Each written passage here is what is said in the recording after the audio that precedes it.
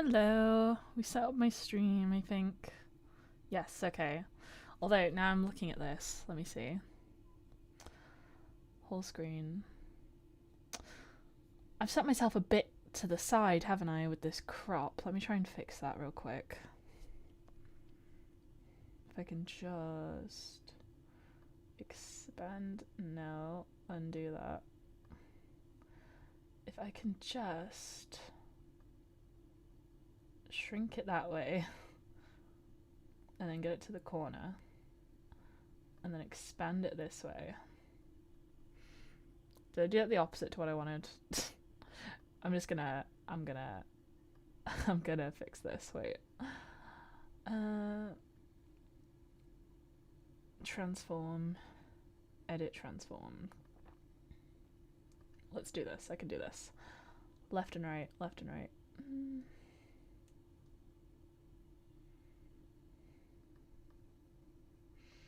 Okay, so we want more that way.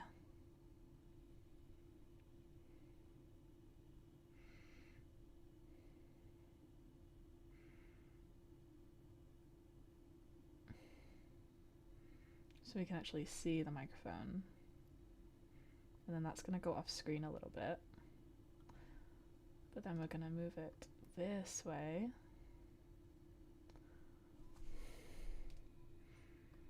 And then we're going to reduce that way. Oh wait, that's the wrong one. That's the wrong dimension. We're going to fix this. It's fine. We're going to fix it. Okay. Let's get it there. And then reduce it that way. Oh, why is this so hard? I just want to do move that way.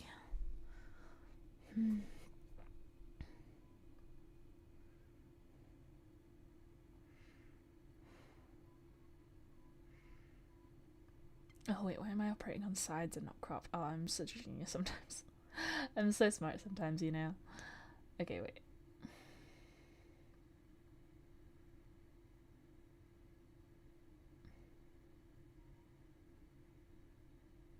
$30 that way. $33 that way. Doesn't matter, doesn't matter. Fix the crop. You would think I streamed fresh every single time I stream, but I promise I don't.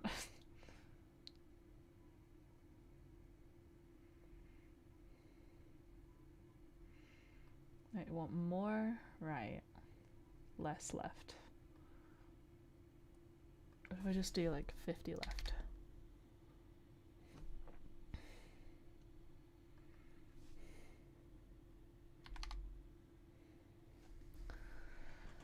Okay, so crop left 500? No, too much. 50. Okay. 25? 25 might be enough. And then this one, 75? No, more. We'll just go until we hit the boundary on this one. To be fair, I don't think I have actually streamed in a good few months. Let's take a look.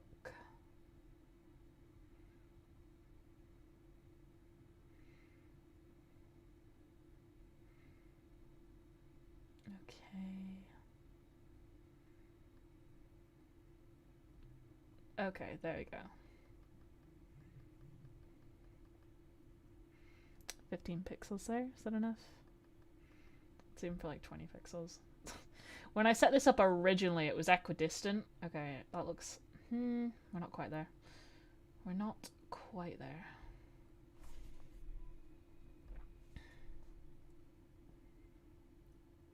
Move that a little more to the side.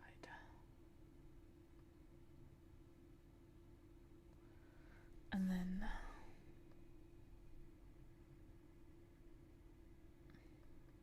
reduce the crop. 30 for each. I can live with that. I can live with that. Okay. Okay, right. So if I just go to there. See, the great thing, the whole thing about this is I got an Elgato Streamdeck now, and the idea is I'm not going to have to be zooming in and out to click between all my different windows and change the scenes. Once I got it set up, I'll be able to press a little button off screen and it'll just automatically do all that. But I have got to get up to speed with this, and I'm doing it slowly. It's like overwhelming. There's like so many things I can do with my Stream Deck that I actually am scared to do anything with it. So I'm trying to do this as problems arise, because like the past 2 days I attempted to, what I wanted to do was I wanted to set it up so all my lights will turn on at the same time so I can just like be ready to record and still be sat at my desk. The fundamental problem is that tube light back there is battery operated and doesn't connect to anything, so I still have to go far away to press the physical button. But eventually I'm hoping I'll have a Govee rope light so I can connect to it from afar. And my Galaxy projector right now is like one of those ones that you just click with a little button that was a gift. And it was great. I like this. It's very cute. It's shaped like an astronaut guy. But if I get the Govee nebula projector, then it'd probably be a bit stronger so you can actually see it better in the light. And also I can activate it automatically from the button. So I tried to set that up right away. But the problem is Govee has a specific plugin for the Elgato Streamdeck, which is how like it interacts with all the different apps, as they all have plugins. But it can only turn it on and off. It doesn't allow you to control the scenes or anything on it. So for that, you have to get the Home Assistant app, which it's kind of like open source software, I think, maybe. But you can't just like make an account and use it. You have to get like a third party device, basically like physical hardware, like a Raspberry Pi or a Yellow Box or something. And I'm not putting money into it like that. So the only option for me was to create a virtual machine, which, as someone who can't really code but can follow tutorials really well, it was really hard. I followed like 4 or 5 different tutorials, and every single one of them branched off from reality about halfway through. And I think it's because like the most up-to-date one was posted about 4 months ago, and even they were using a different version to the version I was, and they weren't using my exact setup, so it was like really stressing me out. I'm still working on it. The person who made the video has been replying to my comments, and it's like I'm clearly doing something wrong, but I don't know what. I finally ended up I've successfully made a virtual machine in a Linux or Linux, whatever, and it's with a system called Debian. But then I had to start programming the prerequisites into the virtual machine, and it gave you 2 options. You could either do it in the virtual machine itself, which is the more simple way for following the tutorial, but you can't copy paste things, or doing it in Terminal, which I don't really understand what Terminal is anyway. But you can copy paste things. And the reason I ended up doing it in Terminal as well as the copy pasting is I can actually type the @ symbol in, which you need to be able to type the @ symbol in for some of the stuff it was asking me. But like when I do it in the virtual machine, it presented the @ symbol as quotation marks, which like maybe I'll just set up a hotkey on my Stream Deck so it types the @ symbol. Maybe that's the solution. But I couldn't do it. So when I did it on Terminal, it logged me in successfully, and then the next step was to like post a what was the command? It was like -dash or something. I'm not even really sure. But I would successfully log into my virtual machine via the Terminal, and then it would be like, this is a free application, da da da da da da, and I'm like, okay. And then it would ask my password, and I typed it in, and it failed like 8 times, and then it worked 1 time. And I never stopped doing this. I typed it incorrectly every single time.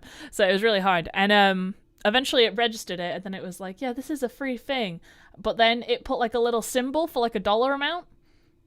And so I was like, oh, it's free. I'm not paying you. It's kind of the whole point. Why you don't even appear to even really be asking me for money, but I don't know what you want from me. So I ended up putting in like 0, and it just didn't really register that. So I thought, okay, I'm just going to ignore this. I'm going to do a couple lines down, and then I'm going to copy paste the command it gave me, and it just errored out. So I found a nice little stopping point on the Debian tutorial because I was still only about halfway down this very long page, and I'll probably try it again in the future. But one of my other tutorials, I worked out what I was doing wrong with it. I had a different picture to what the tutorial was using, even though I had the recommended one for the official Home Assist tutorial.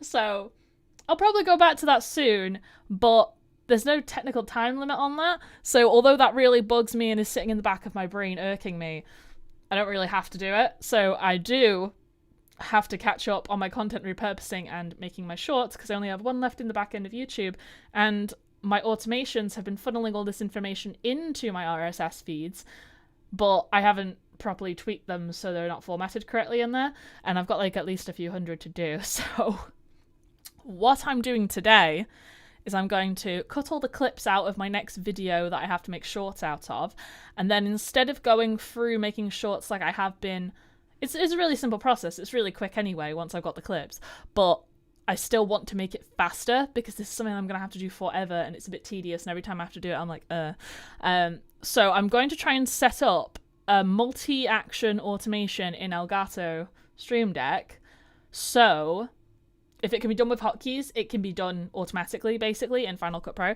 So once I've cut out all the clips, which I'll have to pick manually, I'll have to manually select them, then once it's got that, then I want to duplicate the clip, place it underneath, and then increase the size by whatever percentage, apply the Gaussian blur effect, export it, and automatically upload it to the back end of YouTube as either a draft or privately as the intention. Ideally as a draft. I haven't logged into any of my social media on my Stream Deck yet. They do have an official tutorial where they, like the quick start guide, the last step on it is connect your social media. And I haven't done that yet because I have multiple social media brands and they all have different logins, and I don't know if you can set up different logins to connect to different profiles, because I don't believe that's really how profile works with Stream Deck, even though I literally watched multiple videos on the difference between profiles and folders. But I feel like it still doesn't exactly work how profile works. So we'll see. We will see. But yeah, we're just going to go through it in a reasonable order.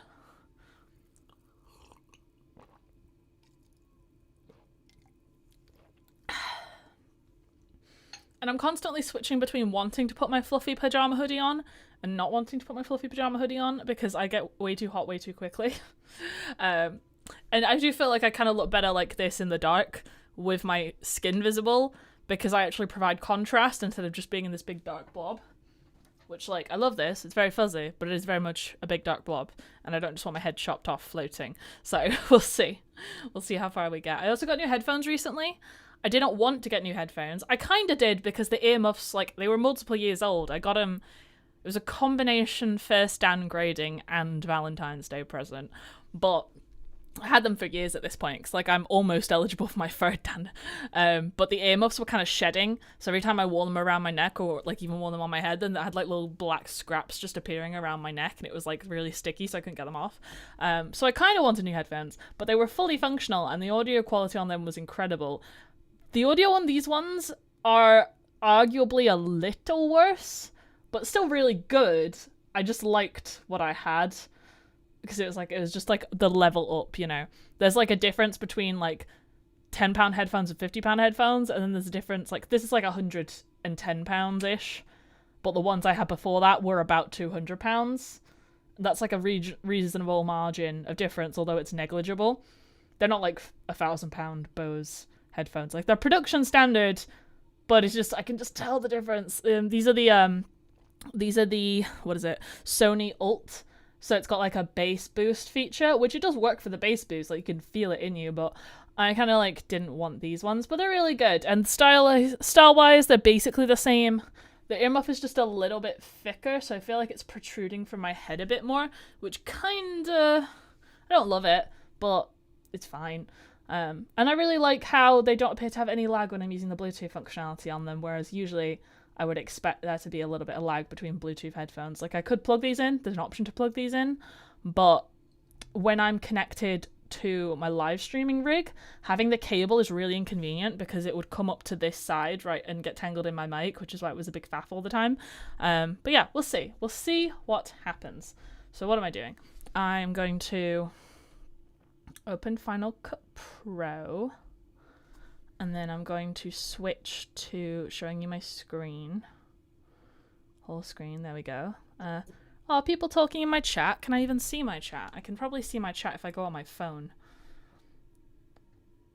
This is one of the few things I wish I had a second monitor for, because if I did, I would just have like a vertical one on the side here, and then I would be able to see my chat in there. Let's see.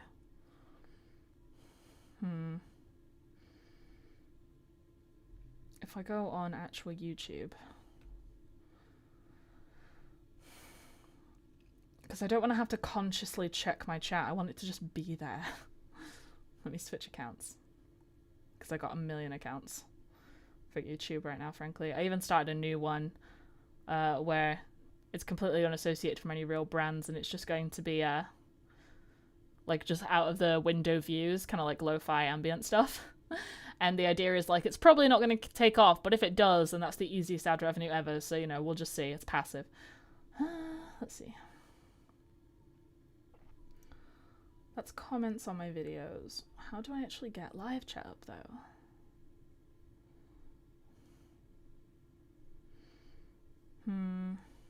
YouTube Studio.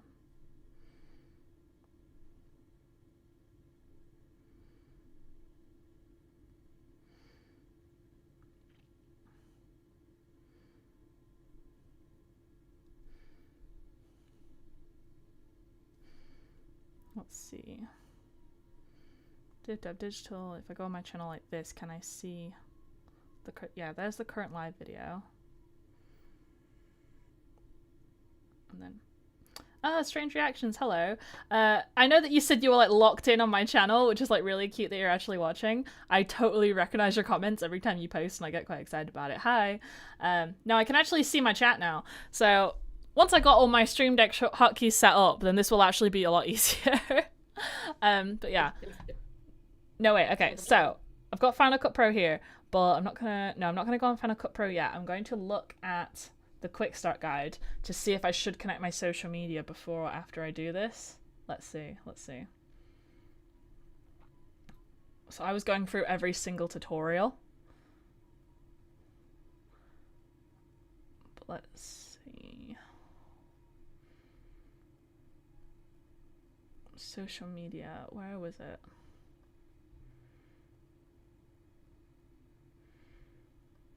Okay, wait. Elgato Streamdeck quick start guide.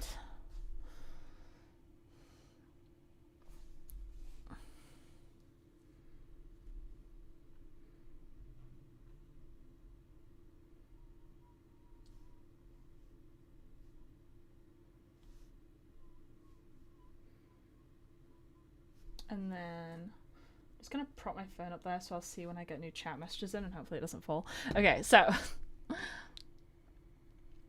what I've done already is connected it, downloaded the app. I have customized a few options. I've added like my custom icons that come with my automatic purple limited edition one, and I've set up like screensavers and stuff. Yeah, got the custom icons.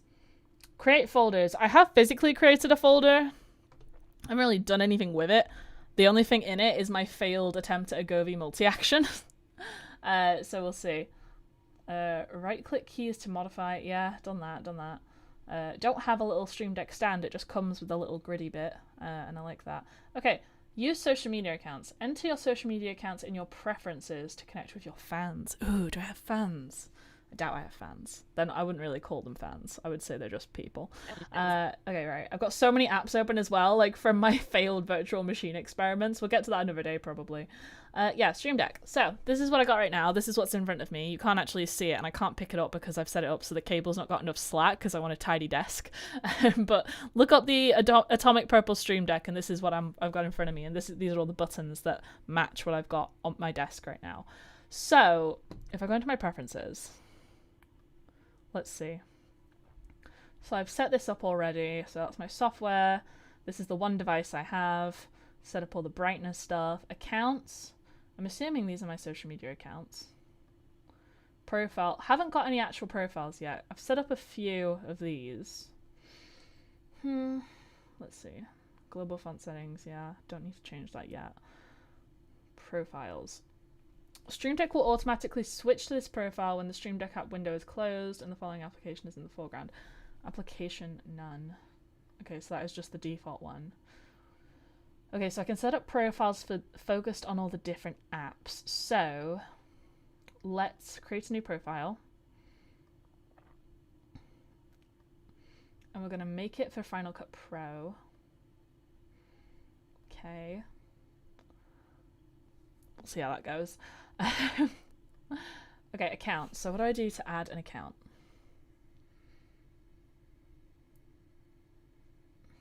It literally doesn't say. It doesn't say what to do. Okay, right. Let's try. No, that's the other one. Close this now. I'm done with this. Sometimes I have to remind myself that like professionals have to learn things too, and this is me learning. You're seeing the learning process right now. Okay, add an account. So I can only connect certain social media profiles. So when it's saying connect with your fans, it's basically saying if you connect a social media profile to your Stream Deck, then you can press a hotkey and it will post a message on all your social media saying, hey, this person's live right now, and that's great.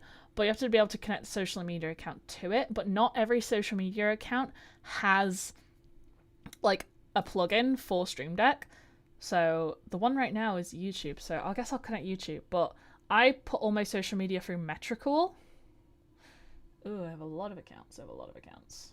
Which one? Digital. This one. Continue.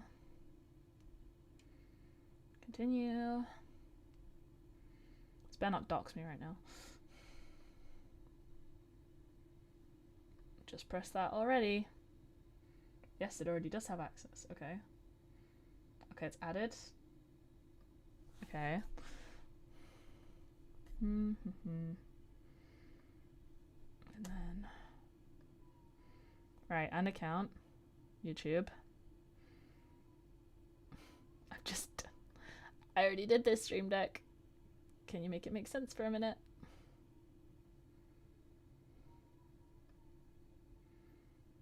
Continue to Stream Deck. Allow.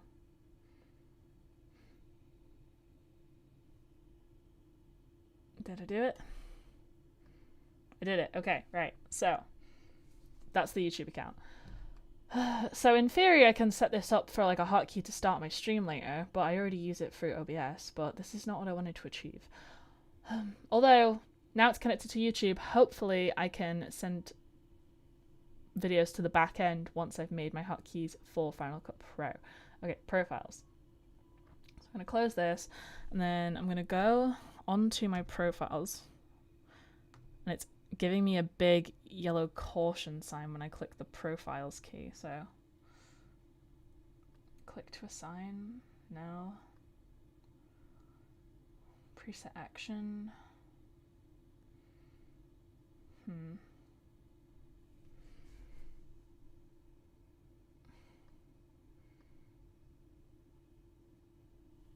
Surely this should like open up the profiles folder is what it should do, right?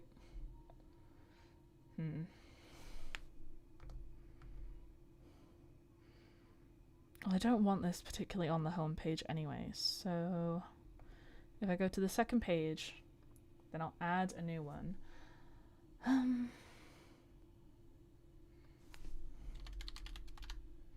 Switch profile. Title, next profile. Profile 1. I guess profile 1 is the Final Cut Pro one I did.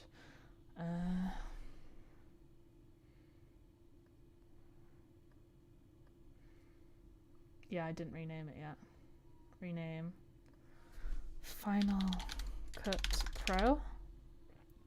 What I wanted for profiles to be was to be like, oh, this is my DibDab Digital profile, and then I open that, and it's connected to all my DibDab Digital social media, and then I wanted to be able to go to my Debisdo profile, and then I open that, and that's Debisdo social media.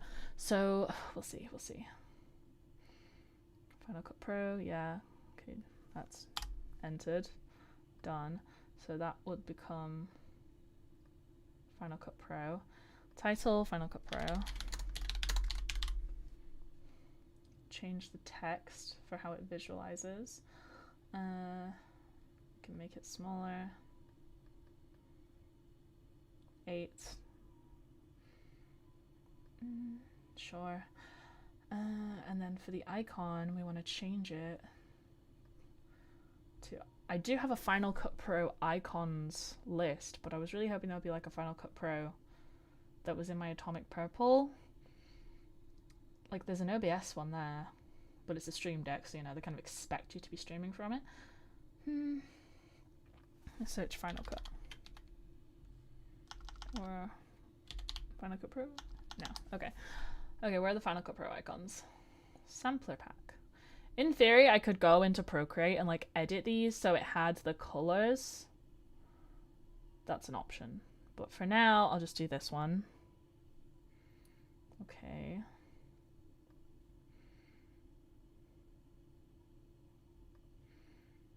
Okay.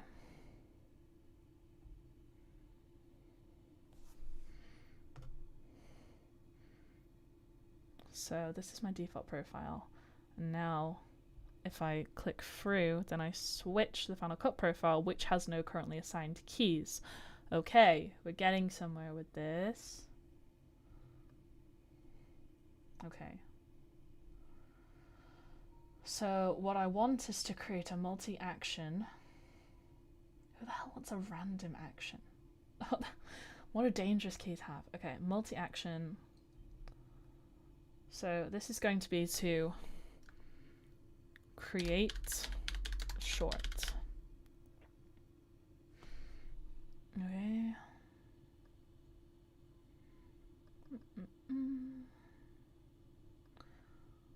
Then the image. Oh, my battery's not charging. I have so many things connected to this laptop right now, just draining the battery, and I didn't turn the charger on. Genius. Okay. So I want to create a short, so let's see. Well, that says create clip. Clip already is a different thing, but in this context, I feel like I could use it for create shorts. So that's what I'm going to do because I want it to look cute. Because if it's not on brand, I don't want it. And I'm going to have a little sip of my Coke because of that.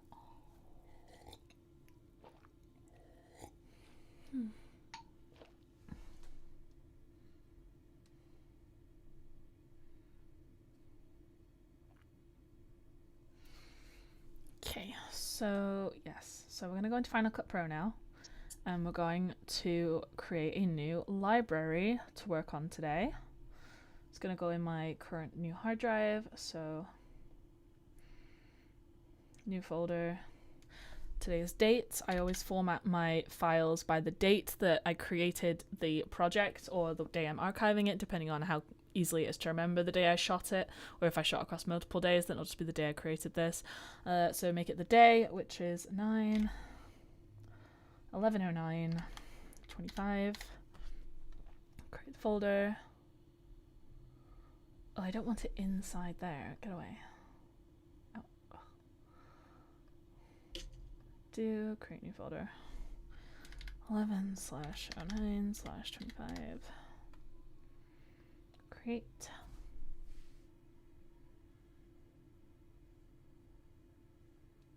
No? Well, I was checking my audio works, but at least I know it does. Okay. So create new folder, save, and then the library's in there. And I can close this library, renaming it 11-09-25, and we're going to make sure we are in wide gamut HDR because I shoot everything in HDR. And now we're going to go into the event, new project.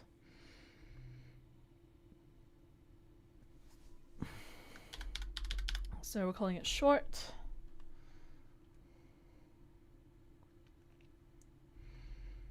Okay, so before I can set up the hotkeys for creating a short, I actually need stuff that I can create a short with.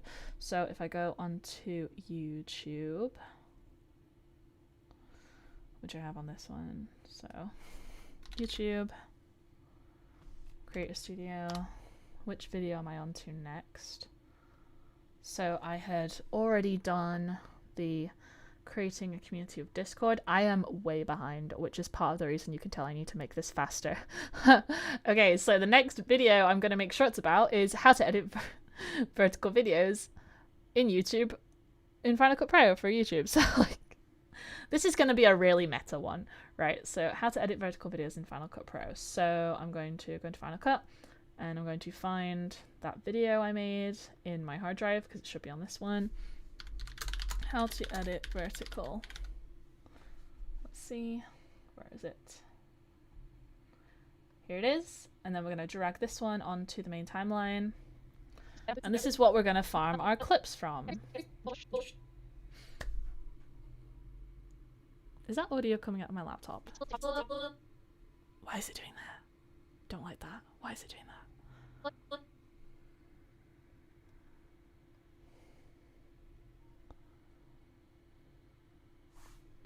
Let me stop sharing my screen for a minute so I don't like dox myself, just in case. But like, why is my settings doing that? Oh, sound.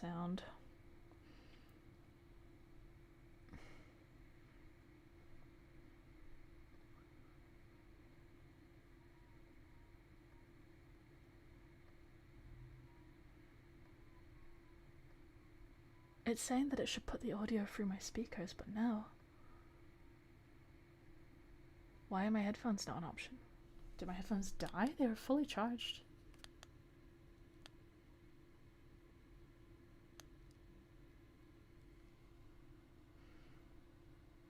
Oh, that was so weird. Did my headphones go to sleep while I was off? That's so weird. I could hear stuff through my headphones and I couldn't. Okay, whatever. Right. Right, now it is coming through my headphones, so that's fine.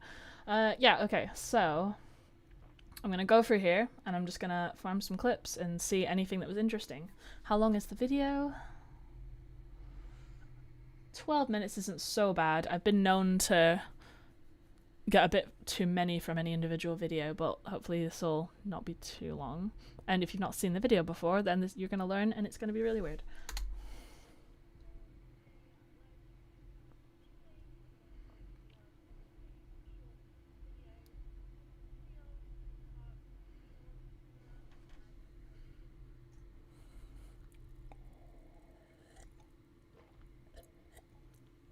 Oh, I've gained almost exactly 100 new subscribers since I made this video. Go me.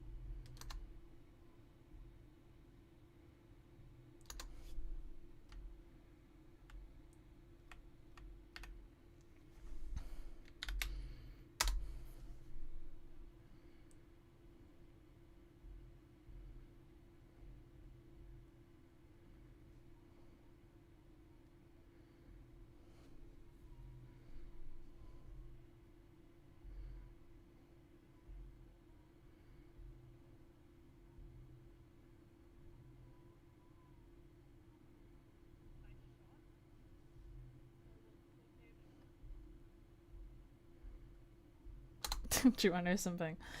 I've just reminded myself that I needed to set up this project in vertical because it's a short. So you know what we're going to do? We're going to duplicate project as.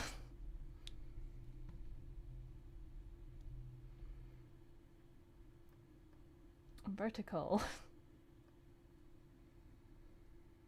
And then we're going to make the resolution 4K.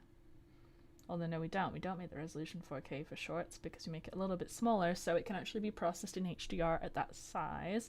And we're going to have to scale it down so because it's going to be stretched out, so you need to remember that. Which I imagine I'm going to tell myself now in a second.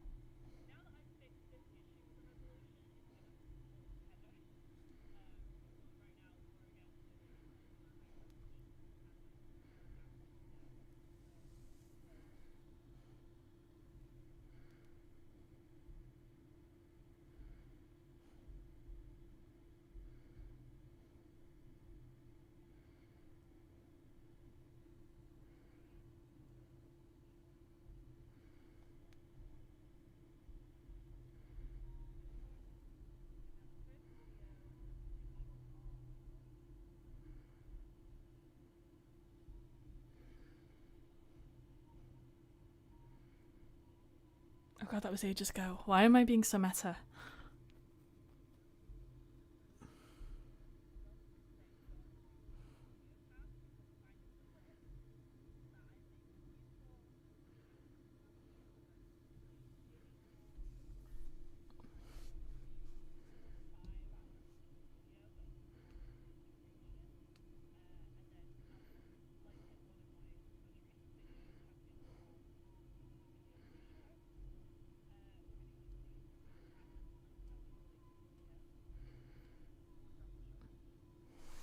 This is literally one of the trippiest things I've experienced in my life right now.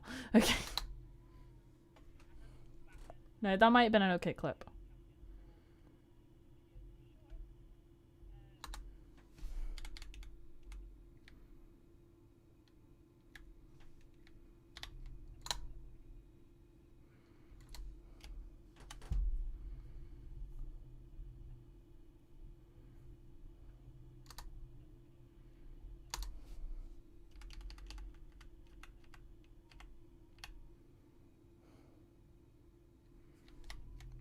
Something I'm doing right now that I actually could create a hotkey for is instead of blading a clip twice and then clicking it and then deleting it, which I did actually set my little middle button on my mouse to be the delete.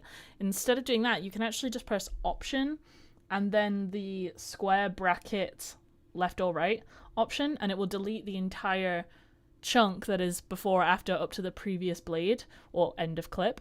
So I could create a hotkey for that right now, actually. Let me experiment with this. So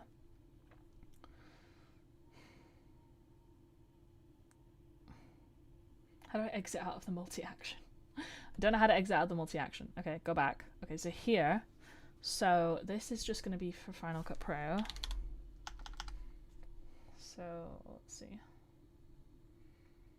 Does Final Cut Pro have its own, or is this going to be a case of a hotkey situation? Custom? No, no. Wait, navigation? No. Soundboard? No. Streamdeck? No. System? Hotkey switch? Hotkey. Maybe hotkey. Okay, click to assign observing keystrokes, option back. Okay, so that's the option back. So the name is going to be delete previous.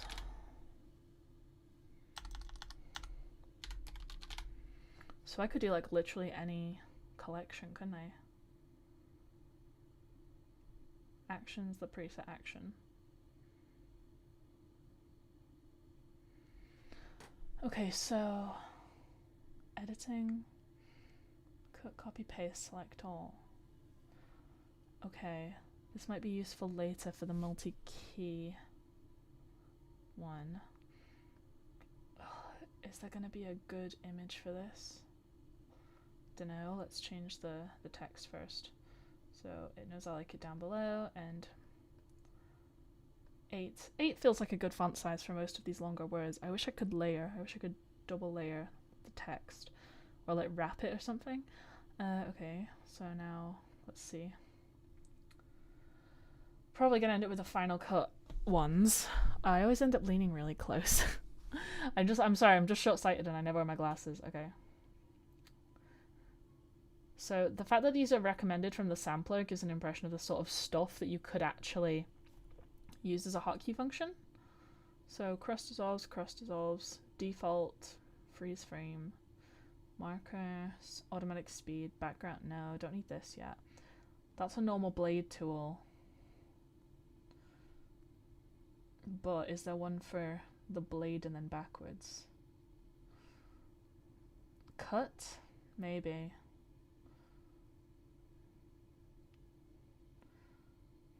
Oh wait, there we go. Delete. And it is a pointing backwards arrow, so maybe. These are the ugliest icons in the world, though. I am gonna have to do something about this. Okay, let's see. Handprint. Okay.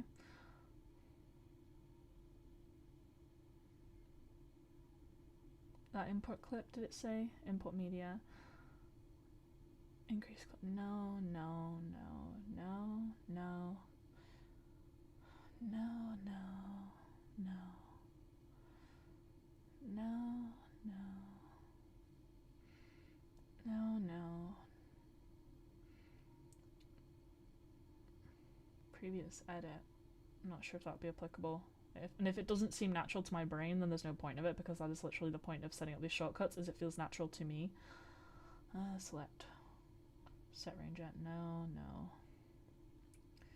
No, no, no, no, no, no, no. Transcode, no. Trim, maybe. Trim end. Oh, here we go. Trim start, trim end.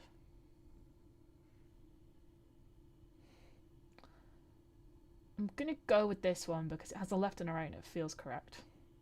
Okay.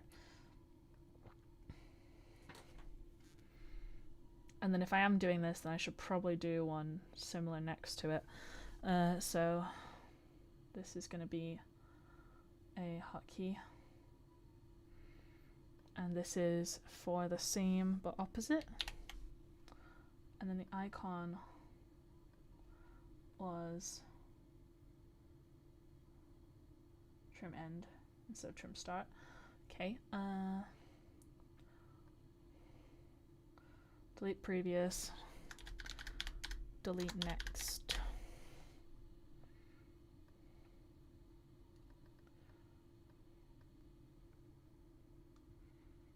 Oh, I hate that the words overlap. Ugh. I'm just gonna remove the title because that's gonna hurt my brain. Whatever, whatever, whatever. We'll fix it later. We'll do it later. Okay. So that should be set up now. So let me get another clip and we'll try it. Did I never switch back to showing my screen? Oh, I'm so stupid. I never switched back to showing my screen. I'm such an idiot. I'm so stupid. Okay, wait. No, I'll show you real quick. So I set this up. So I set it so it was capturing the hotkeys. And now it's trim start and trim end. But this one actually is applicable for the icons. So I'm going to make these prettier icons. I'm so annoyed that I wasn't showing my screen when I did that. I've not been doing this for ages. This is why you need chat. You need chat to warn you. Okay, right. All these useful things. I'm not going to be able to trim them for the first short of video now. Okay. Related video. So then we feed more people from the shorts feed to our main channel. We're going to use these and we're going to tag the full length as a related video. So then we feed more people from the shorts feed to our main channel. Okay. So this one I'm going to blade it. And then... Okay, so that's where I'm going to cut it. I haven't batch edited reels in so long. Okay. Into the flow. The problem is sometimes I have to be really careful because sometimes I edit too many and I put too many processes into Final Cut Pro and then I kill my hard drive and it freezes and then I have to shut the whole computer down and I'm streaming, so okay, this could be a good clip because it's kind of funny. Sometimes I edit too many is sometimes I have to be really is sometimes is okay, so now I'm gonna press the hotkey. Yes! Sometimes I have to be really careful because our main channel. Sometimes. So now it feels like it's minutia, and it is, but instead of having to like, ideally I can feel my keyboard out and then just feel like where my finger needs to be because like, you know, I'm pretty much a touch typer at this point. But the option keys, even when I use the one on the other side of the keyboard, which is not natural to me, I still have to like contort my hand, and I'm never going to naturally feel out where the correct bracket tool is on my keyboard. So being able to just press a hotkey, that's actually going to be really useful. Okay. I have to be really careful because sometimes I edit too many and I put too many processes into Final Cut Pro and then I kill my hard drive and it freezes and then I have to shut the whole computer down and I'm streaming, so I absolutely cannot allow that to happen. I have to be patient. What I normally do is I cut out all the useful clips and then I duplicate the project and just like delete the normal one and then put it in the structure. So we've got our clips. You can do these next few bits in pretty much any order as long as you end up with the same end result, but I'm going to do it this way today because I believe it's faster. This only really sometimes I have to be really careful because sometimes I edit too many and I put too many processes into Final Cut Pro and then I kill my hard drive and it freezes and then I have to shut the whole computer down and I'm streaming, so I absolutely cannot allow that to happen. I have to be patient. Okay, so I'm gonna do that and then go and blade it. And I guess if my hand is over on the Stream Deck instead, then I should attribute a key to blading. So now I'm actually gonna show you how to make a key. Jesus. So let's see, if I move these to the side, and then this one can be the blade hotkey. So we get the hotkey option. Title this blade, and then I'm gonna assign the hotkey, and I'm gonna make it the Command Shift blade, so it blades absolutely every layer. And then if I don't want it to do that, then it's easier to do the default blade tool. So the fact I called this one blade, did it just like steal that from me? I feel like I didn't put that image in. Okay, right. Do I have a more aesthetically pleasing blade icon? Let's see.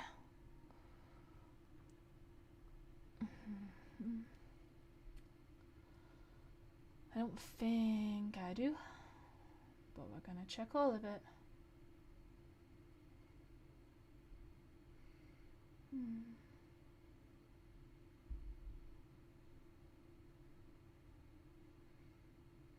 I don't even know what half these icons are meant to be. Sometimes I feel like I know what I'm doing, and sometimes I feel like a bad streamer. Ooh, this icon could be good for the upload shot, but that's like a clip again, isn't it? We'll see, we'll see. No, we're just gonna use the blade. Even though it's ugly. And don't show title because it's got that there. Okay. So that's what happens when you do a hotkey one. What I normally do is I cut out all the useful clips and then I duplicate the project and just like delete the normal one and then put it in the structure. So we've got our clips. You can do these next few bits in pretty much any order as long as you end up with the same end result, but I'm going to do it this way today because I believe it's faster. This only really works because every single clip I've chosen has the exact same framing. There's nothing going on inside the shot that requires a different framing. So okay, let's see. There's nothing going on inside the shot that requires a different framing. So it's because every single clip I've chosen. This only really. Okay. So we're hotkeying. Okay. This only really works because every single clip I've chosen has the exact same framing. There's nothing. So I can have my right hand on the spacebar and the arrows to navigate to the bit of the clip I want, and then I can hotkey blade trim start, trim end, and that seems to be slightly faster right now. I currently, like, if I really want, like, once I'm done with all this, I could technically just edit with just keyboard. I could kind of do that now anyway, but it feels like because I set up the shortcut on my mouse, and now I'm setting up better shortcuts on my Stream Deck. So when you get this efficient at the setup, then you don't actually need to use your mouse to edit in Final Cut. Something going on inside the shot that requires a different framing. So we're going to copy, and we're going to paste everything. And we're going to line it up and put it underneath. I'm going to get rid of that gap of nothing. So now I'm going to make an example clip and set it all up so we can just copy paste the effects. So we're going to make this slightly bigger because we don't need the whole frame. And with shorts, you want to have as much as possible to work with. Centralize it. It's pretty central, to be honest. Okay, now we're gonna do this, and we're gonna make it the whole frame, fill the back. Then we're gonna get an effect called Gaussian, or Gaussian, or whatever the hell you want to call it. Stained glass window. It's blurry. That's the point. It's blurry. And we're gonna blade at the end. Then play. And we're gonna get that. And we're gonna mute the audio on one, or else you end up with a duplicate like this. Around this time, I was like thinking, what do I? Which, like, it can just make it louder, but it annoys me because it's like I feel like I can feel the excess vibrations. I had been very good at it. Okay, so this is a clip now, and we're gonna copy this. I'm going to go across everything on this layer of the timeline. I'm going to edit. And then down here, we're not doing paste, we're doing paste attribute. Okay, this one's useful. This is a useful bit. Of the timeline. I'm going to edit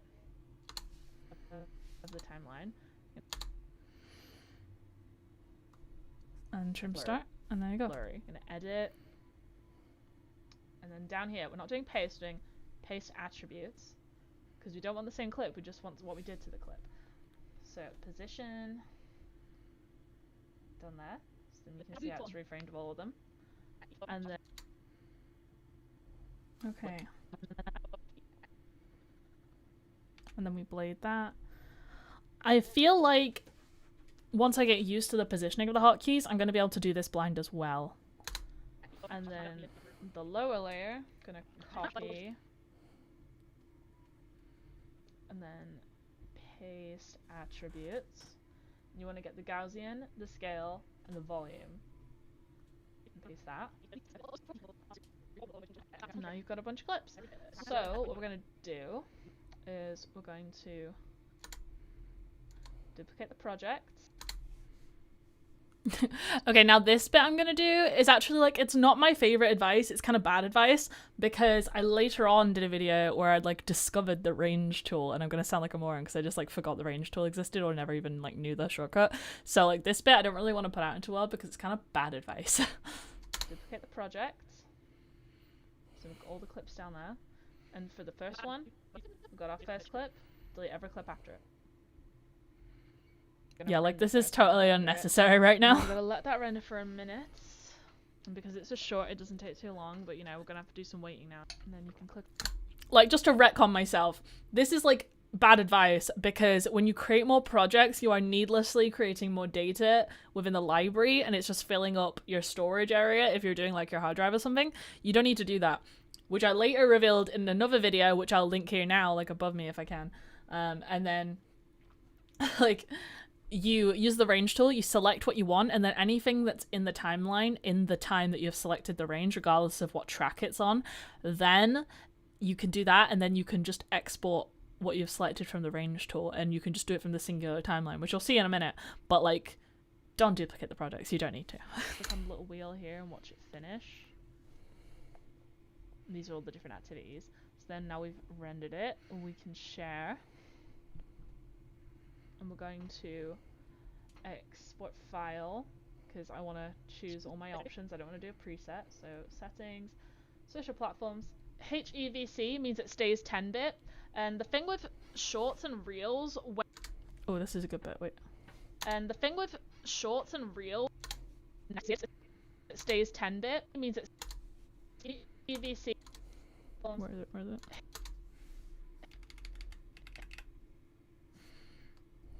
HEVC means it stays 10-bit, and the thing with shorts and reels, when you make them HDR for social media, it can be a double-edged sword, because not a lot of social media platforms are accustomed for that yet, and they're not necessarily set up for it in terms of the workflow.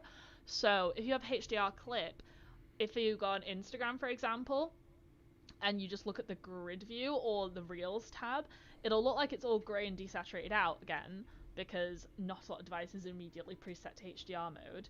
But when you click on it, either if you have HDR, you'll see the full color version, or if you don't have a HDR device to view on, then it will downgrade it to standard dynamic range, or SDR. So it'll look a little bit blander, but it's still like a higher quality than it probably would have been unless you like just shot in full HDR. I mean, in full SDR. Because of like how the preview looks, if you don't get a little pre-roll that actually starts the video within the thumbnail space, then it will just look a bit grey and it might not incline people to press on it. So it's sort of a double-edged sword there, but YouTube is built to understand HDR. So YouTube's not an issue, and YouTube is my primary platform. So we've got the wide... Yeah, so what I then do is I download the video from YouTube, which you'll see later when I like catch up on my automations on Metricool.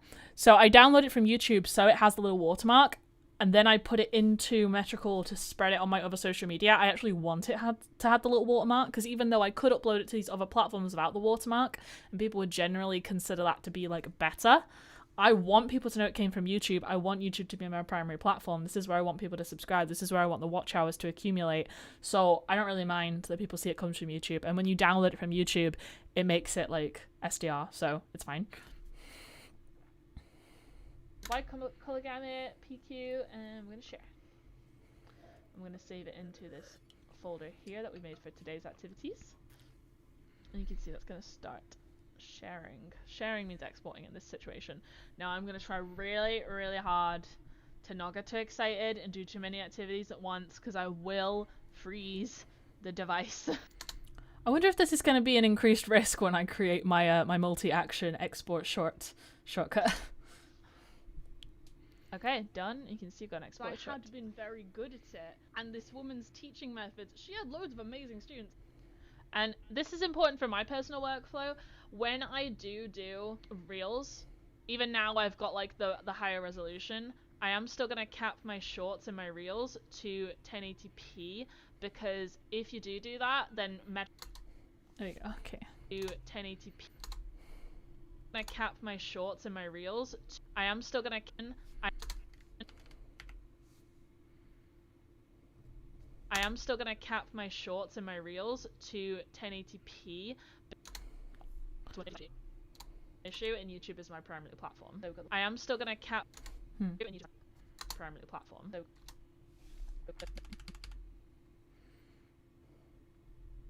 I am still going to cap my shorts and my reels to 1080p, because if you do that, then Metrical doesn't allow you to schedule reels at a higher quality, because I think it's just too lazy to store them. It doesn't want to waste the space, but there's a technical reason that you can't do it. It might be to do with the API, I don't know, I haven't looked that deeply into it, but if you want to upload anything greater than HD resolution as a scheduled reel or short or TikTok or whatever, then you do have to do that natively on the platform and not via at least Metrical's third-party scheduling. Possibly other tools like Laser or Hootsuite or Hero Post, maybe they've established that that's okay.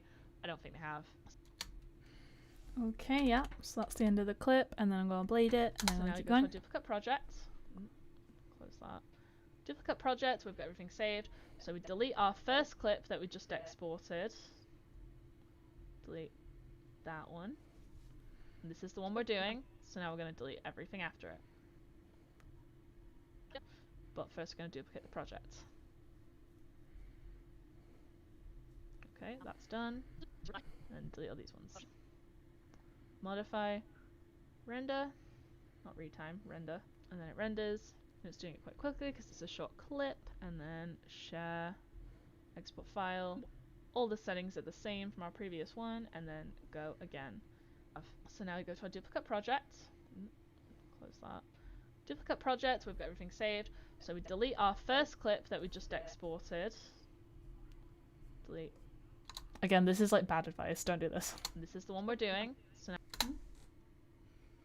hello, ethics fiend? What kind of username is that? Now we're gonna delete what ethics do you have? Everything after it. But like seriously, like can you explain your username? First we're gonna duplicate the project. Okay, that's done. And delete all these ones. Modify. I'm kind of cringing at myself. Like, this video didn't perform very well at the time anyway, but like I have now learned that this is like not the best practice. So like I will say it again for the people who weren't here earlier. Do not duplicate your project a million times to like delete it. Just use the range tool. I have a whole separate video on using the range tool. Just use the range tool. You can do it on a single timeline and not duplicate this project and the events and stuff. It's like, it saves space. It saves storage area. Render. What is this? This is me setting up my Elgato Streamdeck with shortcuts for Final Cut Pro so I can make my content repurposing quicker, and I'm showing people a little bit of the back end of how, where'd it go? Where did it go? Of how Elgato Streamdeck works. So like you can't actually see my Stream Deck on my desk, but this is what the keys look like. So I've set up the blade tool currently, and that's like blade, so it blades all the way down on every single clip, not just the individual clip that's highlighted. So it cuts every single thing at that point in time on the timeline, although right now I only have a single track video. And then trim start and trim end means it cuts the clip and then it also deletes whatever is on the other side of that. So it speeds up the shortcuts. This here, create short, is a multi-action hotkey that I'm hopefully going to be able to create at the end of this process. I'm just currently cutting out clips that I want to turn into shorts, and then hopefully by the end of this video I will be able to set it up where the selected clip is then automatically turned into a short and uploaded to the back end of YouTube for me to go and do the SEO and all the metadata stuff. So it should speed up my content repurposing workflow, but I need to have clips that I want to turn to shorts before that, so I'm just currently editing one of my older videos. Not retime, render. And then it renders, and it's doing it quite quickly because it's a short clip, and then share, export file, all this. I'm using OBS to stream right now, but I'm editing in Final Cut Pro. The settings are the same from our previous one, and then go again. And this is so we can speed it up a little bit. Okay, last one. Rendered and share, export file, export, save. Then we check the folder, closing all the previews. So we got the one that's just short, and then 1, 2, 3, 4, 5, 6. So we got the one that's just short, and then 1, 2, 3, 4, 5, 6, 7. So we got the one that's just short, and then 1, 2. What? Do you not know what Final Cut Pro is, guy? Final Cut Pro is a video editing software that is exclusive to Apple Macs, which is what I use for like everything. I'm not like some Apple fangirl or anything. It's just I like Final Cut Pro, and I literally, when I went to college, I got a Mac so I could edit stuff at college and then come home and still keep working on it, so I didn't have to be in the college to access Final Cut Pro. And I like Macs, I do like them, but like they're not special or anything. So I'm using OBS to live stream, so you can see my screen right now and you can see me, but Final Cut Pro is a separate application. And I've stan it because it's got a lifetime license function, so I get updates forever and I don't have to pay extra fees. I kind of hate Adobe for that, which is why I don't give them money. 2, 3, 4, 5, 6, 7, 8, 9, 10, 11, 12, 13. Is 13 the last one? Yeah, it is, because it's thumbnail in. It's not ready. 13! Okay.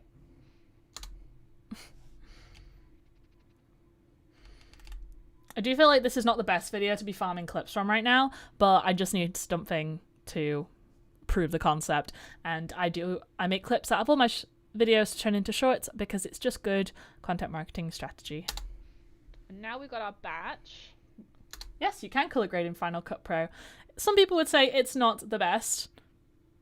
Like, if people want to talk about color grading, they always talk about DaVinci Resolve, and DaVinci Resolve does have the benefit of being free to use for everyone, and I believe it works on every OS, but I've never really dived into I've never really dived into DaVinci Resolve for color grading, so I can't give you a comment on it if it's good or not.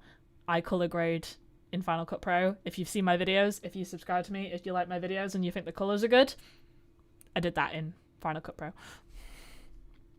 Except for my live streams right now, where I went through and created a LUT in Capture One, which I have a whole separate video about.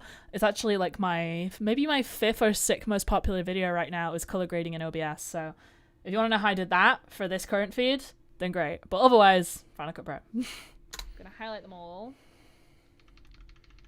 Normally I would do this for like 8 videos before I gave up. One time I made 100 shorts in a day. I was locked in. And now we've got our batch. I'm gonna highlight them all. Normally I would do this for like 8 videos before I gave up. One time I made 100 shorts in a day. I was locked in that day. I'm pretty sure that was the batch that I just finished like the other day. But okay, so now I've got them all highlighted. Once I get this sorted out, I could probably make more than 100 shorts in a day. That would be quite good. We're gonna go onto YouTube.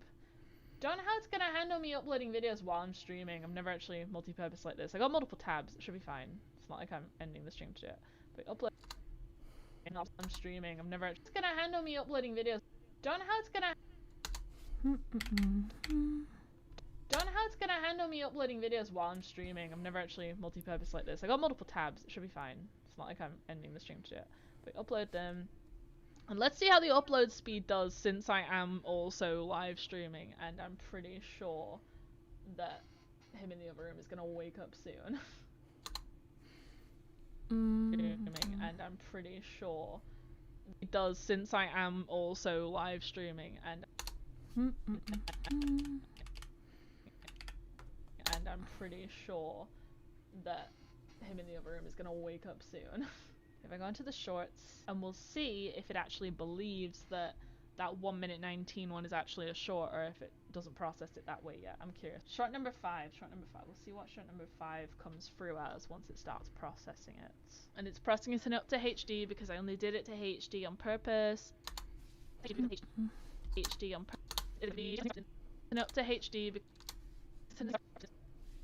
and it's pressing it up to HD because I only did it to HD on purpose. Most phones can't really show like that biggest difference in resolution anyway, and when you're watching on short form content the standard is lower, and don't say it's not because we all know it's true, because you're just like scrolling nonchalantly and you'll see like a person who's got a whole professional production set up, and then you'll see some kid who's barely learned how to upload to the internet and they're just shaking their phone like that in a darkly lit room, so you know, just accept it. It's fine. It's fine for the efficient workflow as a one-woman business. If it's a short and it's accepted the longer duration of shorts up to 3 minutes, then the next one to come through will be short 5. If it doesn't and it takes my short as a normal video, then it will go through as short. Okay, so my account, unless it's still processing slightly, but maybe 5 hasn't showed up here yet. Unless it's still processing it because it's a longer reel. Oh my god, 5. Okay, so my channel has officially accepted new shorts are up to 3 minutes in length. So although I'm not going to be doing that often, at least I don't have to worry about it too strictly when I'm editing out clips now. We'll see how many people actually bother clicking through when they're already... Do I want one about this? Some people may still not know about longer shorts. So although I'm not going to be doing that often, new shorts are... Okay. So my channel has... Okay. So my channel has officially accepted new shorts are up to 3 minutes in length. So although I'm not going to be doing that often, at least I don't have to worry about it too strictly when I'm editing out clips now. We'll see how many people actually bother clicking through when they're already watching a longer than 1 minute short, because then why would they want to click to watch the full length video? Because it's going to be like a little bite-sized teaser trailer basically to hook people into the longer form, but we'll see how that works. And if you want to hear more about that strategy, go onto this video here. But we'll see how that works. And if you want we'll see how that works. And if you want to hear more about that strategy, go onto this video here, which is how to get more views on your long form videos with YouTube Shorts, and then you'll learn. You'll find out about it. Thank you so much for watching. Make sure... Okay, so I've officially got all the clips I need to try and turn them into shorts with an automation. So now we're going to find out what Elgato is actually physically capable of understanding, and this is pretty much going to be reliant on, does a Final Cut Pro hotkey exist for the function I need? If every single step I need can be hotkeyed for Final Cut Pro, then we'll know that I can do this automatically. So, a little nervous, but we are gonna find out.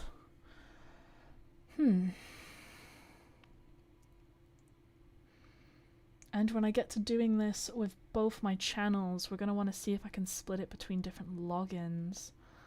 Okay, we'll do this step at a time. Don't skip ahead. Okay, right.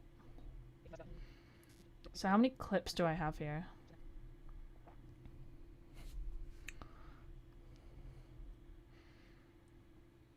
I got 11 clips to test this on before I have to cut another video, so... Well, I don't really need to. I could just, like, do one clip multiple times, but we'll see. Okay, right. So... I'm going to be Googling a lot of hotkeys here. Okay. Final Cut Pro keyboard shortcut to duplicate clip on track below. Optimistic.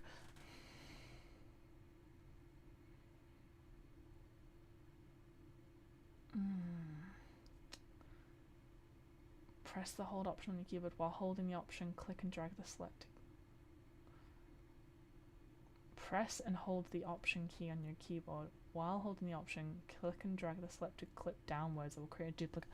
Oh, that's not gonna work. That's not what I want. Can it click? Can it capture mouse movements? Let's see. Right, okay, right. So we are in the multi-action.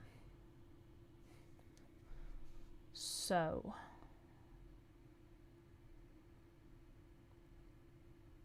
hotkey.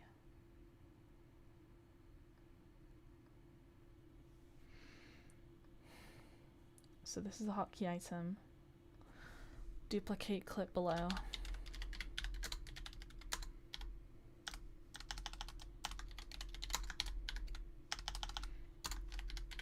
Duplicate clip track below.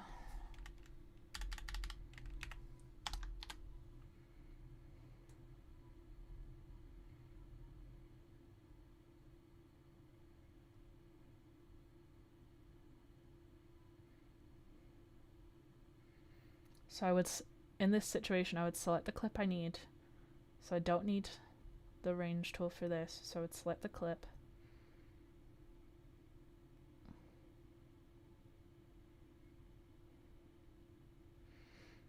Yeah. Okay, the range tool comes later. So I select the clip.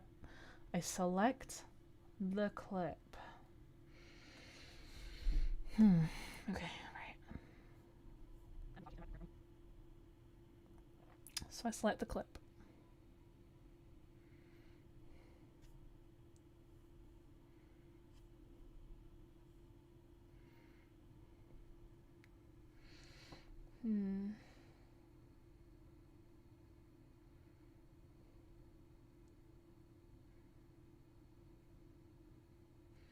Okay, click to assign. Observing keystrokes, but can it observe a mouse?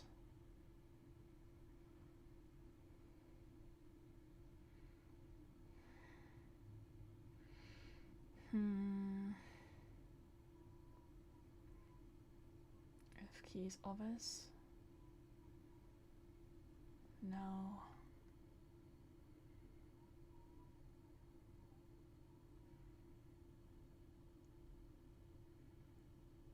Option.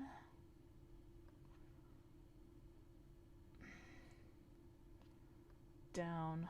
Not optimistic about that. Video option down. No. No.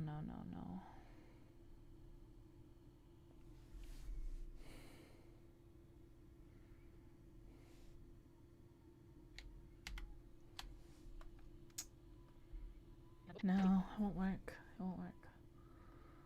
No, okay. I need that to be an actual hotkey.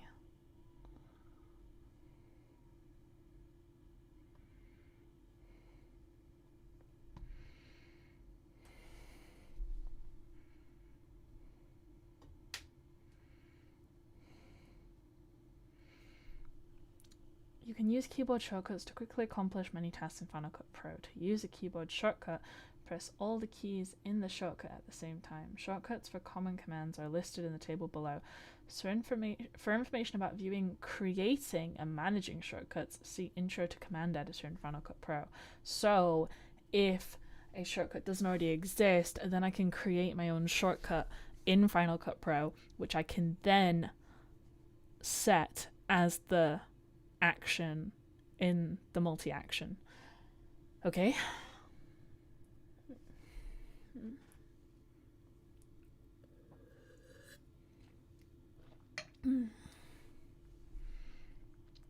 So what I want is one that will duplicate a clip and place it below the existing version of the clip onto a new track. Okay.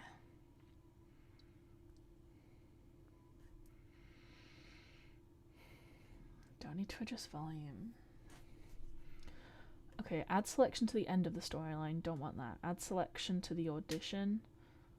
Pretty sure that's the thing before the storyline. Let's confirm. In Final Cut Pro, you can organize related clips into sets called auditions, from which you can choose one clip to use. You can create an audition composed of different clips to try. Oh, okay, so that means you can switch between potential clips. Like, that'd be great if you were doing a music video or a multicam situation. When you record live audio, you can have multiple takes grouped into auditions automatically. Auditions appear. Okay, but that's cool, but that's not what I need. Given there is such a thing for that, there must be something I need.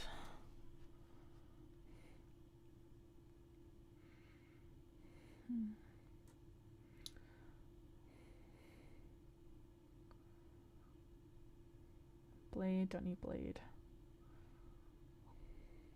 Don't need that. Made the shortcut for that.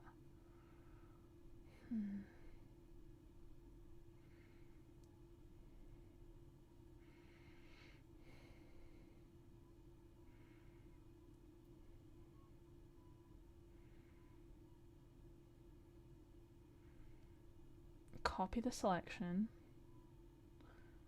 Yeah, Command C.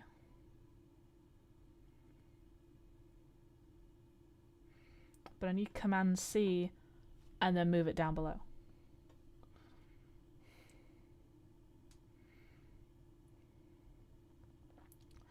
Create an audition from the selection? No. Create a storyline from a selection of collected clips that don't overlap? Maybe? Command G. Let's see what Command G does.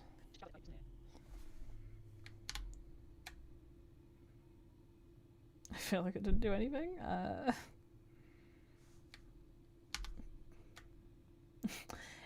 Computer says no. Okay.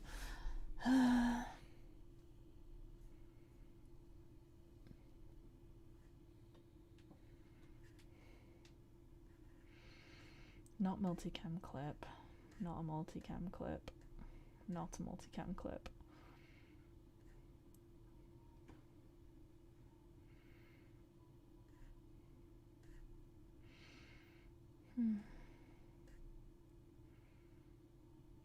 Duplicate the browser selection? I don't know. Duplicate, maybe. Command D. It's doing something. Oh, did it just create new projects? Okay, it duplicated the whole project, which is not what I need, but okay. Did it do that? I think it did. 502.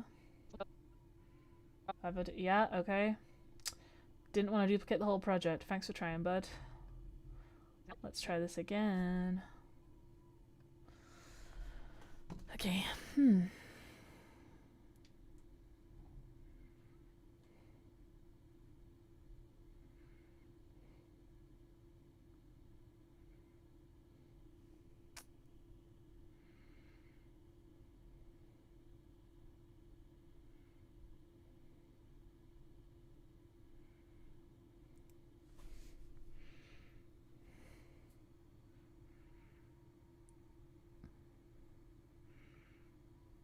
Move the playhead by entering time clip. No, don't need a compound clip. Don't need to nudge things. Start talking about auditions. Don't need an audition, just need a duplicate on a below track.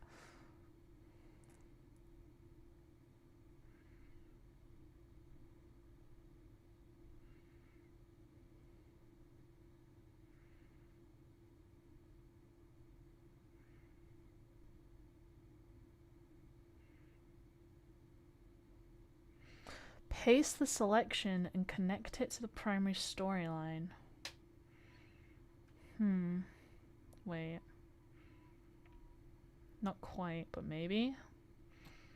Overwrite at the skimmer or playhead position. Overwrite the skimmer or playhead position back. Overwrite at the skimmer or playhead position in the primary storyline. Paste the selection and connect it to the primary storyline. Option V. Option V.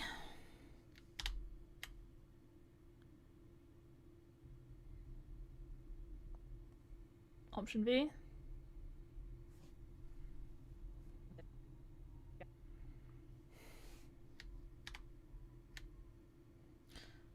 Maybe if I copy first and then paste.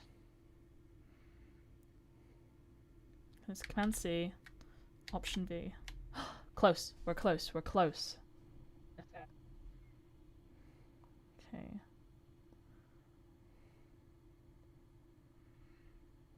Okay. Delete that for now. Command C, Option V. But it does it to the side. Was it just to the side even though I was at the very beginning of the clip?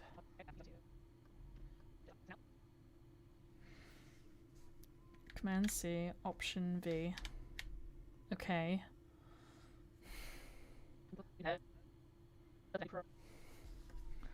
Right, add the step. Okay.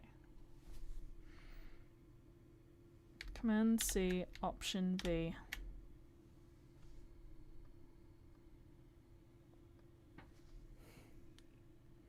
Command C, Option V. So I can only do Command C, okay. Okay. Copy clip. Okay. Command C and hotkey. Option V. Paste clip.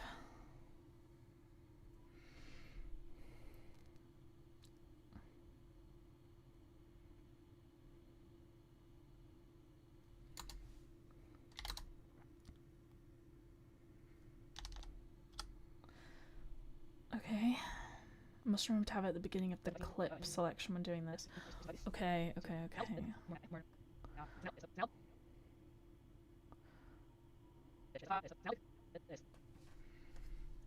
Okay. Hotkey for select primary storyline. Final Cut Pro.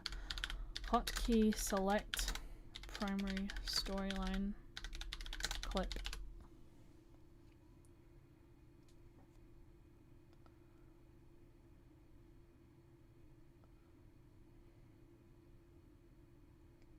At the playhead. We'll select the clip above the okay, okay. Select the clip above the current selection. Okay, if I just use the C command. Okay. Don't want that one.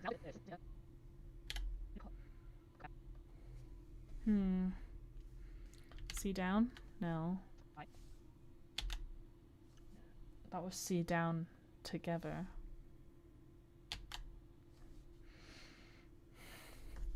Select primary storyline. Select primary storyline.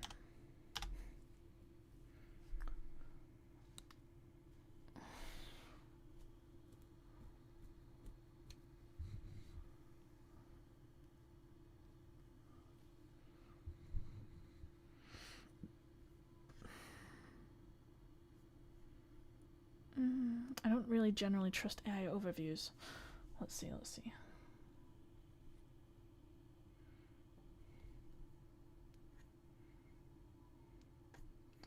If it's at the playhead, then...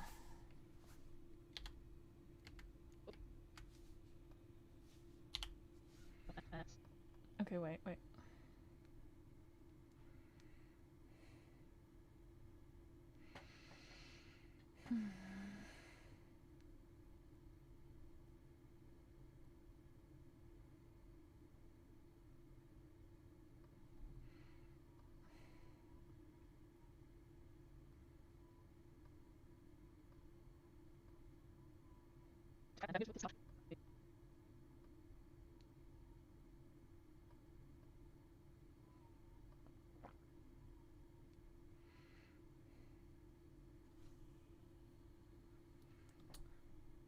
Select clip is C, but it defaults to the one above it.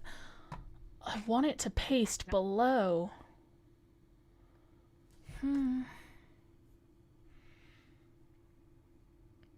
Paste clip below.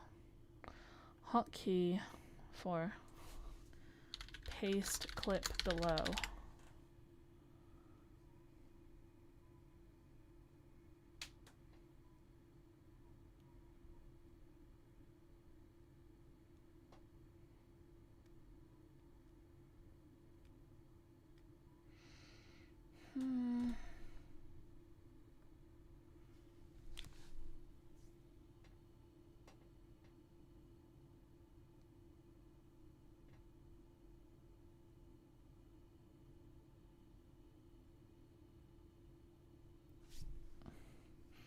Position the playhead where you want it to be, but what does that mean?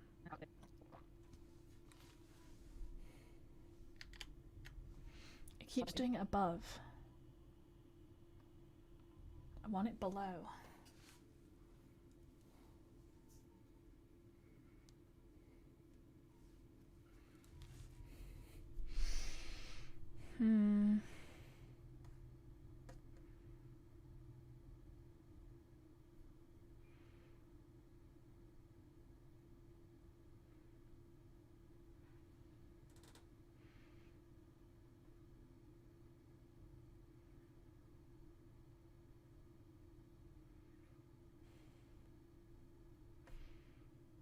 Option drag.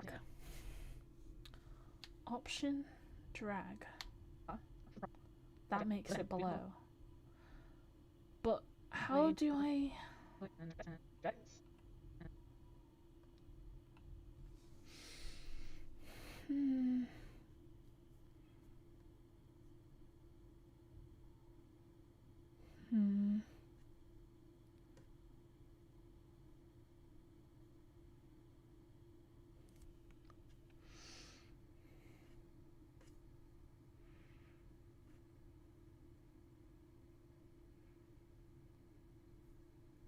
Reddit to the rescue.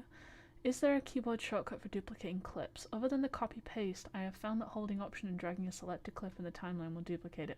But is there a way to do this without using the mouse? That is what I want. Copy paste, but use the arrows to move it to where you want to paste it. That could work. How do you control where you paste things? I've been overlaying with Option V. I did not know that Option V pasted above the timeline. I guess what I mean is, can you use the up down arrow keys to move where you want to paste your clip? Yeah, that's what I need. Use Shift F to reveal the select clip in the browser, then press Q or W depending on how you want it to reinsert back into the timeline. Nice, thank you for that very clever workaround. What I am using is Command C, then Option V to overlay the clip. That might be even better. Shift F to reveal the select clip in the browser, then press Q or W. Shift F and then Q or W. Shift F, then Q. No. Okay.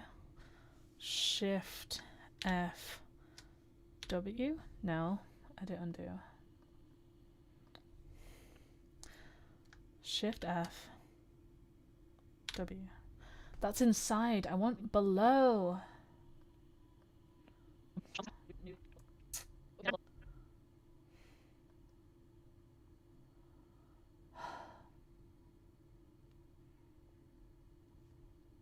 Paste clip below.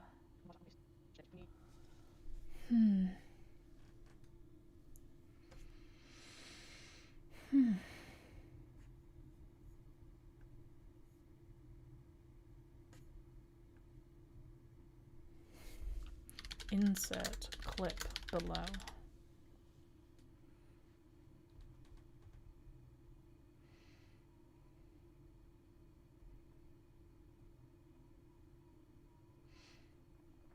Depending on whether you're above or below the main storyline, use the following hotkeys. Q to connect a clip from the browser above the primary storyline, to insert the clip into the primary storyline at the playhead, shifting clips to the right, or Shift W to insert a clip at the end of your selected clip. This video explains how Q, W, and E shortcuts, but I want below. I didn't try E yet. Okay, so Shift F E. That's at the end, like I thought it would be.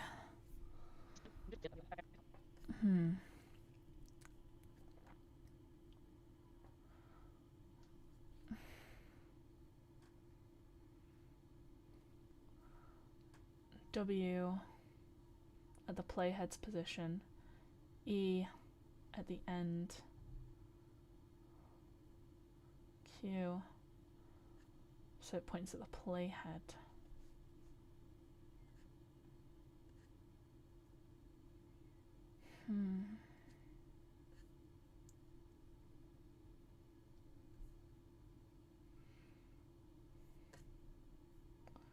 Nudge. To nudge a clip, select. No, I don't want to nudge. Though I might need nudge later. No. Backstory. Back timing. Backstory lets you insert or connect clips to the skim or playhead in the story by aligning the end out rather than the in point. No. Move playhead position? At least until you're more used to it. Positioning the playhead can be a bit tricky when you're only able to drag it around and click. No. No. Insert placeholder? Might need that for later, but no. No.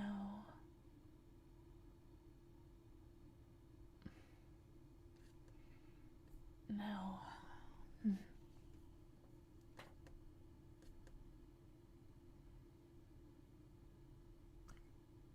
Okay, command down arrow. What are you supposed to do?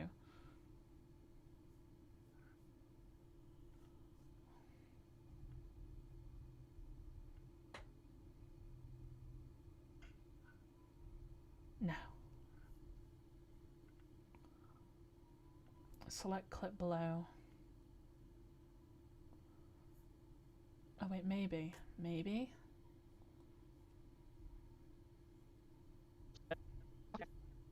Okay, right, so copy clip, paste clip.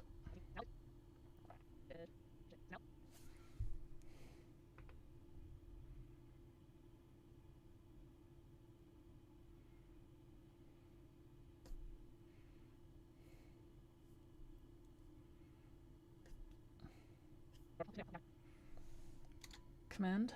Okay. C. Okay, let's try it. Let's try it. Hotkey. C. Okay.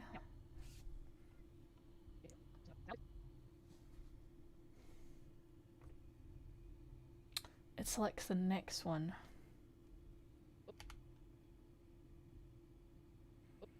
So I need it to select clip back.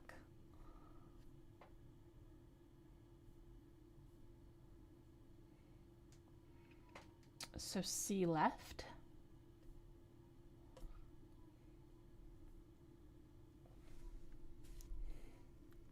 C left.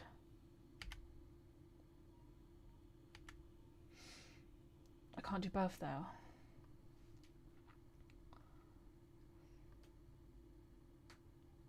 Alphanumeric.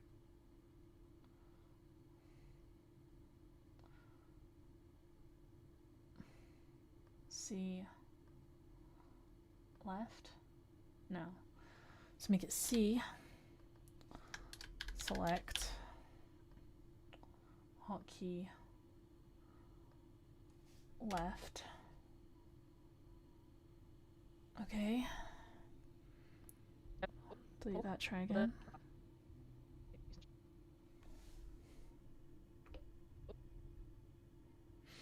No, I didn't do it. It selected the one anyway. Okay.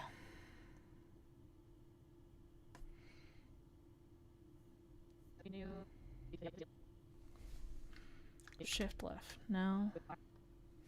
Shift F. No.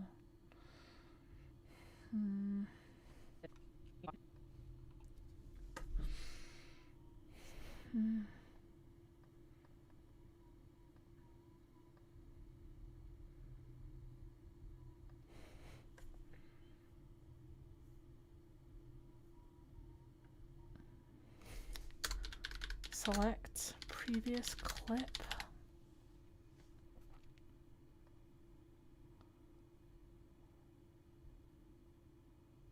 To the beginning of the previous clip on the same track. So C up. Okay. C up.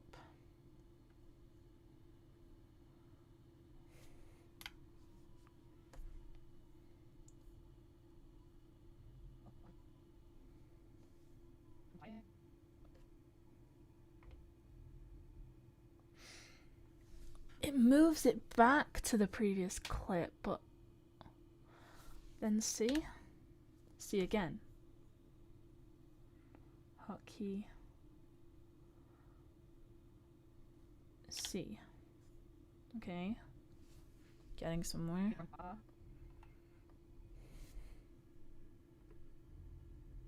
Yes. Okay. Yes. Okay. Yes. Okay. Okay. So now we've got it to select the correct clip. Need to start applying effects to it. Okay. Really simple one before I forget. Shortcut to mute the clip. Hotkey to mute clip. Mute selection.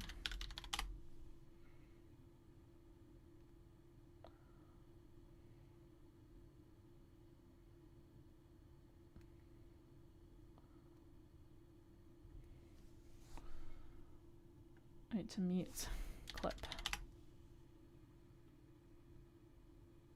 I don't want to disable it, I just want to mute it.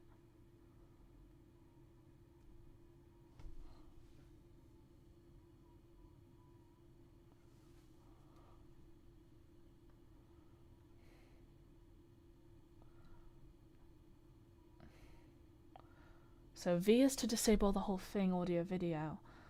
Muting a specific audio or range. Expand the audio component of your clip by right-clicking and selecting expand audio. I don't want to have to drag it. Alternatively, use the set volume to silent command by first creating a custom shortcut for it in the final. Okay, I gotta create custom. Final Cut Pro. How to create custom shortcut.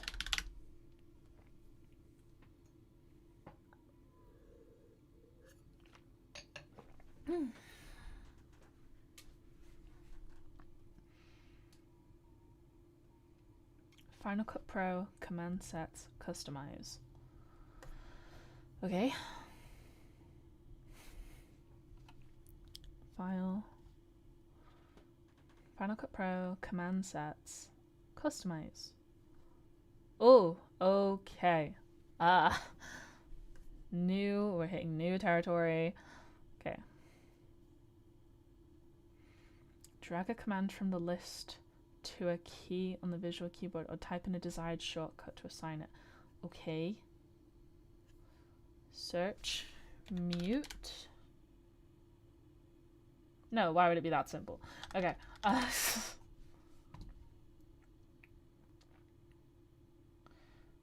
Editing. Amend audio only to storyline. Append to storyline. Don't want to audition. Don't want to audition. Collapse to connected storyline. No, no. Connect audio only to primary storyline. No. Cut and switch view angle. No. A lot of these are very complicated, and that's good. But I can't help but think they're missing some really simple ones here.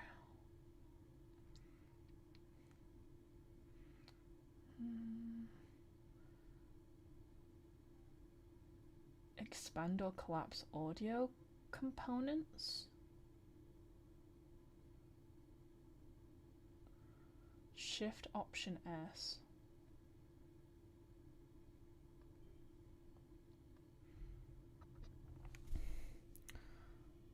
Shift Option S.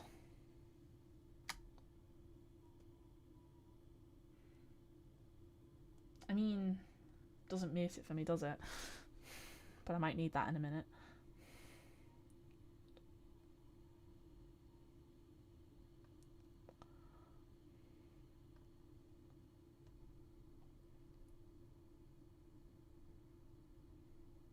What if I search audio?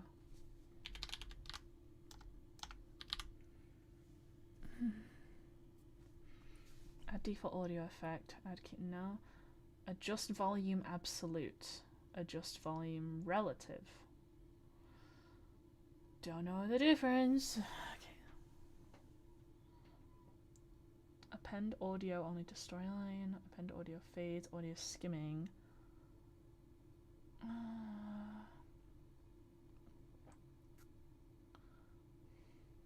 Crossfade, no. Detach audio, enhance audio, expand audio, insert audio only, match audio, monitor audio, nudge, don't need to nudge, overwrite audio,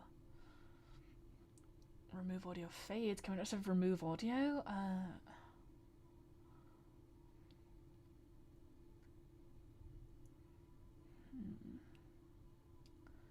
Source media, audio and video. No. Toggle audio for. Okay, no. Those were the options. Where was the most likely one? Absolute or relative? Don't really know what that means. So absolute is Shift, Option, L, and then Shift Command L for the other one. Okay. Shift, Option, L. Shift Command L. Doesn't like either of them. Okay.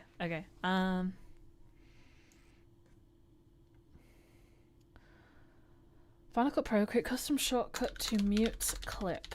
Has someone else done this before? Shortcut to silence clip. Apple discussions. In earlier versions of Final Cut Pro, I used to be able to quickly silence a clip with Command S. However, it looks like that no longer works with new version. Is there another short available now to do the same thing? When I go to modify, adjust volume, silence, I see there's no keyboard shortcut for that option. Is there a way of doing it? I'd rather fully silence the existing clip, not detach and delete the audio, since I don't think there's an easy way to quickly reattach and raise the volume back up as needed. You can add your own keyboard shortcut to execute the menu choice. Modify, adjust volume, silence. I use Shift Command S. Instructions. Don't we love the community sometimes? Okay.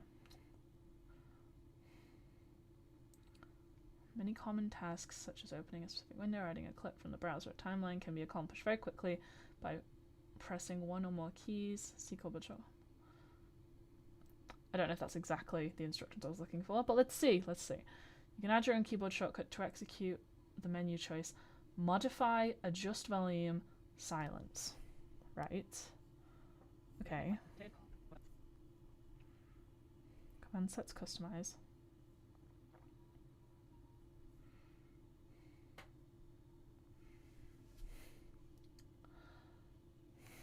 Modify. I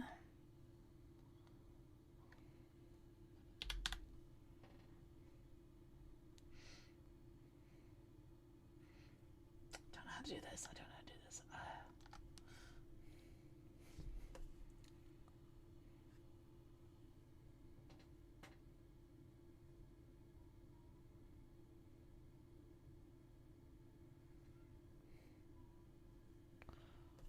Shift Command S, I'm assuming doesn't already exist. Let me just try my luck. Shift Command S. No. Okay. Okay.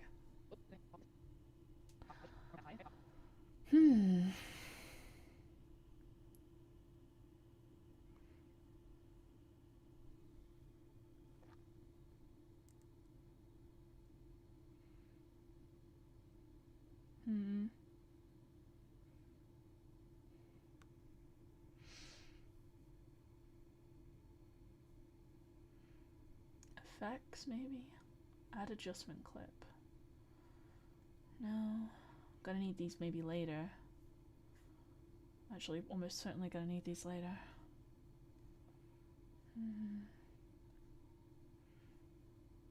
No.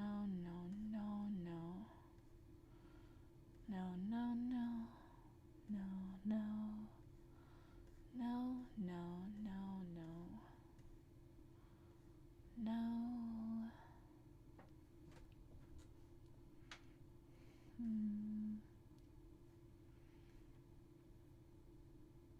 General.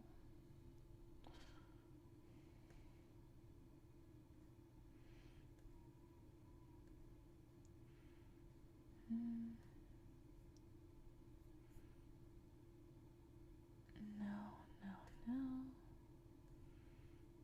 No, no, no. No, no. Well, there's the range selection tool. Might need that later. No, no,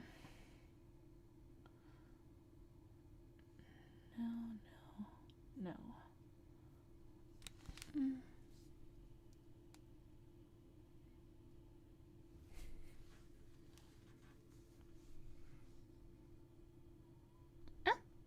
Zapped myself.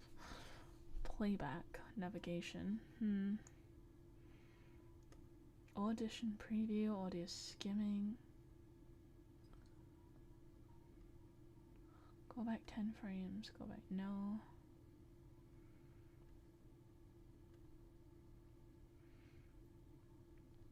Monitor audio.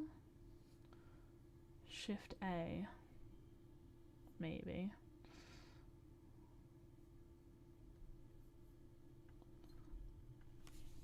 Shift A.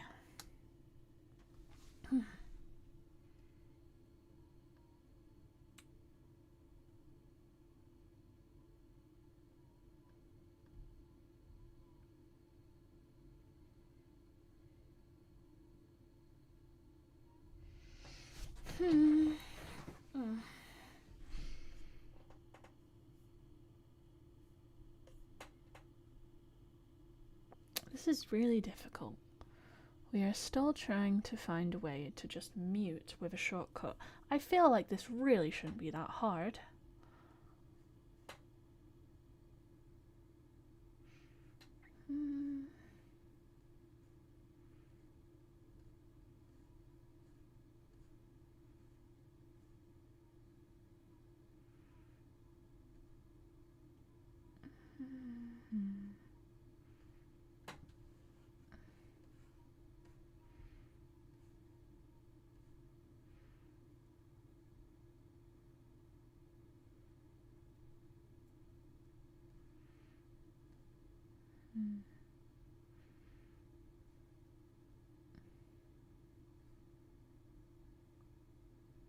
None of these. That'll be good for the end of this. Tools. I just want to mute. Why is it? I just want to mute it. Why is it hard to just mute it?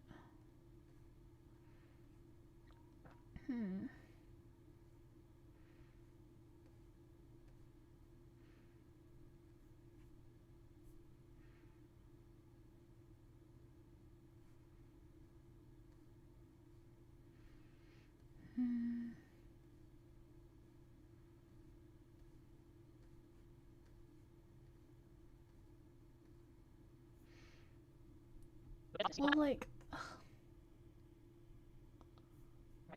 what is this?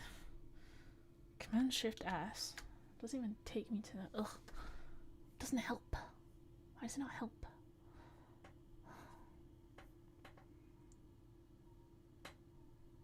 How long ago was this? 2022. It's probably outdated. To make an individual clip invisible is 17 years ago. Can't help but think this is going to be a bit out of date, Google.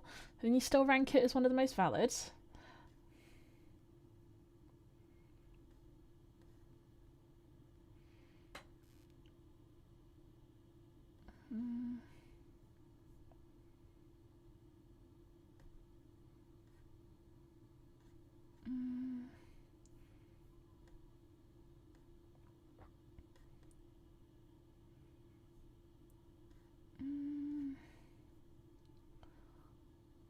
Option Z from 2020. Bet that's not accurate either. Option Z. Nope. Okay.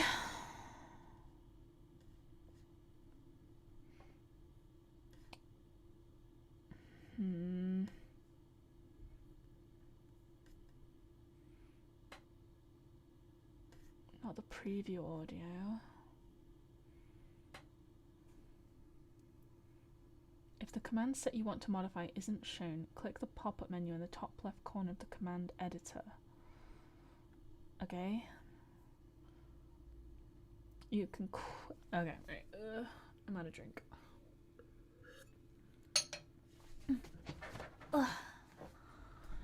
Okay, modify keyboard shortcuts in Final Cut Pro for Mac. I can see that that light in the background is going to die. If anyone wants to get me a Govey rope light, that would be great. Then it'll never die. But, you know, otherwise, don't complain. You can quickly and easily customize keyboard shortcuts in Command Editor if you want to add a few custom commands to the default set in Final Cut Pro. You can duplicate the default set and assign keyboard shortcuts to some of the unassigned commands. You can also create a new set that contains only your commands. Don't want to duplicate, don't want to modify. Do I? I don't know. Okay, I'm in the customize. If the command set you want to duplicate isn't shown, click the pop-up menu in the top left corner of the command editor. Choose a different command set. Click the pop-up menu in the top left corner of the command editor and choose duplicate. In the window that appears, type a name for the command set, then click OK. The duplicate set is also... But I don't want to make a new command set, I want to make a new command. You can add custom keyboard shortcuts to a command set or reassign keyboard shortcuts. Choose Final Cut Command Set Customize. If the command set you want to modify isn't shown, select the command set you want to assign a new keyboard shortcut to by doing one of the following. Type a command name in the search field in the top corner of the command editor. Browse the command list to find the command you want. Press the combination of keys you want to use for the command. Note, the keys on the command editor keyboard that are shaded with diagonal lines are reserved for system use and can't be assigned. If the combination is not already assigned to a command, the command editor keyboard updates the show to show the new key assignment. A grey dot appears on the newly assigned keys and a colour. If the key combination isn't already assigned to it, but this, like, it doesn't say if there's no option for it. There's no option for it, my guy. I just want to mute it. Why is it hard to mute it? Why is that our Achilles heel? I just want to mute it. Okay, wait. Edit.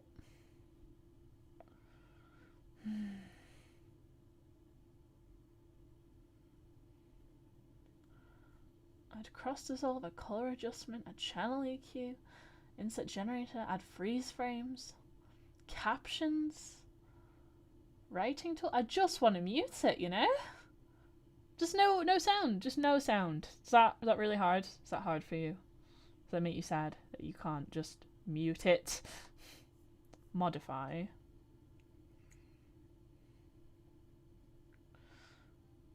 Okay, modify. Adjust volume. Silence. But how do I assign a keyboard shortcut to this?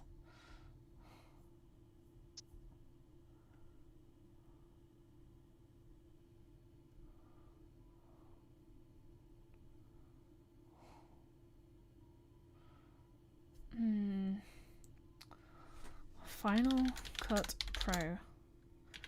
Assign shortcut to modify. You can drag a command from the list at the bottom. I feel like you're not listening to me. Okay. Command sets. Customize. Default. Is there other ones? Is there a way? Modify. I want to get to modify.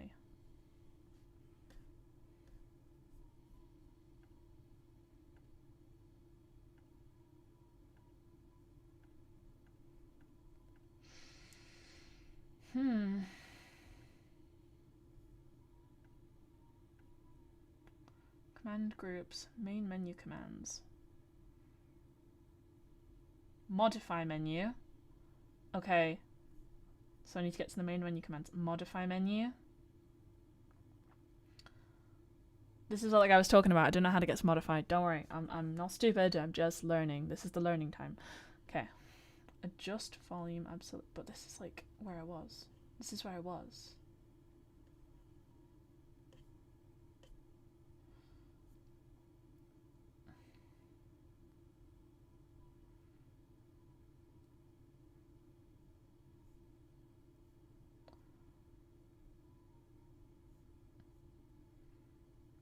Okay, close. Alright, wait. So modify. Adjust volume.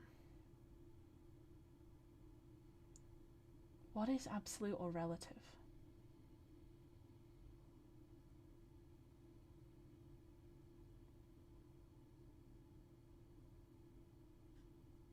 Zero?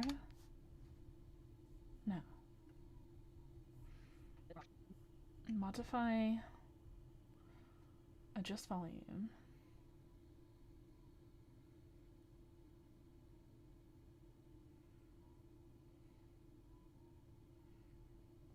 Relative? Zero.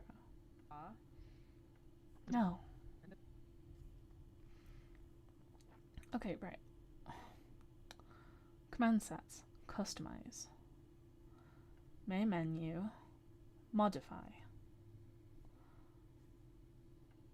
Adjust volume. But this one, adjust the volume across all selected clips by the same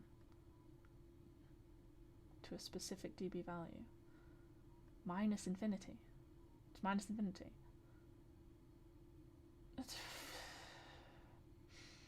You testing me? You are testing me. Modify. Adjust volume.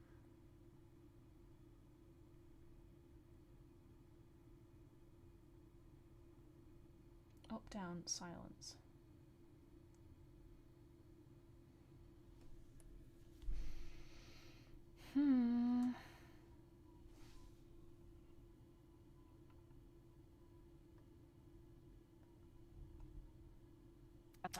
But I don't want to just click on it. I don't want to click on it. I don't want to... I want to create a shortcut. 0.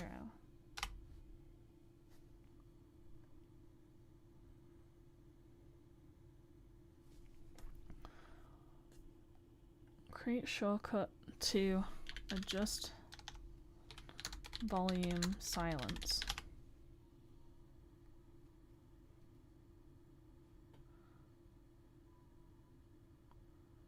Yeah, I know it's saying I need to do that, but guess what? It doesn't exist, AI. It doesn't exist.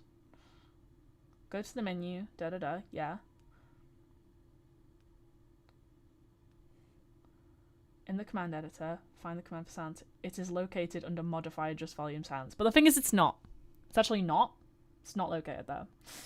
Okay. In the final cut column for the silence command. But it's not there. It doesn't exist. It doesn't exist.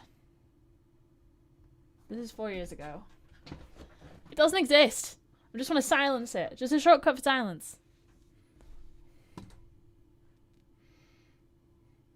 Detaching the audio with a shortcut for R and then V for disabling it if I want it to be muted. Is there one button to disable? I might end up doing that, you know? I might end up with it. Go to customize shortcuts in the editing section. There is an unassigned option to disable audio. Assign it with any key. The 0 key is easy to remember, not assigned to anything by default.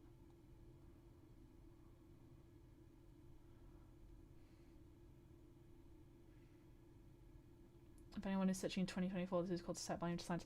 I want to say that the shortcut under command sets, the final cut, you can't use the default one. You have to make a new command set and change your keyboard command there. And yes, 0 is a good key binding for silent thing. How do you make a new command set? How do you make a new command set? Okay, wait. File. Command sets. Customize.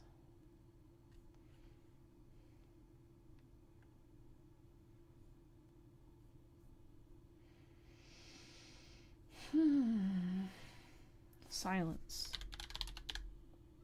Set volume silence. There it is. Okay. Silence.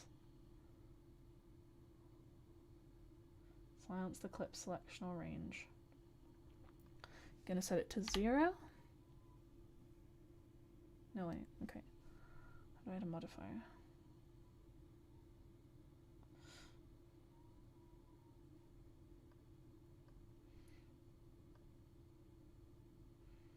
Command 0.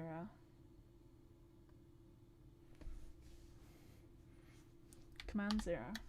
Modifier.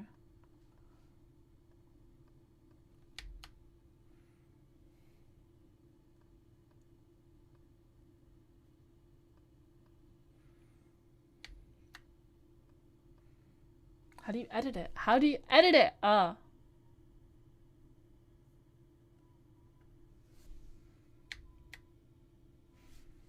Command 0. The query equivalent of command 0 is currently assigned to the command default. Do you wish to reassign this key equivalent? Cancel. Wait, I don't know. I don't know. Command Shift 0 is owned by Final Cut Pro and cannot be edited. Okay, cancel. Command Option Shift 0 is owned. Cancel. Okay, right. Wait. Command 0. Do you wish to reassign this key equivalent?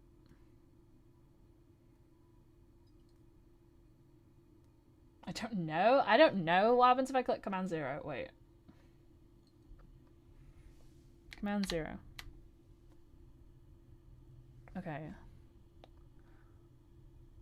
Undo the volume change. Just see. Right, so I just need to find a set of keys that's not assigned. Customize. Silence. Okay.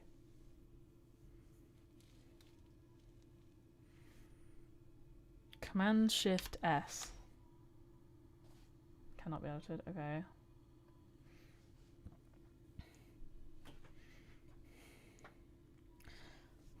Command Silence Volume. No? Okay. Shift S. Currently assigned to the command auto skimming. Cancel. Wait, so Command S. Command set default is owned by Command Shift S.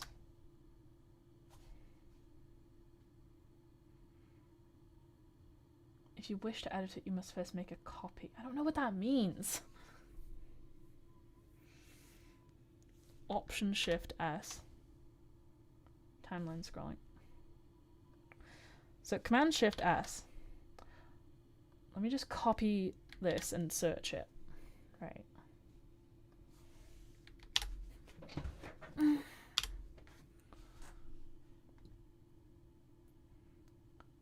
The statement that the default command set in Final Cut Pro cannot be edited is true. However, you can duplicate the default set to create a custom editable command. Right, so I must duplicate it so I have my own set. Okay, make copy.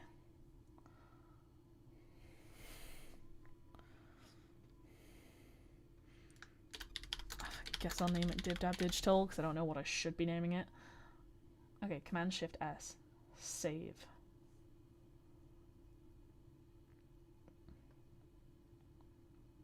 Okay, close. So Command Shift S. Silence the clip. Okay.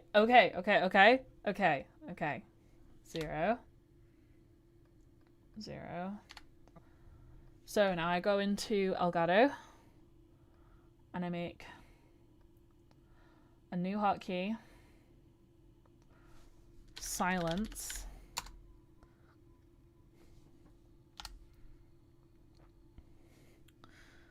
Command Shift S. Okay. Now I select it. And we try. Yes. Okay, we're getting there. We're getting there. Okay. I need to pee. So I'm going to play just these clips on loop until I get back. Enjoy. And I'm going to mute my thing so you can probably hear my toilet flush from my ensuite. So now, because we're doing HDR footage, we need to go into modify. Alright, I can. Wide gamut HDR. Here's a project and new. Well, there's an event, new project, and because we're doing vertical, we need to do. Where's my mic? Here. We're going to use these and we're going to tag the full length as a related video. So then we feed more people from the shorts feed to our main channel. Sometimes I have to be really careful because sometimes I edit too many and I put too many processes into Final Cut Pro and then I kill my hard drive and it freezes and then I have to shut the whole computer down and I'm streaming, so I absolutely cannot allow that to happen. I have to be patient. This only really works because every single clip I've chosen has the exact same framing. There's nothing going on inside the shot that requires a different framing. So we're going to copy and we're going to paste everything. And we're going to line it up and put it underneath. I'm going to get rid of that gap of nothing. So now I'm going to make an example clip and set it all up so we can just copy paste the effects. So I'm going to make this slightly bigger because we don't need the whole frame. And with shorts, you want to have as much as possible to work with. Centralize it. It's pretty central, to be honest. Okay, now we're gonna do this and we're gonna make it the whole frame, fill at the back.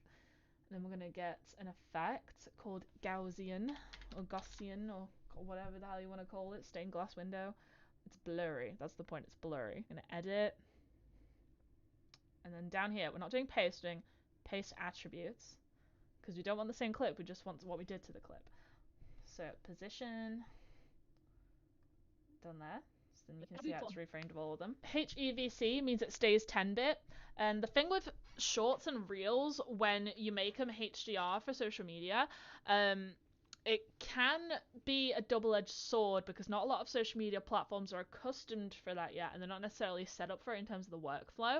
So if you have HDR clip, if you go on Instagram, for example, and you just look at the grid view or the Reels tab, it'll look like it's all grey and desaturated out again because not a lot of devices are immediately preset to HDR mode. But when you click on it, either if you have HDR, you'll see the full color version, or if you don't have a HDR device to view on, then it will downgrade it to standard dynamic range or SDR. So it'll look a little bit blander, but it's still like a higher quality than it probably would have been unless you like just shot in full HDR. I mean, in full SDR. Because of like how the preview looks, if you don't get a little pre-roll that actually starts the video within the thumbnail space, then it will just look a bit grey and it might not incline people to press on it. So it's sort of a double-edged sword there, but YouTube is built to understand HDR, so YouTube's not an issue and YouTube is my primary platform. I am still going to cap my shorts and my reels to 1080p because if you do that, then Metrical doesn't allow you to schedule reels at a higher quality because I think it's just too lazy to store them. It doesn't want to waste the space, but there's a technical reason that you can't do it. It might be to do with the API, I don't know, I haven't looked that deeply into it, but if you want to upload anything greater than HD resolution as a scheduled reel or short or TikTok or whatever, then you do have to do that natively on the platform and not via at least Metrical's third-party scheduling. Possibly other tools like Laser or Hootsuite or Hero Post, maybe they've established that that's okay. I don't think they have. So we got the one that's just short and then 1, 2, 3, 4, 5, 6, 7, 8, 9, 10, 11, 12, 13. Is 13 the last one? Yeah, it is because it's thumbnail and it's not ready. 13! Okay. Don't know how it's going to handle me uploading videos while I'm streaming. I've never actually multi-purpose like this. I got multiple tabs. It should be fine. It's not like I'm ending the stream to do it. But upload them. And let's see how the upload speed does since I am also live streaming. And it's pressing it up to HD because I only did it to HD on purpose. Most phones can't really show like that biggest difference in resolution anyway. And when you're watching on short form content, the standard is lower. And don't say it's not because we all know it's true. Because you're just like scrolling nonchalantly and you'll see like a person who's got a whole professional production set up and then you'll see some kid who's barely learned how to upload to the internet and they're just shaking their phone like that in a darkly lit room, so you know, just accept it, it's fine. My channel has officially accepted new shorts are up to 3 minutes in length, so although I'm not going to be doing that often, at least I don't have to worry about it too strictly when I'm editing out clips now. We'll see how many people actually bother clicking through when they're already watching a longer than 1 minute short, because then why would they want to click to watch the full length video? Because it's going to be like a little bite-sized teaser trailer basically to hook people into the longer form, but we'll see how that works. So now, because we're doing HDR footage, we need to go into modify, and we're in a wide gamut HDR. Here's a project and new, well, there's an event, new project, And because we're doing vertical, we need to do vertical here. We're going to use these and we're going to tag the full length as a related video. So then we feed more people from the shorts feed to our main channel. Sometimes I have to be really careful because sometimes I edit too many and I put too many processes into Final Cut Pro and then I kill my hard drive and it freezes and then I have to shut the whole computer down and I'm streaming, so I absolutely cannot allow that to happen. I have to be patient. This only really works because every single clip I've chosen has the exact same framing. There's nothing going on inside the shot that requires a different framing. So we're going to copy and we're going to paste everything. And we're gonna line it up and put it underneath. I'm gonna get rid of that gap of nothing. So now I'm gonna make an example clip and set it all up so we can just copy paste the effects. So I'm gonna make this slightly bigger because we don't need the whole frame. And with shorts, you want to have as much as possible to work with. Centralize it. It's pretty central, to be honest. Okay, now we're gonna do this and we're gonna make it the whole frame, fill at the back. And then we're gonna get an effect called Gaussian or whatever the hell you want to call it. Stained glass window. It's blurry. That's the point. It's blurry. I'm gonna edit. And then down here, we're not doing paste, we're doing paste attributes because we don't want the same clip. We just want what we did to the clip. So position, done there. So then you can see how it's reframed of all of them. HEVC means it stays 10-bit. And the thing with shorts and reels, when you make them HDR for social media, it can be a double-edged sword because not a lot of social media platforms are accustomed for that yet, and they're not necessarily set up for it in terms of the workflow. So if you have HDR clip, if you go on Instagram, for example, and you just look at the grid view or the Reels tab, it'll look like it's all grey and desaturated out again because not a lot of devices immediately preset to HDR mode. But when you click on it, either if you have HDR, you'll see the full color version, or if you don't have a HDR device to view on, then it will downgrade it to standard dynamic range or SDR. So it'll look a little bit blander, but it's still like a higher quality than it probably would have been unless you like just shot in full HDR. I mean, in full SDR. Because of like how the preview looks, if you don't get a little pre-roll that actually starts the video within the thumbnail space, then it will just look a bit grey and it might not incline people to press on it. So it's sort of a double-edged sword there, but YouTube is built to understand HDR, so YouTube's not an issue, and YouTube is my primary platform. I am still going to cap my shorts and my reels to 1080p, because if you do that, then Metrical doesn't allow you to schedule reels at a higher quality, because I think it's just too lazy to store them. It doesn't want to waste the space, but there's a technical reason that you can't do it. It might be to do with the API, I don't know, I haven't looked that deeply into it, but if you want to upload anything greater than HD resolution as a scheduled reel or short or TikTok or whatever, then you do have to do that natively on the platform and not via at least Metrical's third-party scheduling. Possibly other tools like Laser or Hootsuite or Hero Post, maybe they've established that that's okay. I don't think they have. So we got the one that's just short, and then 1, 2, 3, 4, 5, 6, 7, 8, 9, 10, 11, 12, 13. Is 13 the last one? Yeah, it is, because it's thumbnailing. It's not ready. 13! Okay. Don't know how it's going to handle me uploading videos while I'm streaming. I've never actually multi-purpose like this. I got multiple tabs. It should be fine. It's not like I'm ending the stream to do it. But upload them. And let's see how the upload speed does, since I am also live streaming. And it's pressing it up to HD because I only did it to HD on purpose. Most phones can't really show like that biggest difference in resolution anyway, and when you're watching on short form content, the standard is lower. And don't say it's not, because we all know it's true, because you're just like scrolling nonchalantly and you'll see like a person who's got a whole professional production set up, and then you'll see some kid who's barely learned how to upload to the internet and they're just shaking their phone like that in a darkly lit room. So, you know, just accept it. It's fine. My channel has officially accepted new shorts are up to 3 minutes in length. So although I'm not going to be doing that often, at least I don't have to worry about it too strictly when I'm editing out clips now. We'll see how many people actually bother clicking through when they're already watching a longer than 1 minute short, because then why would they want to click to watch the full length video? Because it's going to be like a little bite-sized teaser trailer basically to hook people into the longer form, but we'll see how that works. So now, because we're doing HDR footage, we need to go into modify, and we're in a wide gamut HDR. Here's a project, and new well, there's an event, new project, and because we're doing vertical, we need to do vertical here. We're going to use these and we're going to tag the full length as a related video. So then we feed more people from the shorts feed to our main channel. Sometimes I have to be really careful because sometimes I edit too many and I put too many processes into Final Cut Pro and then I kill my hard drive and it freezes and then I have to shut the whole computer down and I'm streaming, so I absolutely cannot allow that to happen. I have to be patient. This only really works because every single clip I've chosen has the exact same framing. There's nothing going on inside the shot that requires a different framing. So we're going to copy and we're going to paste everything. And we're gonna line it up and put it underneath. I'm gonna get rid of that gap of nothing. So now I'm gonna make an example clip and set it all up so we can just copy paste the effects. So I'm gonna make this slightly bigger because we don't need the whole frame.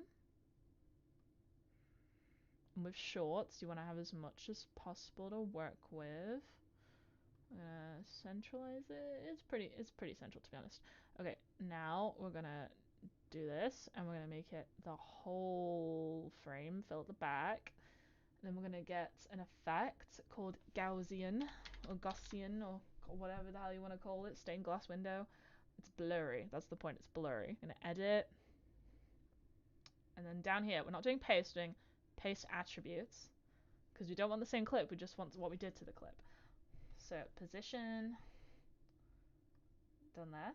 So then you can see how it's reframed of all of them. HEVC means it stays 10-bit.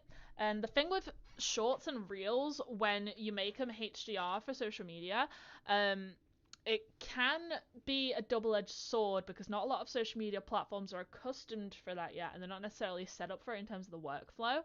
So if you have HDR clip, if you go on Instagram, for example, and you just look at the grid view or the Reels tab, it'll look like it's all grey and desaturated out again because not a lot of devices immediately preset to HDR mode. But when you click on it, either if you have HDR, you'll see the full color version, or if you don't have a HDR device to view on, then it will downgrade it to standard dynamic range or SDR. So it'll look a little bit blander.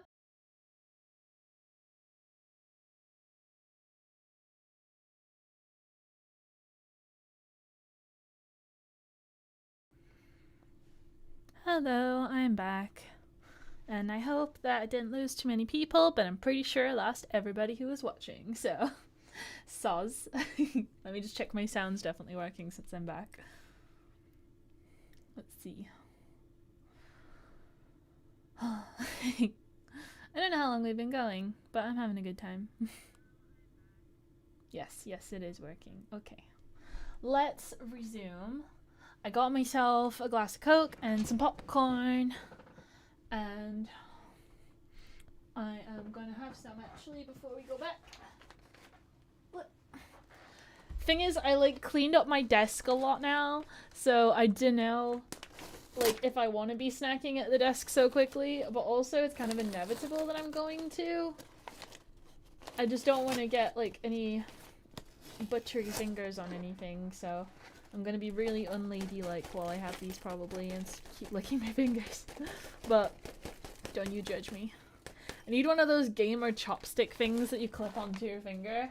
I feel like I would actually genuinely benefit from those, and they probably cost pennies to make, but I don't have access to any right now. There's no ideal place for this though, so. So yes, little summary for anyone who may be just joining us. But I'm currently creating an Elgato Streamdeck multi-action that will successfully take the selected clip and apply all the factors that make a short that I use to post on my channel, that if you subscribe to me you'll have seen this. And we've got as far as duplicating and stacking the clips and then muting one of them so we don't have double audio echoing and adding weird levels to it. Next we're going to go into is adding the effects to the selected clip below. So let me just run through what it creates so far. So you collect the clip, you select the clip, and it's very important that the playhead is at the beginning of the clip when you start this, or else it pastes it weird, and then you can see it run through the actions, and it does it really quick, and that's the whole point, does it faster. So Let me just delete this. Oh no, wait, we need it to not be deleted so I know what we're at. Okay, wait.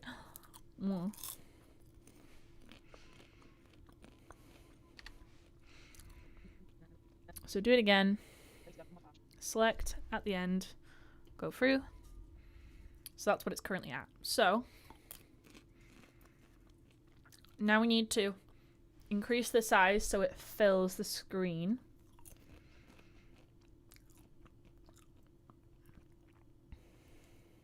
That's the full view, so we need to make sure it fills the whole screen. So the dimension we need to adjust is the scale, and we need to increase it by, oh, what's that? 320%, but maybe, let's say 350. Just to be safe, I'm going to say 350. So we need to increase scale all by 350. Now, is there a shortcut for increased scale? Now we have learned how to do new shortcuts.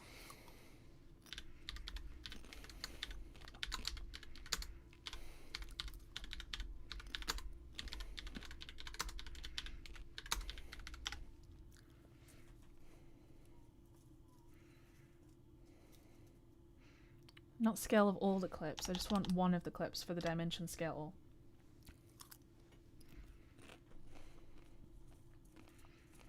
To increase the zoom level of your timeline or viewer. No, I don't want to do that.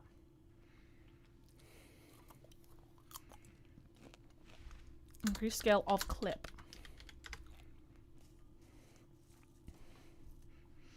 Someone asked this very question on Reddit a year ago.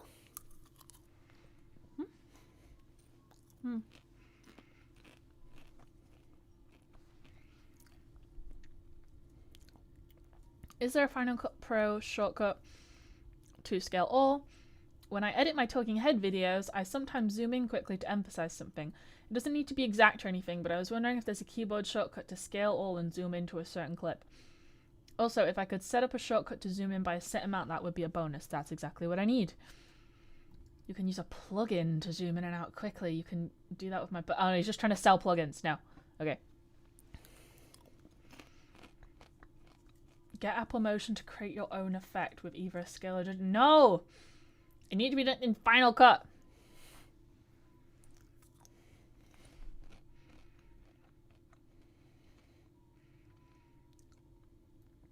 It might be a bit clumsy to do this with a default effect unless all your videos are framed in the same way. No, I can't do it with a default effect because I need my default effect to be Gaussian. I'm pretty sure for this.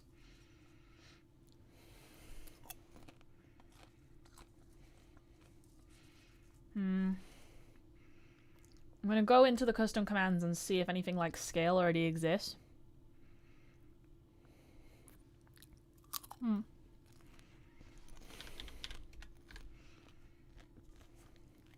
Nothing for scale. Are you joking? Transform. Transform tool?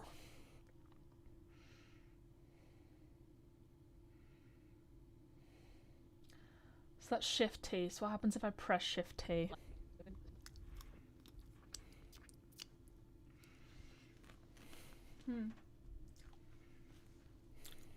Shift T. Transform. It makes transform appear. But I need more than that.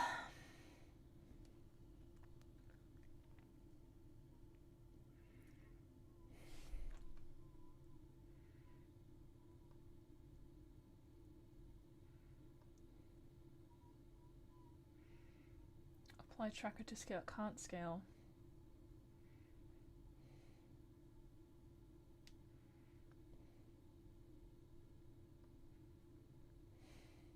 No.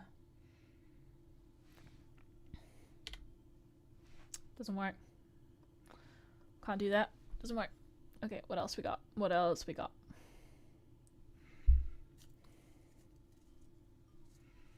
Right, okay. Bunch of adjustment stuff.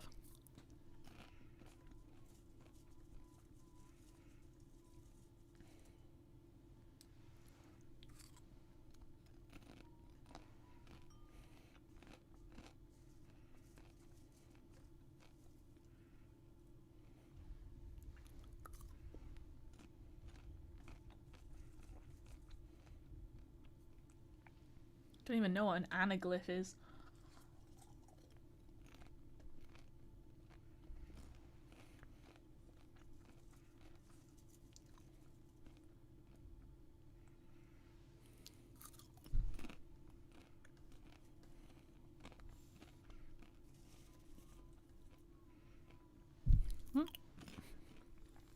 Keep knocking my microphone. I'm just trying to do ASMR over here. I got mad static shock from my microphone just then. I swear I need a protective rug under my feet or something because my actual carpet is like mad static.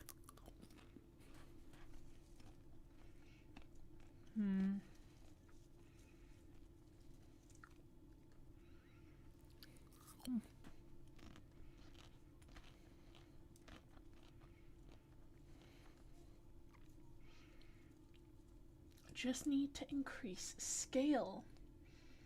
Need transform sound cuts. Sound cuts? Shortcuts. I need transform shortcuts.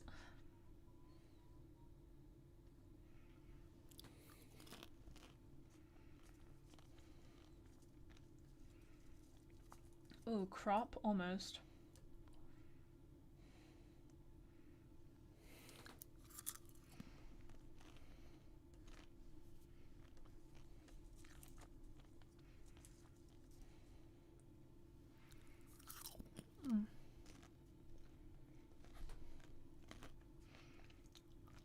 Popcorn is so ridiculously Moorish, it's dangerous.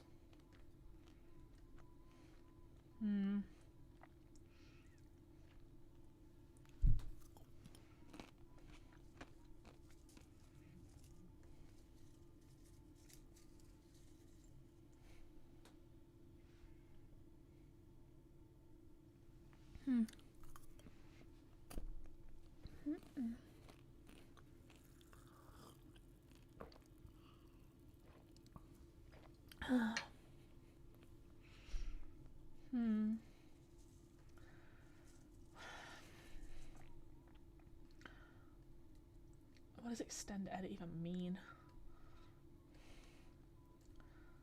Audition, no. Color inspector, no. Event viewer, no. Inspector, no. No, no, no, no. Timeline, no. Viewer, no. Need transform scale tool.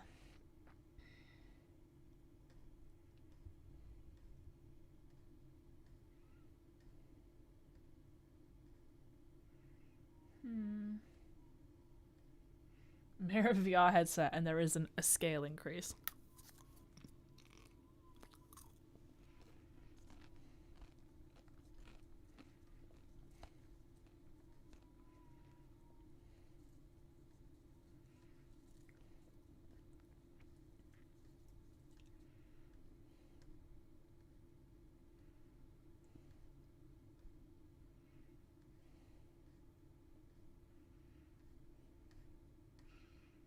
Transform scale.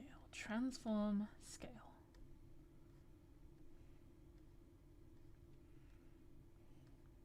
Need transform scale.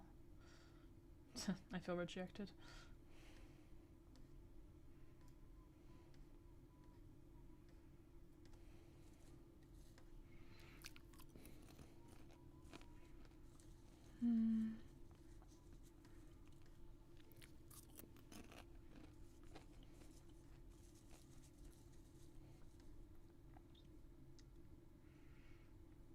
In the S's, and I don't see anything saying scale, so I really hope there's something to transform.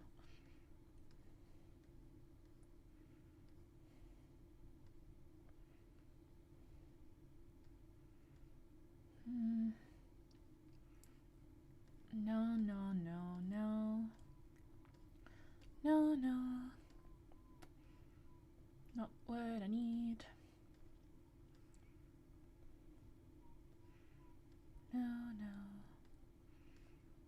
Transform scale. I need scale or transform. Scale or transform. Right, we're in the T's.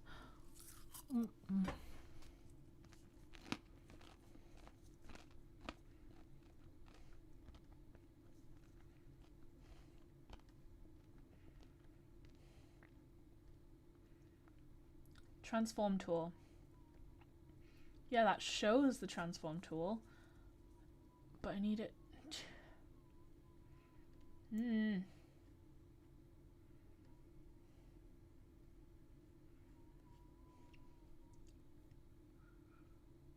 Zoom to fit maybe. Shift Z. Let's see. No.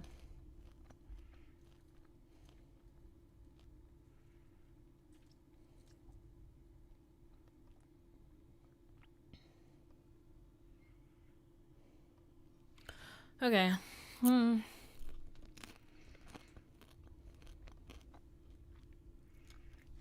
So, transform. No, that doesn't work.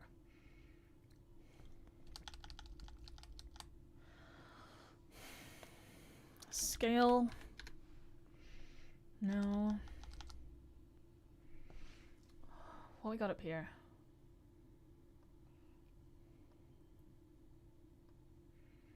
We got anything I need to get it here? Edit.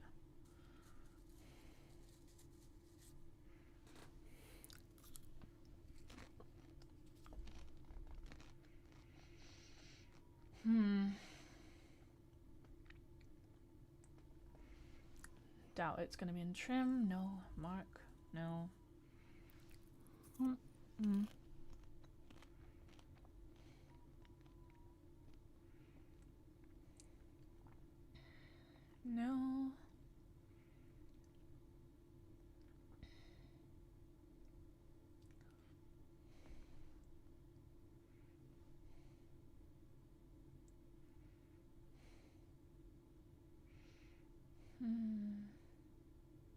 No.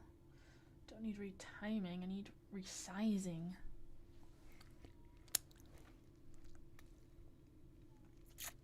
Maybe size will be an option. Who knows?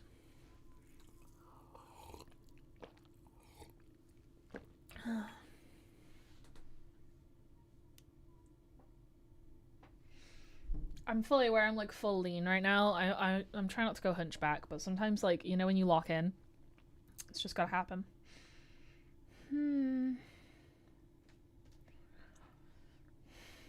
The zoom in and zoom out, but that's not what I'm actually doing. I need it to stretch the scale.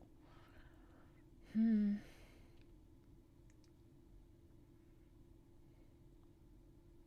and resize? No.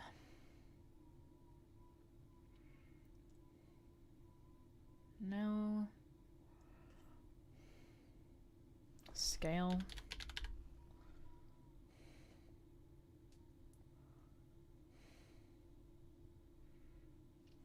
Adjust scale shortcuts. Let's try.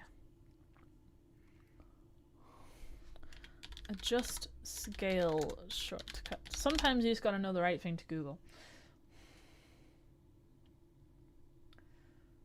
To scale the clip in Final Cut Pro, activate the transform tool by pressing Shift T and then click and drag the blue handles. No.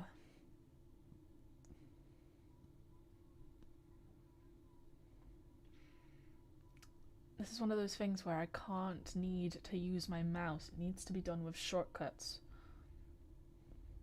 It needs to not have active human participation.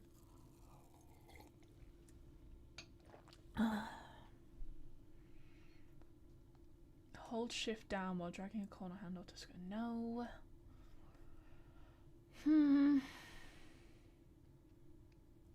Is there a shortcut to transform and resize?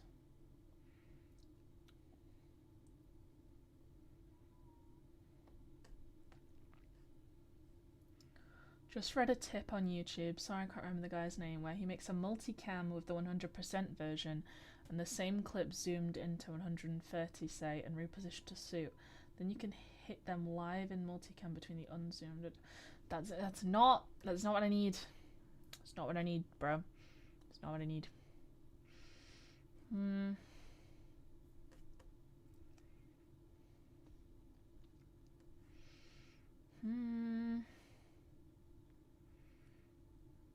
want to zoom in out of the timeline. Keyboard shortcuts that will make you faster. This video keeps popping up, but like, let's see. Yeah. Oof. Feeling electricity around you is fun. Top 40 cuts. I don't want to. I don't want to earn. No, thank you. No, thank you. Nope, stop it. Okay, size the timeline or image to fit in the window.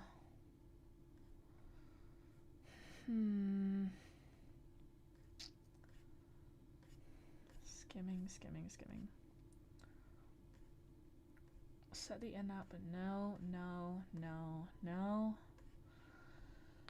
Perform an append edit. I don't even know what that means. I probably know what all these things are, but just not the words for them, honestly. Let's see. Edit video only to timeline. No.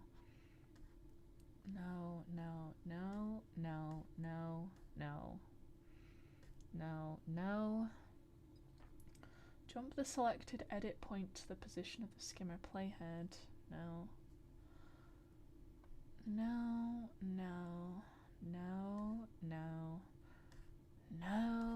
Was that the whole list? That was the whole list. It did not help me. Slots guy. Final Cut Pro scaling animated in clips. Is it using keyboard shortcuts? Is it? Using scale and the embeds out. But is it with shortcuts? Feel like it's not with shortcuts. Let's see. What's this guy's name? Ben Halsall. Final Cut Pro and Adobe tutorials. But is it with shortcuts?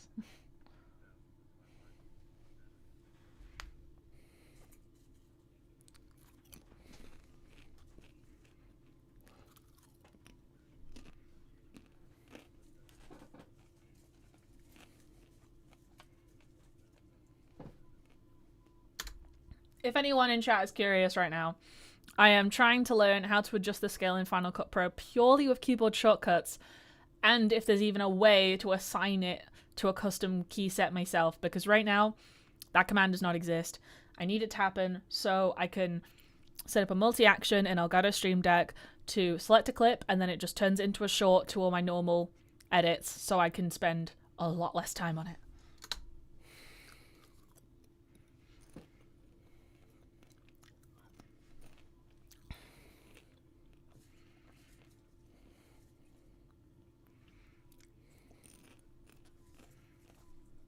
This bit's easy. You can get the transform tool with Shift T, but I need to adjust it to 350%.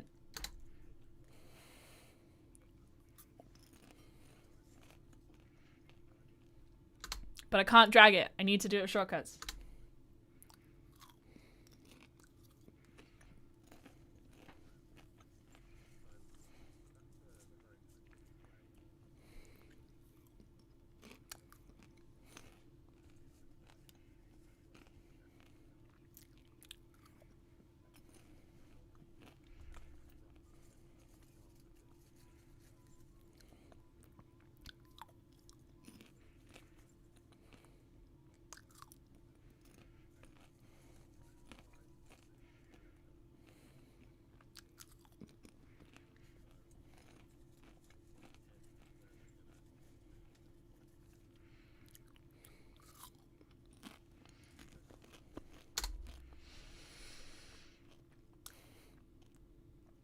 I think there's a shortcut for select inspector.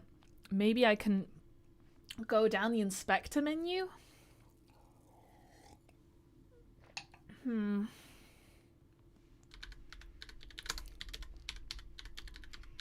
Select inspector, Final Cut Pro shortcut.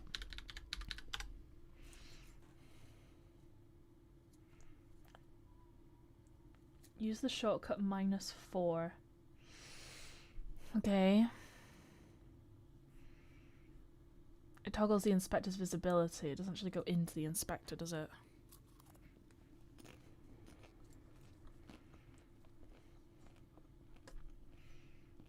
Let's see.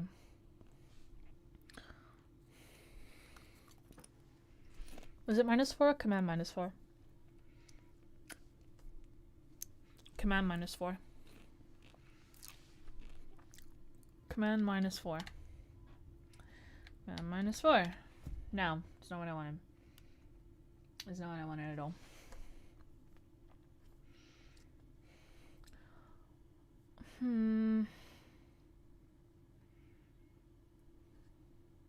To go to a specific inspector section. Information inspector, audio inspector are also accessible via specific shortcuts.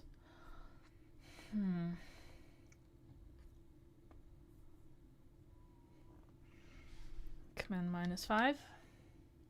That's effects. Command -5. Command -6.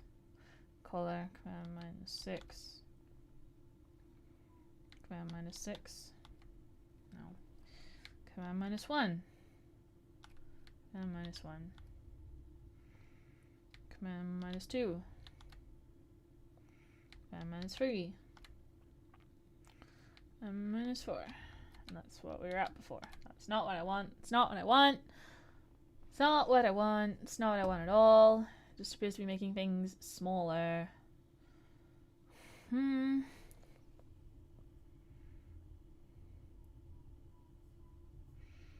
I've now changed my view. Fit. So right, if we get Command T. Command T. Just wait, turn that off. And then Command T. Command Shift T.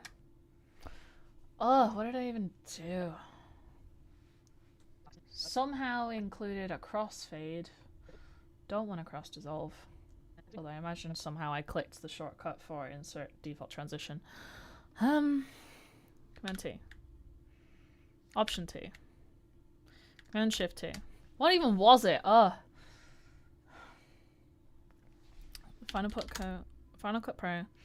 Transform shortcuts. Shift T. Shift T. So if I Shift T. Shift T. I'm in transform. Can't just do up or down. That's beginning and end of clips. That's frame by frame.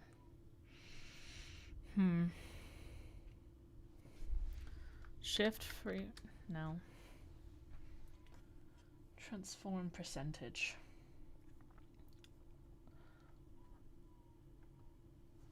Final Cut Pro shortcut. Scale percentage. To scale a clip to a specific percentage in Final Cut Pro, open the inspector, go to the video tab, manually drag the scale slider. There's no shortcut. I know that, but I need to know what field to even create one. What was that noise? Is it because I was touching my headphones? I think I've been touching my headphone volume. Am I? So now, because doesn't matter. Okay.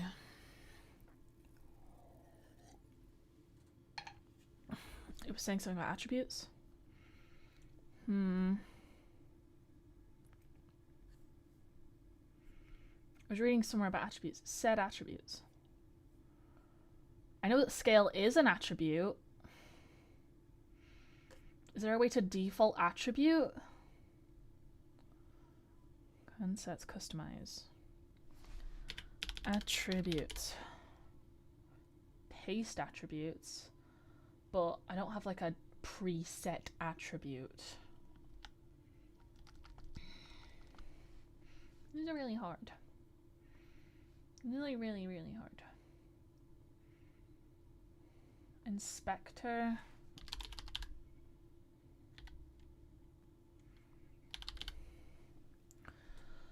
Go to color inspector, go to inspector, library properties, next inspector tab, previous inspector tab, project properties.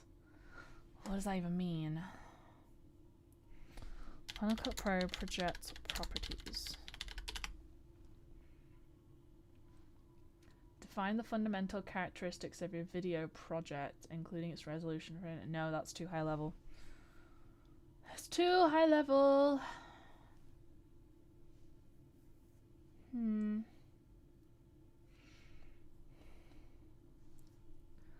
Find the scale parameter. Drag that. I know, but I need to change the scale. I need to adjust attributes without physically dragging it.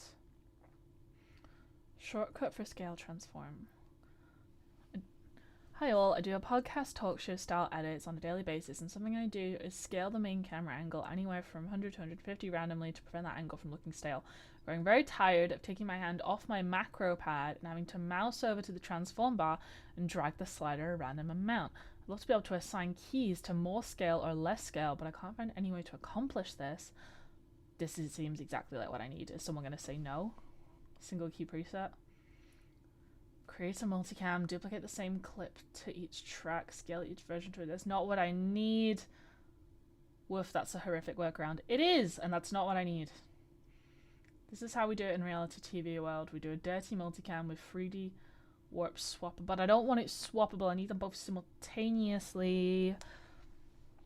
I ended up getting a loop deck plus used. Don't know what that is, but a stream deck. They're talking about stream decks. And I'm trying to do a stream deck right now. Set up the D2 dial to control scale using command post. Clicking it in makes a keyframe so I can very easily do arbitrary eases. Honestly, with what I learned about command post while setting up the loop deck, I could have done this all with a keyboard or my stream deck using similar commands, but it wasn't until I got deep in the weeds with the loop deck that I discovered that functionality. That's what I'm trying to do. Either way, the loop deck has massively sped up the process of doing my main cut process and switching angles, adding scales, cutting out dead air example, and is way less painful. Take about 1 minute to implement, and then it'll do exactly what you want. But like, how? Is command post something in Final Cut? You can save the transforms as effect preset and use command post to set a keyboard shortcut to it. Today I learned command post. This looks awesome, thank you. Okay, what's command post? Command post. Final Cut Pro. Is this a plugin? Free Final Cut Pro workflow enhancer. Is it a plugin?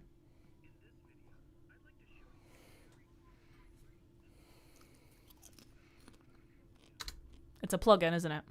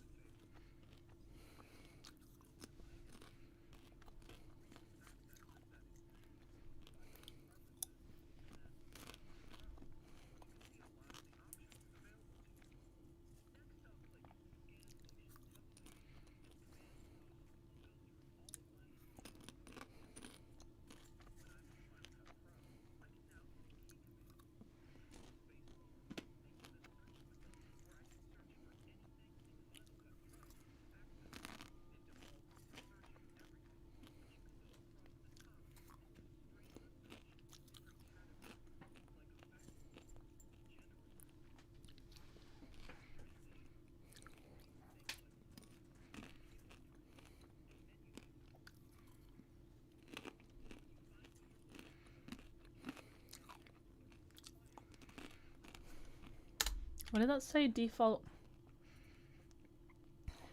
I need like a default attribute is what I need.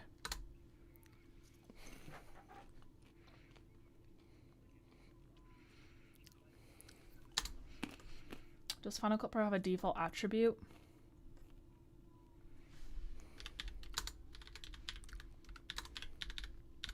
Because I'm going to need default effect for something else.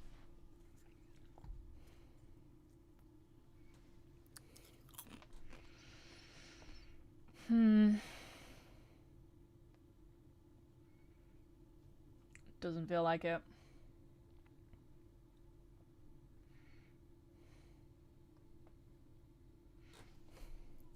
Final Cut Pro. Attribute. I misspelled attribute.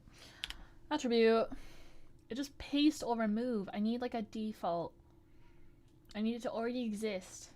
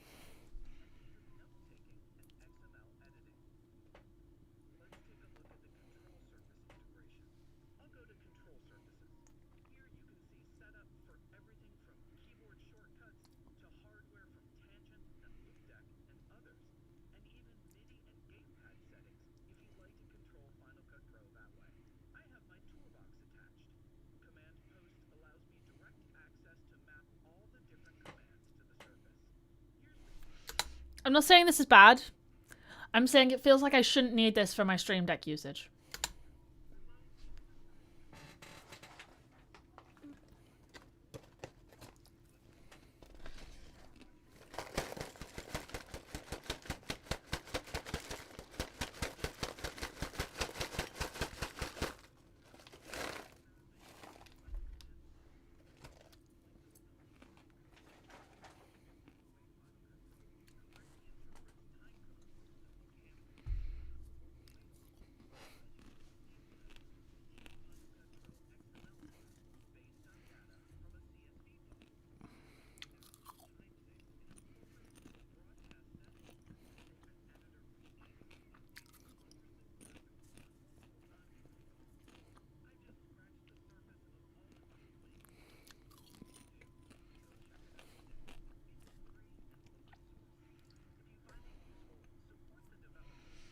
It's open source. It's like, I don't think it's bad. I just feel like I can't be learning new things on top of new things for this Stream Deck. I'm still trying to learn how to use a virtual machine. It's like a whole different thing. This feels like it should be more simple.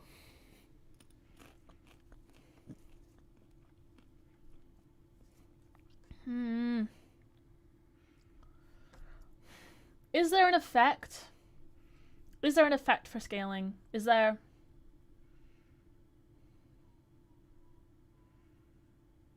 Wait, save effects preset.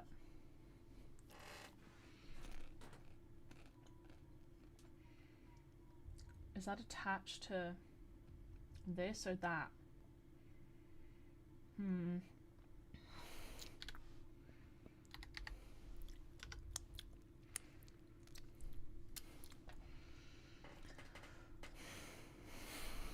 Final Cut Pro, save effects preset.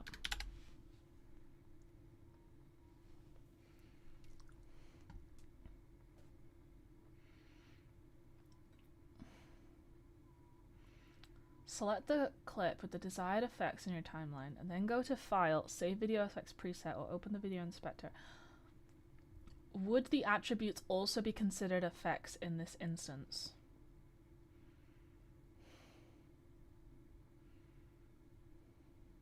Let's try it.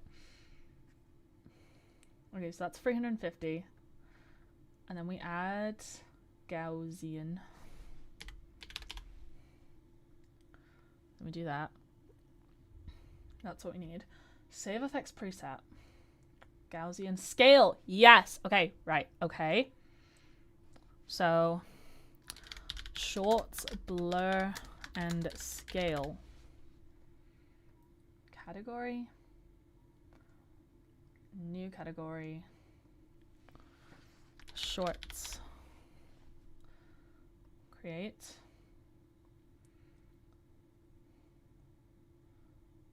Stretch to fit, save. Okay. Okay. So now let's remove that. Edit, undo, add video effect. Undo scale. Now if I go to my own,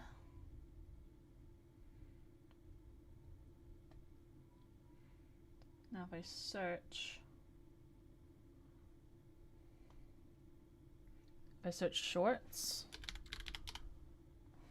shorts, blur, and scale, apply it. Okay, okay. Undo, add effect preset.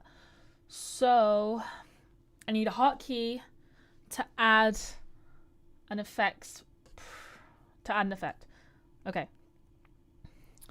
Final Cut Pro, hotkey, add effect. To add a default effect, you can use Option Command E for a default audio effect, or Option E for a default video effect.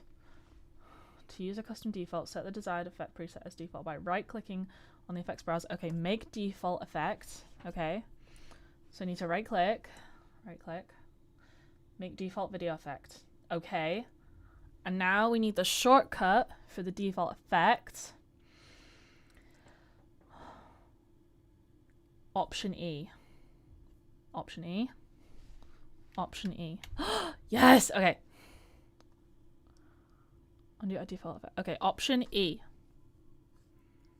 That's the Stream Deck. Okay. Silence. Okay, new hotkey. Hotkey. Option E.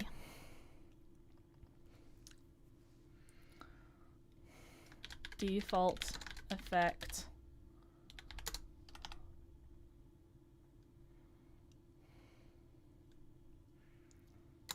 Blur / scale. Okay, okay, okay. So that's all removed now. That's removed. That's removed. So select the clip, put it at the start, and then we use our Elgato multi-action. Yes! Okay. Okay. Oh wait, why did it do extra? Wait a minute. Why did that do extra? Okay. Wait, edit, undo, edit, undo. Did I already have one extra there? I think I already had an extra there. Delete that. Yes, I already did, didn't I? Okay, select. Do it on the end, select it, and then multi-action.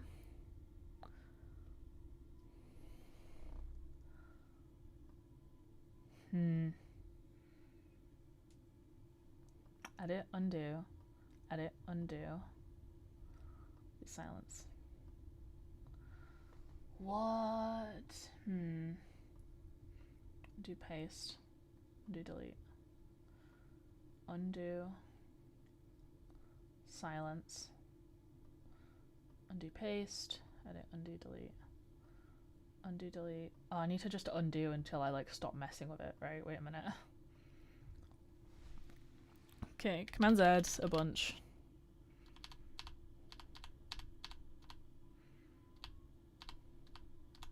That was while I was messing with silencing.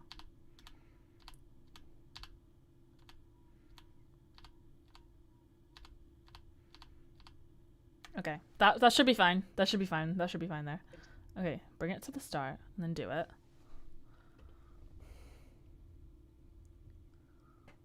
Okay, it's fine. It's fine. It's fine as long as I don't break it. Okay. So now the short exists.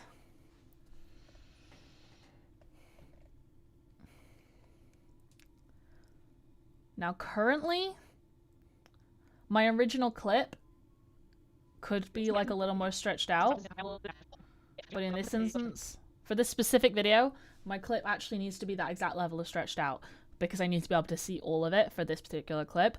If I need it to be more stretched out and zoomed in the future, then I'll need to remember to do that after I've cut the clip, but this totally works. Do any of them need to be zoomed in? We can test it on one if it does. What about this one? Maybe I can get away with this one. Let's see. Don't know how it's gonna handle me uploading videos while I'm streaming. I've never actually multi-purpose like this. I got multiple tabs. It should be fine. It's not like I'm ending the stream to do it. Oh, I don't know what I clicked while I was messing about with keyboard shortcuts, but I actually love that my skimmer is keeping pace. I hope I remember to leave that on. Upload them. And let's see how the upload speed does. Okay, this one could actually do with a little stretching out. So, transform it. Where was it? Where was that? Was okay. Transform it. Bring it to the side a little bit. That'll do. So if I select this and then do that, and then go to the start of the clip, then it's selected. And then use the thing. So let's see. Yes! Okay, right.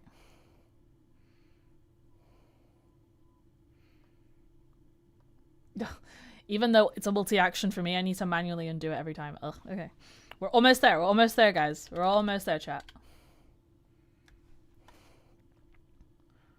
Redo transform change. That was the one I wanted to keep. Okay,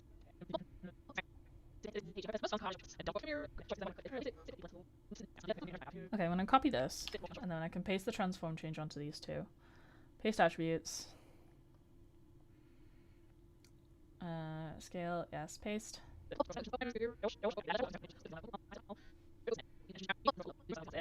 Move it to the side a little bit. Oh, I never remember the axes. 0. Okay, yes, we're almost there. Almost there. Oh, I've nearly made, like, basically a 1-button shorts edit. I'm so happy. This is gonna save me so much time. Now I just need to set the upload default destination to YouTube privately. Let me think how to do that. I think I know how to do that. Well, you know, first. Oh wait, we need to do the select range. We need to do the select range. Okay. Okay, right.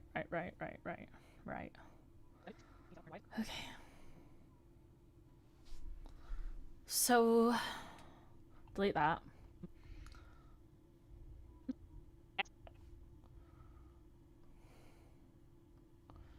And then reset all this. Reset parameter. Wait, uncheck that. Reset parameter. Is that it? Yeah, that was it. That was it. That's fine. Okay, okay. So select. So let's run it through. Done it. And then range tool. Is that Shift R, Command R, Command R? No. Edit, undo. Is it just R?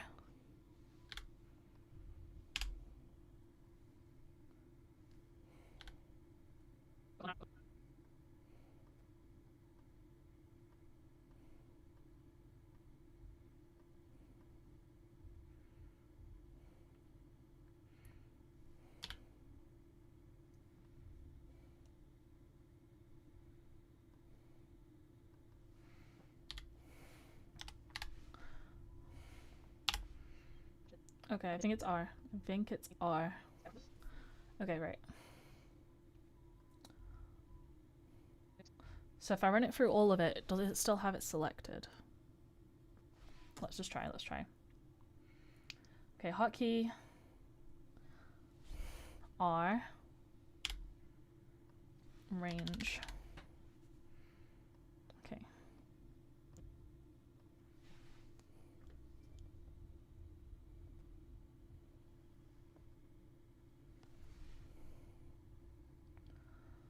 Okay, it's got the range tool.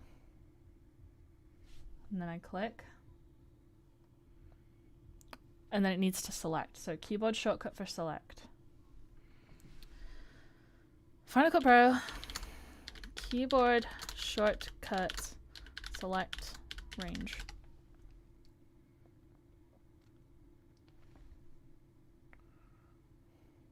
Activate the tool.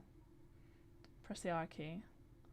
Pointer will change the range selection. No, I don't. I need it to not drag. Shortcut for select. C.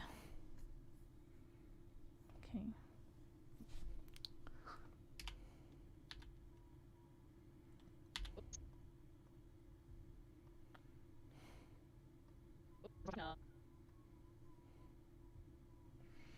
Okay, R. C. No.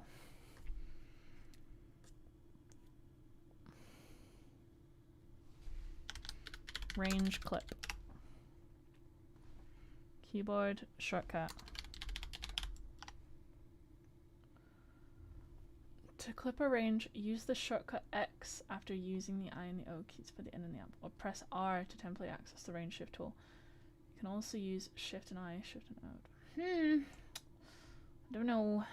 This doesn't feel right. How to select a range in Final Cut Pro. Every single time it wants to drag it. Let's search the commands again, which so far has yielded not a lot of anything when I do that. Command sets, customize. Okay.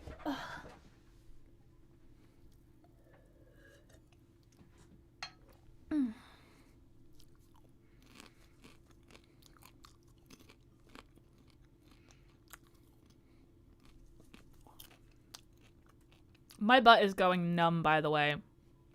Like, I've been sat here too long. Once I finish this, I'm ending the stream and getting up and getting in my bed for a little bit.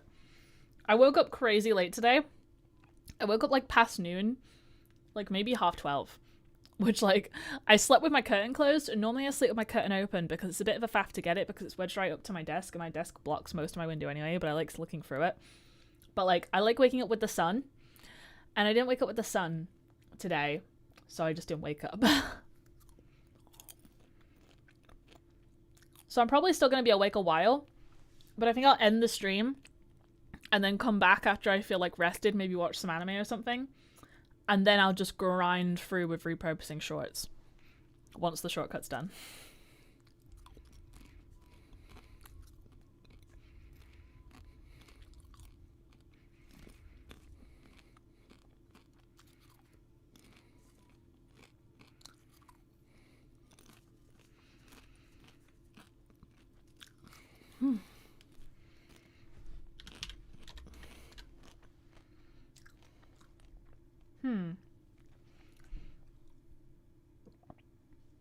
There's a lot of options for range, actually. Align audio to video, clear range end, clear range start, clear selected ranges, duplicate range, go to the next related no, go to range start, go to range end. Range selection tool is R. Select clip range, X.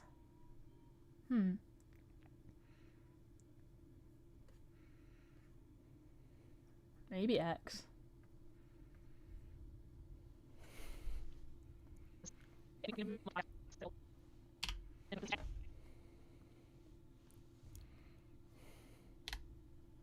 Yes, X. Literally just X.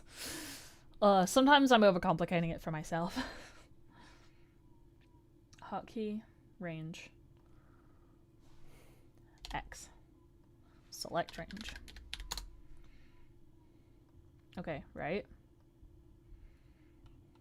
I'm gonna delete that one. Gaussian, we're gonna delete all the effects. Reset that. Reset parameter. Reset. This particular clip is gonna be loaded up with so many needless effects that are switched off, but the rest of them, it'll be fine. Okay, right. So, get to the end, select it, get it to the end, well, the beginning, go. Yes, okay. Now I just need it to export to default location, and we need to make the default location YouTube and privately. Okay.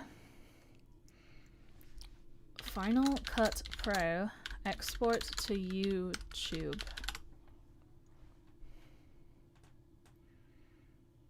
Shortcut. Okay, wait. Final Cut Pro. Set YouTube as destination. Social platform destination in Final Cut Pro for Mac. That's me.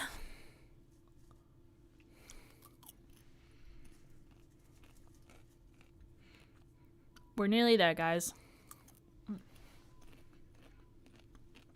I've successfully edited a short in one click. Now I just need to get it to render and export in the right place. Okay.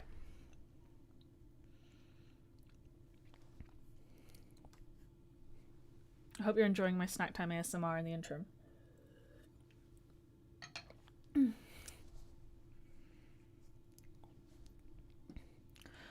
Social platform destinations in Final Cut Pro for Mac. Use this destination to save a project or clip as a file that is ready for posting on video sharing websites.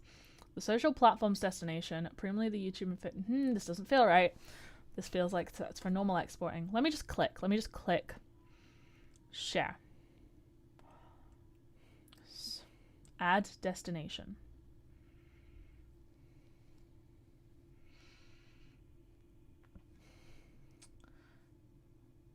Social platforms.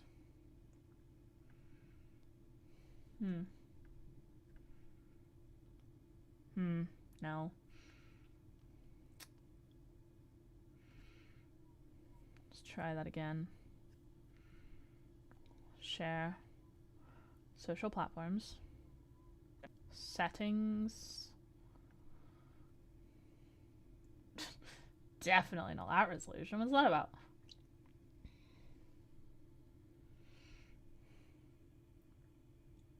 See, this is just preparing it to be uploaded to a social media platform. That is definitely an option to send it to a social media profile. To upload your video, follow the guidelines on the video sharing website. No, just no. And also, like, can I close this? I can't close this window. Close the window. There you go. Okay.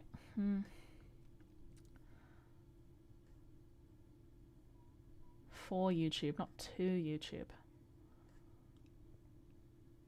Select the project in the Final Cut browser. Click the share button, then choose YouTube and Facebook. In the share window, click that. No. Final Cut Pro. Export directly to YouTube. I know it used to be a thing. Don't try and gaslight me. How do I upload from Final Cut Pro to YouTube? Okay. How old are you, video? 2023? It's recent enough. Shouldn't have changed much. And no, I will not get ad blocker, because although I'm not going to buy anything and I will skip these ads, I support creators getting monetization. I would like to be one. Please subscribe.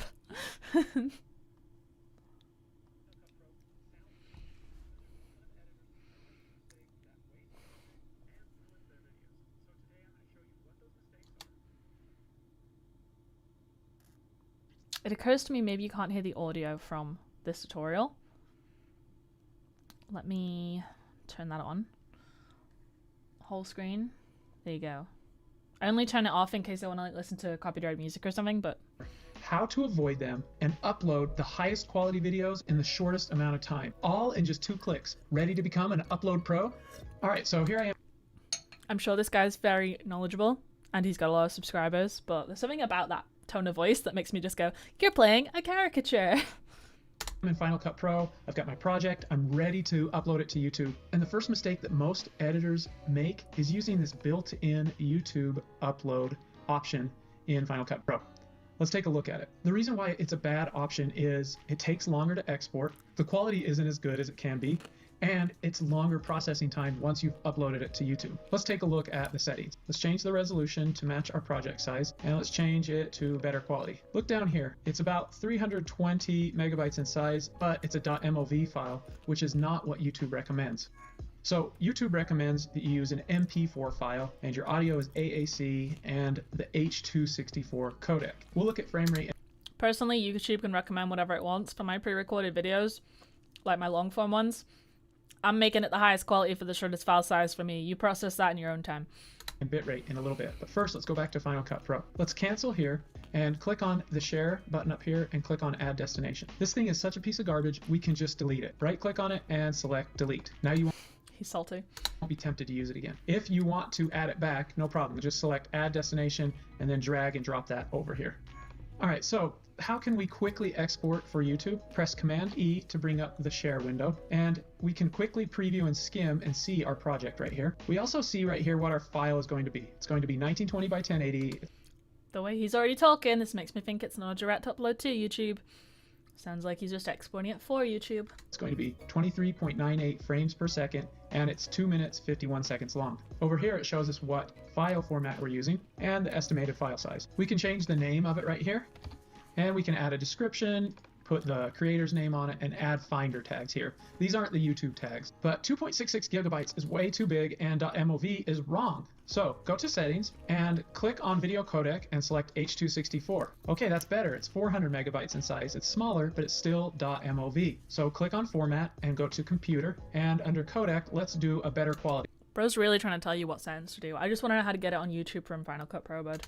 It takes longer to encode or export, but not too much, and it's worth it to have a higher quality. We can change our resolution, and we can also set what action we want to happen once the export is done. Right now, it'll open it up in QuickTime, but I don't want that, so I'll just click here and select Save Only. And now look at this. We have a .mp4 down here, and it's about 430 megabytes in size. So I'll click Next, and I'll find where I want to save it. I'll give it a name, and then I'll click Save. Now, what if you need to do that over and over? You don't want to press Command E, go to settings, make the This isn't what I asked. changes each time. Instead, what you can do is save this as a preset. So click on Share Destinations, let's add a destination, and double click on Export File to add it over here on the left. And let's change format to computer and codec to better quality. And resolution, let's set it to 4K to the highest that we can, so that if we do have a 4K project and we export it, it will adjust to that size. And Final Cut Pro will automatically adjust to whatever your video size is to anything below 4K here. For action, let's change it to Save Only, and then let's rename it. I'll select it, and I'll click on it once, and I'll put in the new name. We'll call it YouTube, and press Enter. Now I can right-click on it, and I can select Make Default. And you'll see it has this word default next to it. Now I can use that keyboard shortcut, Command E, to quickly use that share destination. If we click on settings, we can see we've got computer, H.264, .mp4, we're looking good. So let's click next, we'll give it a name, and we'll find where we want to save it, and then click on save. Now Final Cut Pro will start to export it. Look at this up here in the left-hand corner. Click on this little icon here. This opens up the background tasks window. This shows us what is happening, what Final Cut Pro is doing. And right now it's sharing that video file for us, and it shows us how far along it's come. It's about 40%. We can cancel it right here by pressing the X, and if we close it, we can also see kind of an abbreviated quick look of how far it's going. So right now the export's at 50% based on that He's really made this video for people who have never made a video before. sweet donut. You can also open it up by going to Window, back and selecting Background Tasks. Which I'm not saying that's a bad audience to pick. A lot of people search this kind of thing. There's naturally a smaller group of experienced video editors than new video editors, because it's like a funnel that like gets smaller over time. But this isn't what I wanted. I'm letting him go to the end because I scrubbed through, and it seems like he's going to get to what I need, but... Or pressing Command 9. All right, this thing's almost done. Let's go check out YouTube's settings recommendations again. So for frame rate, we have some options here, and then they have this also helpful. Other frame rates are also acceptable. So why not just say most frame rates or all frame rates are acceptable? All right, anyway, let's look at bitrate. So YouTube requires some bitrate ranges for different videos. So for 1080p, they recommend 8 to 12 megabits per second, or for 4K, somewhere in this range. So let's take a look at our video that we just exported and see if it's in this range here. So I'll go back to Finder, and I'm going to double click this to open it in QuickTime, and then press Command I to bring up this info window. And you'll see here that our data rate is about 20 megabits per second. So it's actually higher than what YouTube recommends. So how can we dial in and get the exact right bitrate? Well, we have to use an app called Compressor. It's a standalone app that Apple owns, and it works really well with Final Cut Pro to do custom and advanced encoding. You can buy Compressor for $50, and it comes in really handy. In Compressor, Oh yeah, just buy it for $50 casually. click on this plus sign in the bottom left-hand corner and select New Setting and change Format to MPEG-4 and give it a name. Let's call this YouTube, and we're going to call it 4K. Then press OK. Over here, click on Video, and down here at Average Data Rate, change it to Custom. And let's look back here at our recommended settings. They want somewhere between like 35 to 68 depending on the frame rate. I really don't think this tutorial is going to show me exactly what I need. but we're gonna ride it through because I'm almost done now. Let's go for 45. So down here, I'll enter 45 followed by 3 zeros. And that gives me 45,000 kilobits per second or 45 megabits per second. Press enter and then click on audio. Make sure format is AAC and let's increase the bitrate to 320 for a crisper sounding video. Okay, now we can close compressor and go back to Final Cut Pro. Click on the share destinations and let's add a destination and double Is this the actually get it onto YouTube now? click on compressor settings. Close this and scroll down to the custom section. Select our YouTube 4K and press OK. Now I can close this window, and when I'm ready to export a 4K video, I just go up here, click on the share, then select YouTube 4K. I can go to settings and change my preset that I had saved in there if I want, and then I can click next and let's save it as But that's exporting it to a device. I want it uploaded directly. I know this used to exist. 4K, click save. All right, so that video is exported. Here it is, our 4K video. Let's open it up in QuickTime and let's look at the data rate. So I'll press Command I, and you'll see right here our data rate is 44.64. Oh, so close. But it just has to be in that range. So this is perfect for uploading to YouTube. So let's go to YouTube and click Create, Upload Video, and then I can drag and drop files here from Finder or click on This isn't what I needed. I will not be gaslit. I know this is real. And when you say how to upload Final Cut Pro to YouTube, that's like that's poor grammar anyway. But I don't want to upload for YouTube. I want to upload directly to YouTube from Final Cut Pro. And I know it used to be a thing.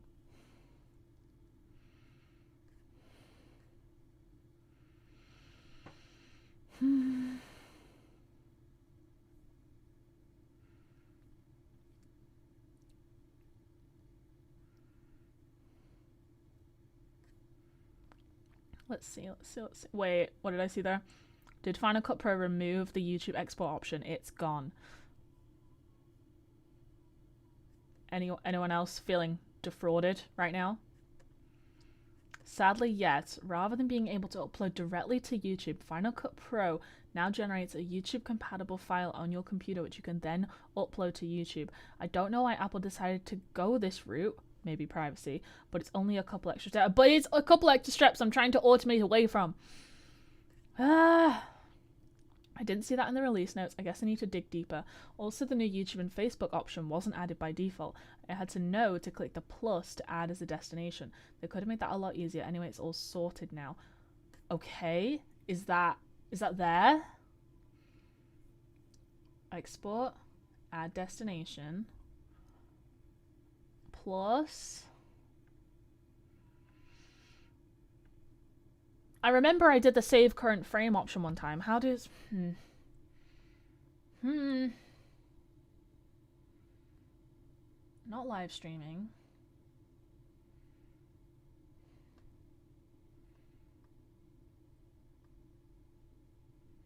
Social platforms 1.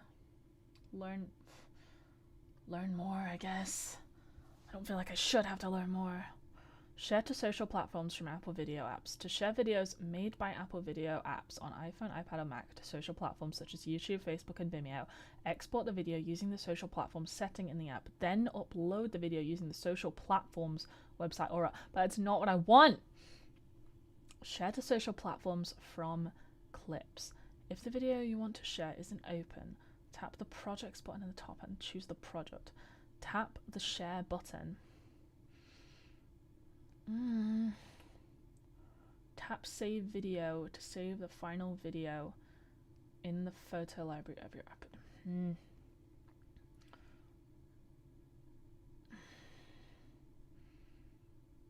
Share to social platforms from Final Cut Pro on Mac.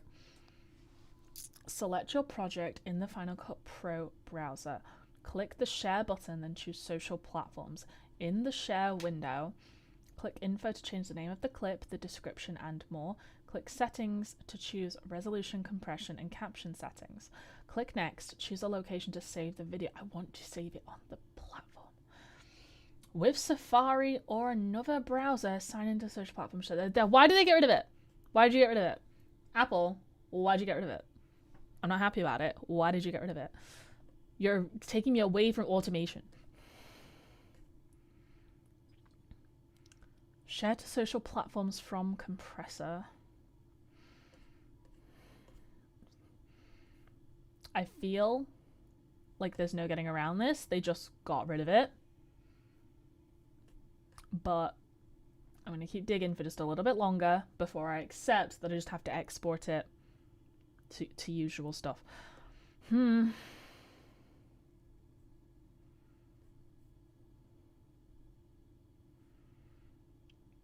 Is Final Cut Pro still missing direct YouTube export 3 years ago?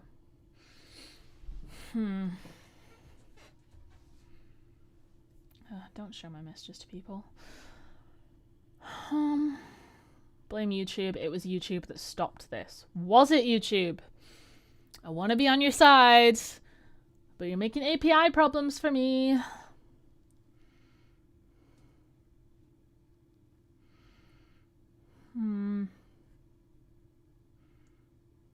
It would save me so much time when I cut up big videos into clips. That's exactly what I'm doing. Ugh.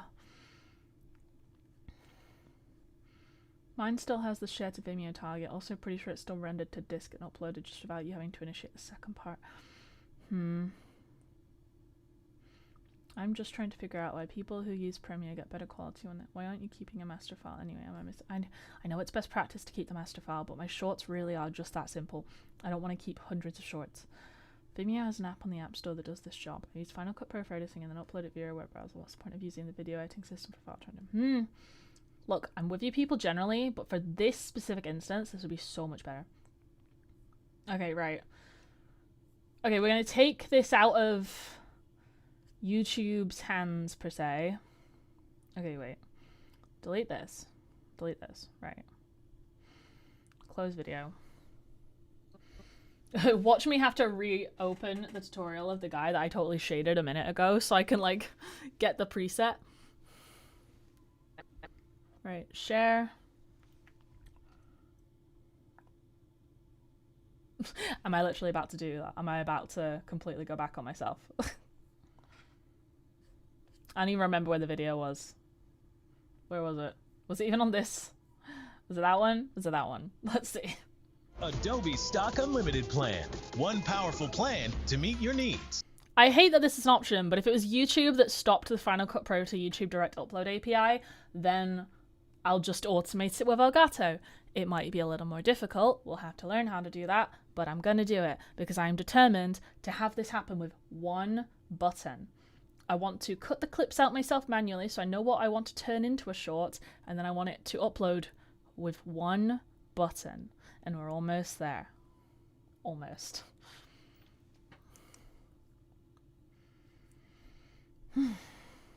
Cut Pro sound estimated file size. We can change the name of it right here.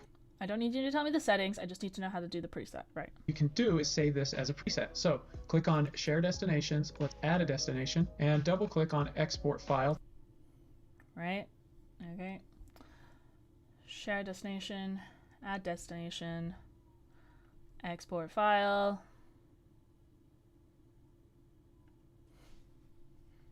Export file. YouTube Shorts. Okay. To add it over here on the left. And let's change format to computer and codec to better quality. And resolution, let's set it to 4K to the highest that we can, so that if we do have a 4K project and we export it, it will adjust to that size. And Final Cut Pro will automatically adjust to whatever your video size is to anything below 4K here. For action, let's change it to save only, and then let's Well, I know that I want my shorts to be smaller than that, so I'm going to do that. Okay.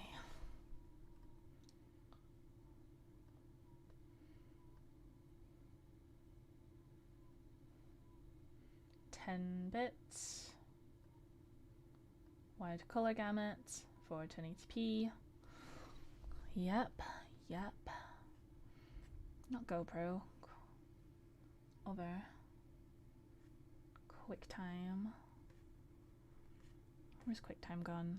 There you are, my friend. rename it. I'll select it and I'll click on it once and I'll put in the new name. We'll call it YouTube and press enter. Now I can right click on it and I can select make default, and you'll see it has this word default next to it. Now I can use that keyboard shortcut Command E to quickly use that share destination. If we click on set, I don't know if I want to make it my default. Can I just have it as a preset. YouTube Shorts. Export file default. That's my default. I want that to be my default.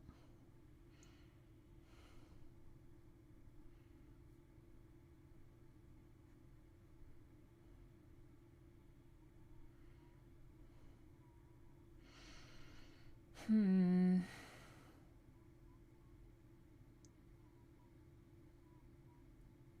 don't know. I don't like it. Also, isn't this resolution going to be swapped because, like, I don't know.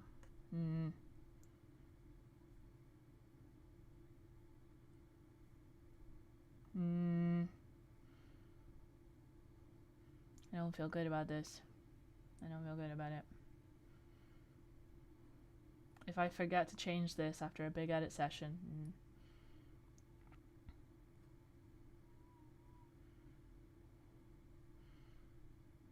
I guess he did say if I make it bigger then it'll automatically downscale, but I don't think it does.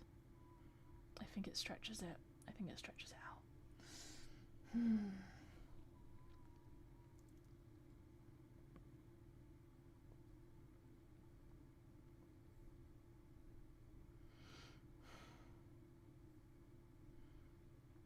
Let's see what it does if I do this with my current default. Let's see. Let's see. So Command E.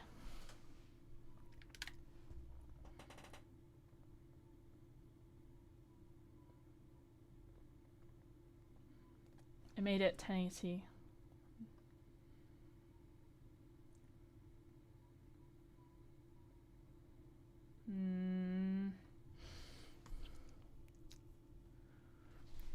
Final Cut Pro. Default export.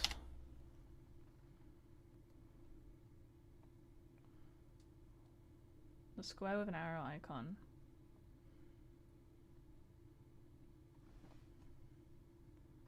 It says it will initiate the export with those settings, but it doesn't actually finish it.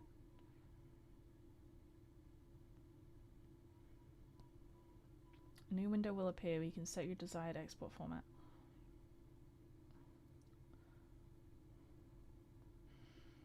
Now when you press Command E, Final Cut Pro will use soon. Complete default export.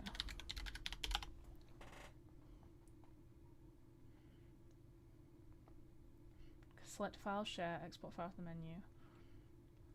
Press Command E to quickly start the export process. We did. If I do that, it doesn't finish it. It doesn't finish the process.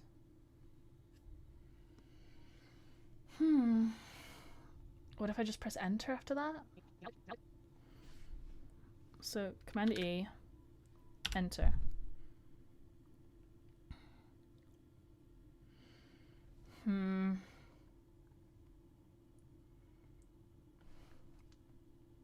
Cancel. If I go into here and make my current folder current one.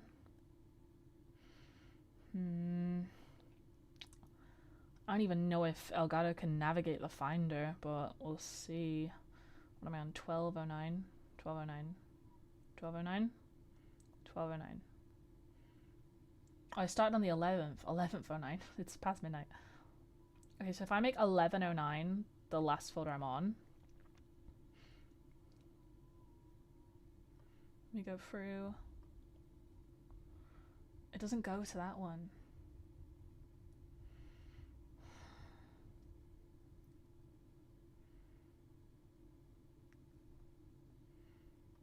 Cancel, cancel. Okay, wait. Okay, wait. Hockey.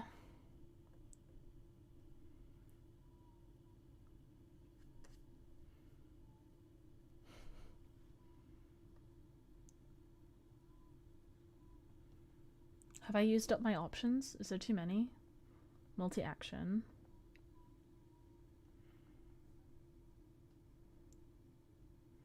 Is there a limit on how many multi-actions you can have? Oh, don't tell me. Don't tell me that. Elgato Streamdeck. Multi-action limit.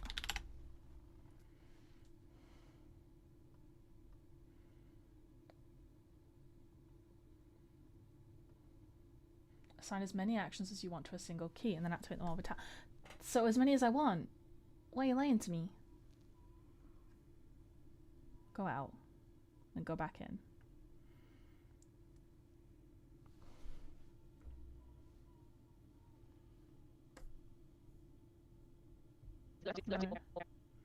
Wait, I didn't undo. I don't know anymore. I'm so confused. Let me in. Hotkey. There you go. It just froze up. I don't know, it froze up. Okay. Command E. Export. Start. Wait, export settings. And then another one. Hotkey. Enter. Enter. Complete export.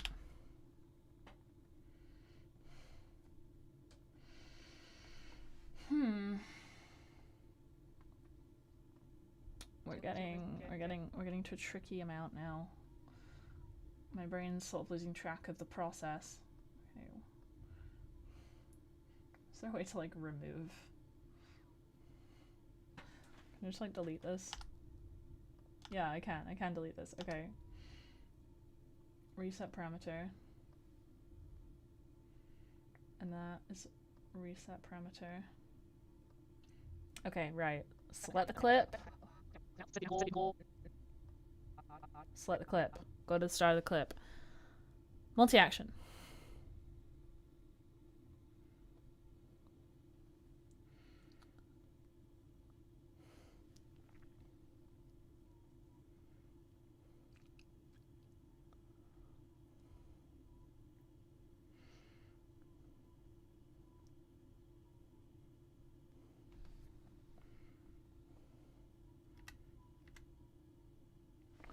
Okay, then enter again.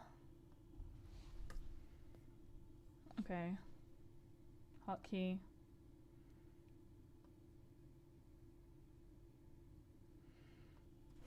Enter.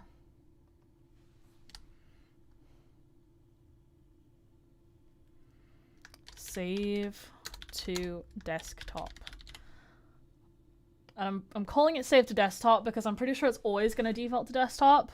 And then once it's saved to desktop, then I guess I can like copy it over to the correct hard drive file and then upload it to YouTube, which like I'm not in love with that, but I can live with that, you know? I don't really know how to open like website, like I don't know what website does. Let's try and find out. URL open with Google Chrome. I don't know. I just feel like I'm not ready for that yet. I feel like... Right, okay. Let's do this and see how we get on. So. Right, we're deleting this. We're resetting.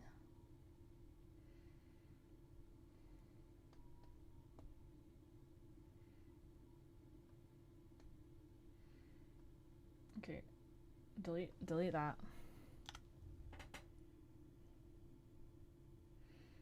And then go to make that 0 again. Okay.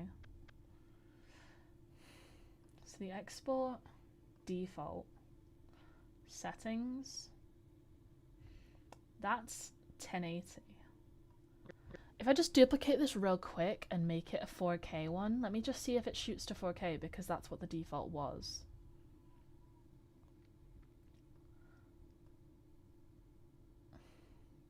Okay. And if I export to default settings, then it's still gonna like this. But this is for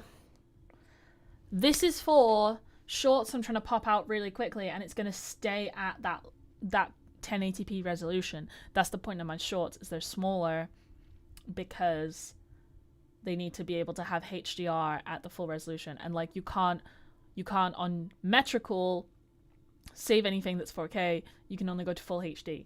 So like until metrical catches up with that, that's not really a concern.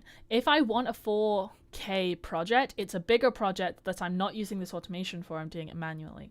So this is how I'm making myself feel better. By the way, the moon is gorgeous right now, and it is so clear in the sky. But right, okay.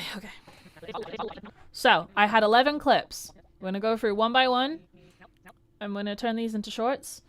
And the fact that it's from my video talking about how to edit shorts in a lot less specific way is interesting. Why is this not? Okay, wait, reset that parameter. Now it's back to normal. Okay, alright. Select the clip. It's at the beginning of the clip. Go.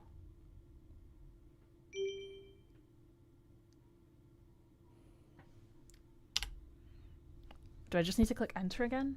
Do I need to add another enter? Where did it go? Where did my Stream Deck go? Did I close all of Stream Deck? Wait a minute. Did I close all of Stream Deck by accident? This is like my moment. This is my moment. Where's Stream Deck?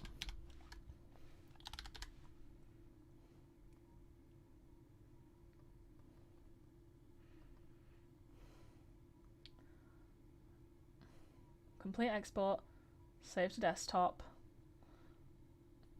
One more enter. Where'd it go? Hotkey. One more enter.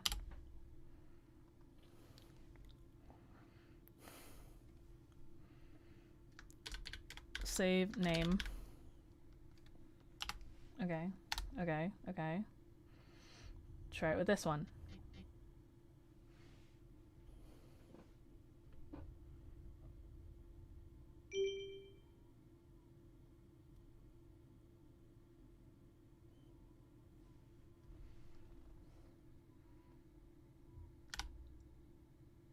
Already exists. Do you want to replace it?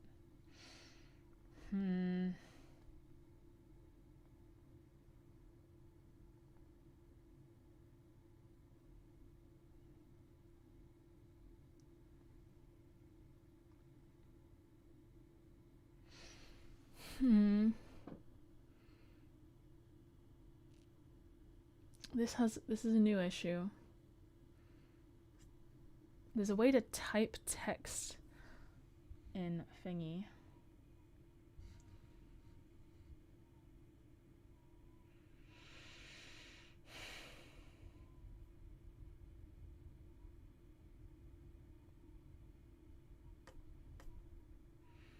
I'm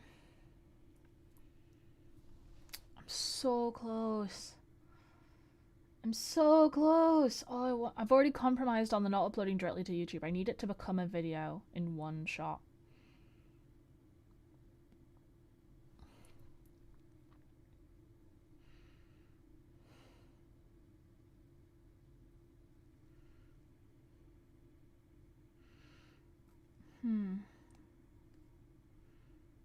Applications window?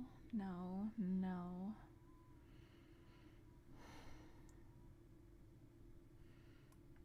Text. What does this do?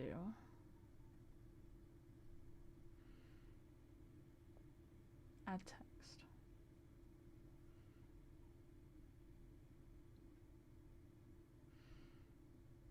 Simulate typing? That's kind of cool, actually. Paste from clipboard. Rename 1. Let's see what it does.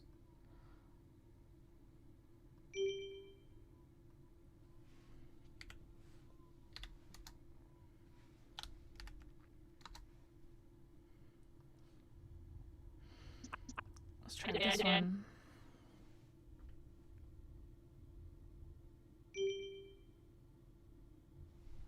Just doesn't do it.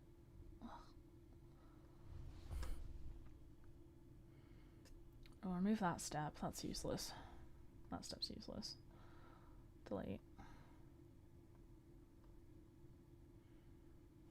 12 actions. 13 actions. Wow, I've done this a lot. Okay,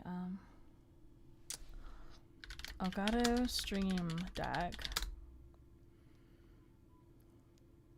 Action to dynamically rename. I don't know if this is gonna come up with anything good. I don't see this being possible.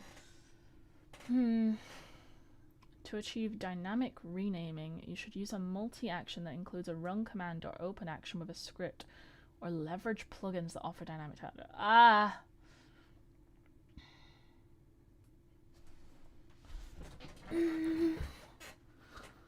Come on, we're gonna do this with the big brain. I've still got popcorn.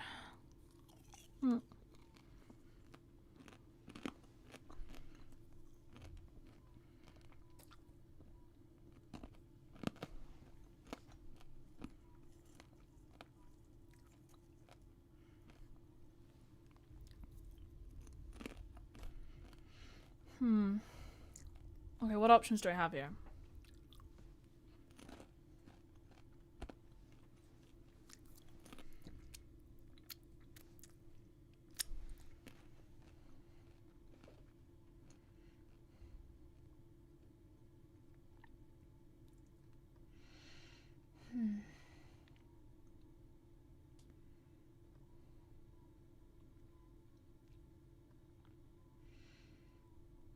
I know that there is actually a plugin that I connected to YouTube previously,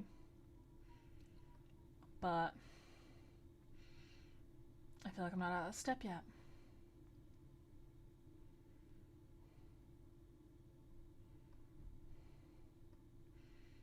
Don't need voice mod for that, don't need voice mod. Volume control, don't really need that. YouTube. Chat message, play ad, start, stop stream, open dashboard.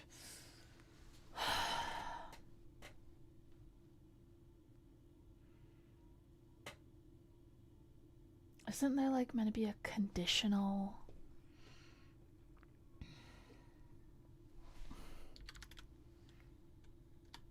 No, there's like a split pathway option or something. Like a decision thing.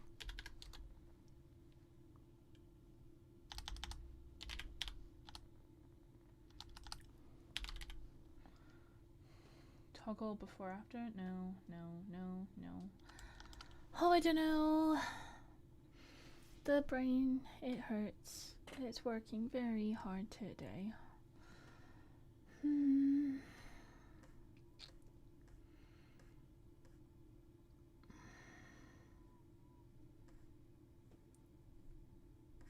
Don't need capture one, I can tell you that for sure. Control center is my key light. Discord is not this. Govy, that didn't work earlier. Oh, Jesus, don't even think about Home Assistant and virtual machines right now. Not using Teams right now. OBS. No, no, no, no. Not using Zoom right now. Okay. It feels like it's not an option. Feels like it's not an option. Okay, where do we end up? Short 2.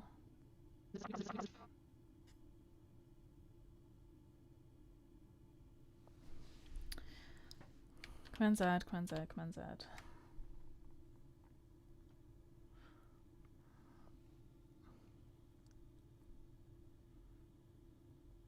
Okay. So get this to here and then follow the flow. How far do we get? And then I type free and then it's saved. And then I click another one and here we are.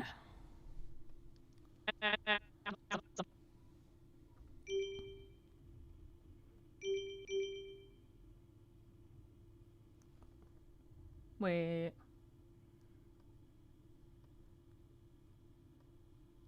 Short, short, short. They're all called short. Wait. Cancel? Cancel. How did I have 3 of them? So now, because we're doing HDR footage, we need to go into modify, and we're in a wide we're going to use these and we're going to tag the full length as a related. We're going to use these and we're going to tag the full length as a related video. So then we feed more people from. So free wasn't free. Free was okay. I need to make sure I'm there.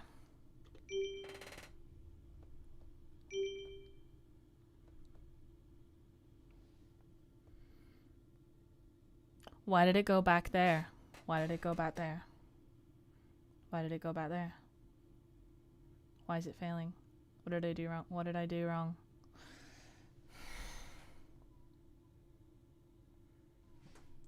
I'm gonna make that one short free. Save. But it's not done it. What does this look like? That's just the blur and it didn't copy it.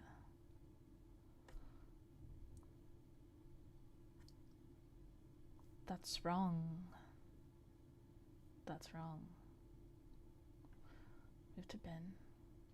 Where's my copy clip? Paste clip.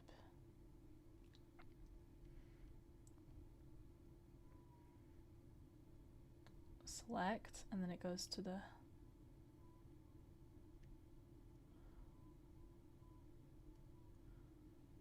what if I do it over here? What if I do it to this one?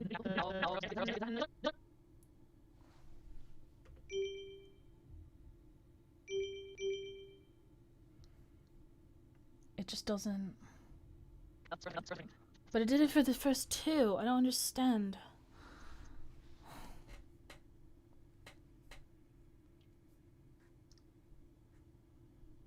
If I get out of the hotkey thing for a minute.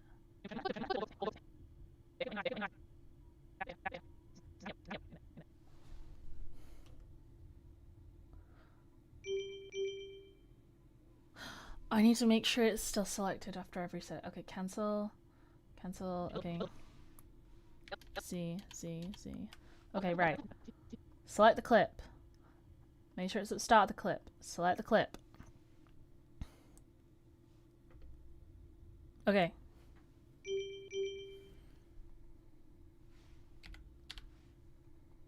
Free.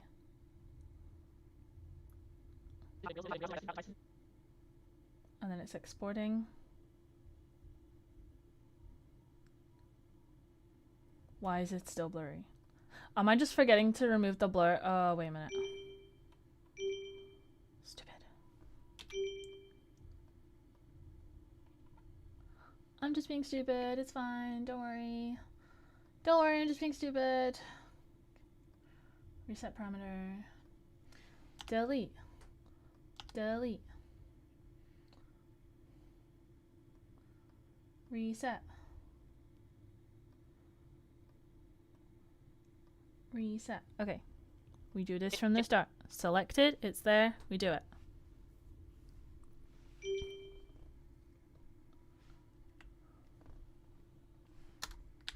Free.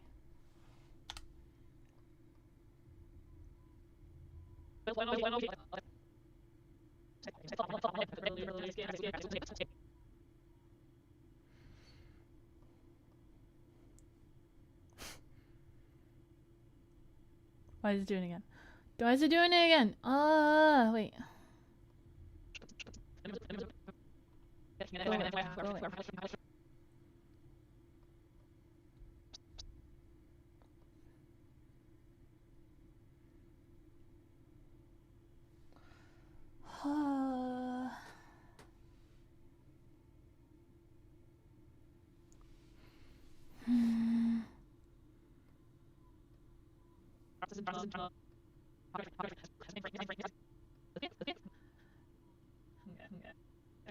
Select the clip.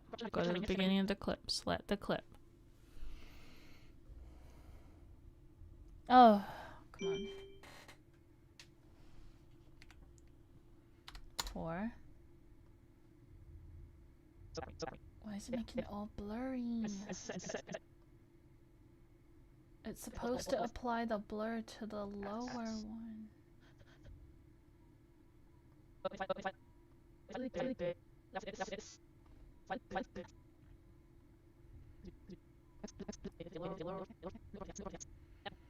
If it only worked for that one, I'd understand, but it doesn't.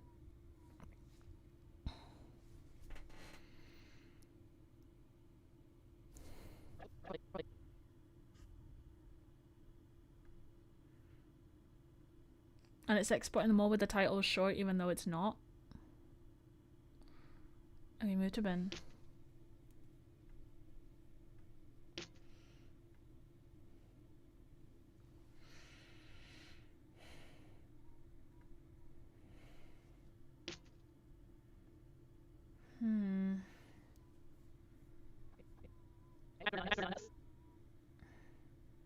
If anyone in chat got ideas now, would be a great time. Is it because I haven't rendered it all? It shouldn't be.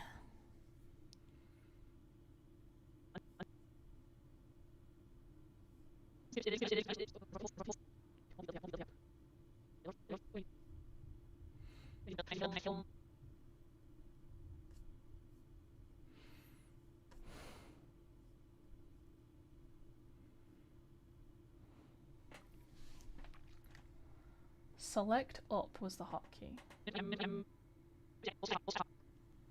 Okay, if I go through this step by step, right?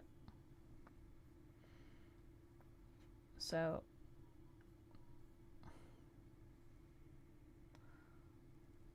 Command C. Edit. Ugh. Why am I stupid? Copy clip is Command C. Paste clip is Option V. Command C. Option V. Command C. Option V.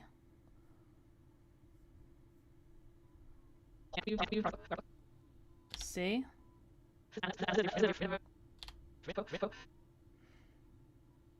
Wait. Edit, undo. Edit, undo. Edit, undo. Edit, undo. Edit, undo.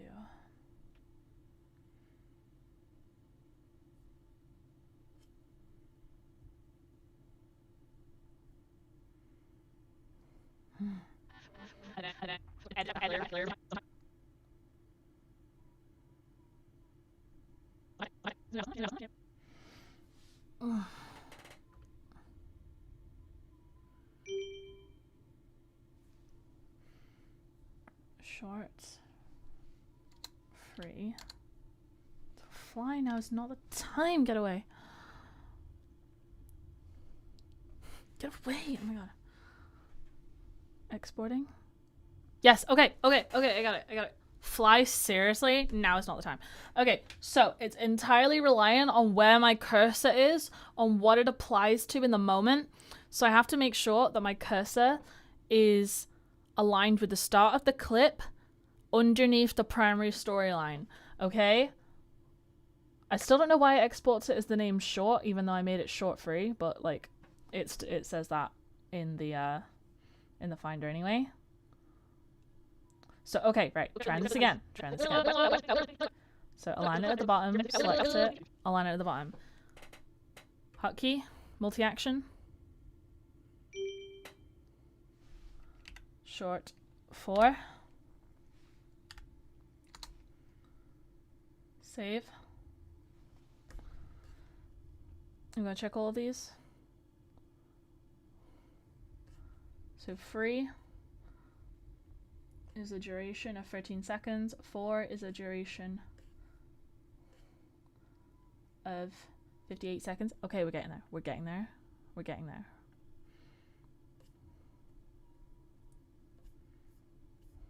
Okay, next one. This way. This one. Down. Multi-clip.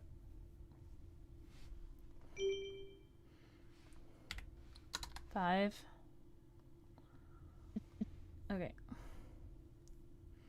Okay, we're gonna try and do this quicker now. We're gonna try and stack these. Duh, duh.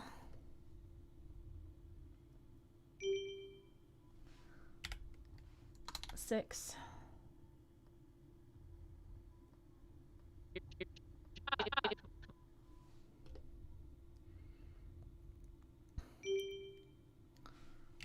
Seven.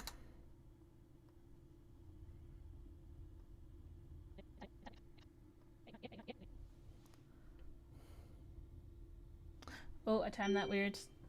I placed my cursor weird. Cancel. Cancel. Z, undo, undo, undo, undo. Okay, this one, right down, this one, there.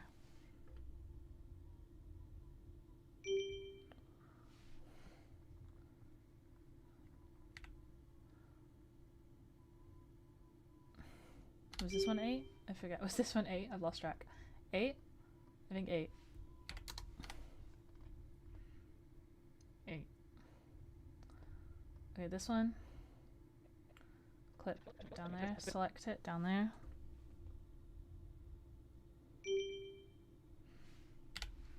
Nine.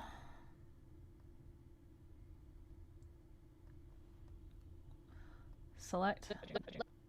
Lower right, lower left. Multi-action. 10. Then click this one. Down here. This one. Multi-action. Ugh, I timed it weird again. Cancel. Cancel. Come on, Zed, come on, Zed, come on, Zed. Maybe I shouldn't be so zoomed in.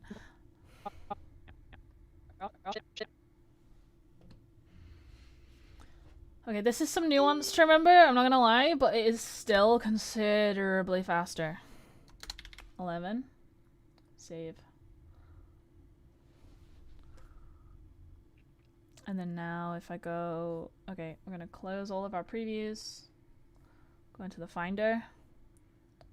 No, close all our previews when they're done.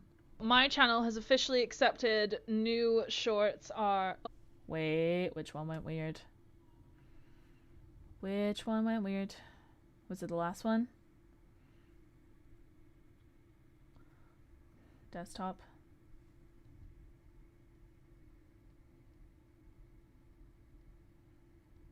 It was literally just 11. Why did 11 go weird? Is it because I forgot to remove the... Delete. Delete. Okay, 1. Down there. There.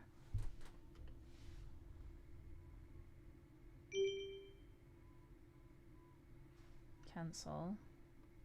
Cancel. Why has it done this?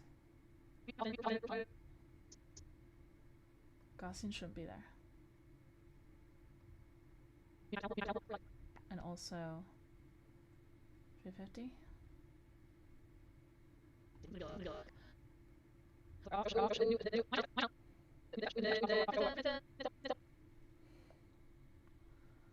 I just don't know why some of them are perfect.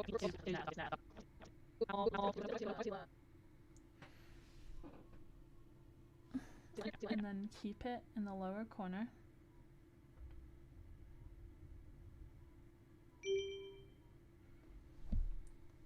It's like that last step.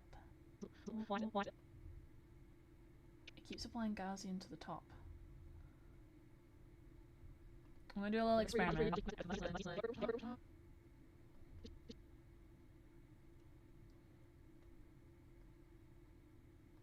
0.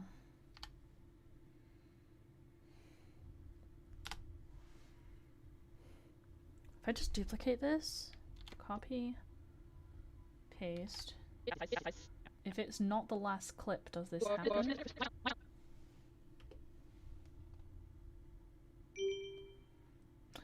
If it's not the last clip, it doesn't happen.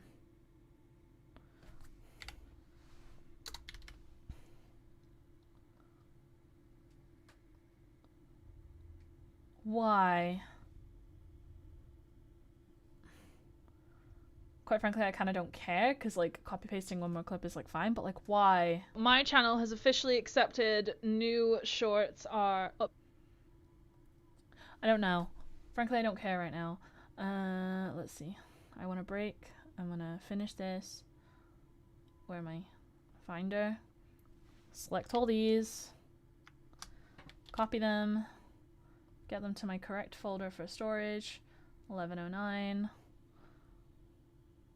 New folder. Shorts.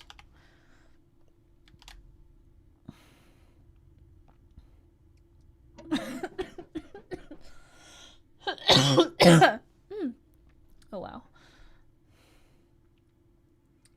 And then go back to desktop and delete them all.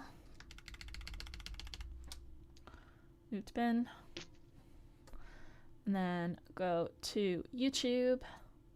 My back end of YouTube. Wait. Where's my YouTube Studio? I had YouTube Studio. Where was it? Whatever, I'll open YouTube Studio here. In the back end of YouTube Studio, content, create, upload videos. Annoyingly, I'm pretty sure you can only upload 10 at once, and I have 11. Let's see. Oh no, wait, I was in here. Do.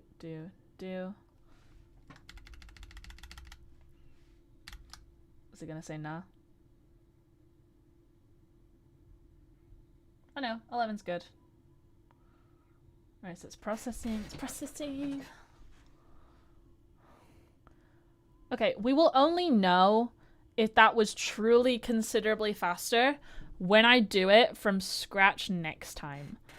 I'm gonna go, because like from the moment that I have selected the clips, as long as I remember to keep the cursor in the lower left-hand side of the primary timeline clip, then that worked perfectly, except for the last one where it needs to not be the last clip, so just like make a spare. But I feel like that sped it up a lot more. And I feel like I did achieve something there. Because that's like been the biggest vendetta of my life. Like I've made about 3 videos on this now. Content repurposing is a pain in the butt. So my automations, hopefully another automation I'm going to have. I'm going to need to explore IFTTT at some point, because I think the free account gives you 2 free applets, which I don't know what that particularly means. I hope it means like 2 workflows that you can use as many times as you want and not just 2 uses. Because every single time I've tried to look into IFTTT for Discord webhooks and the automations like that, it didn't seem to go too well.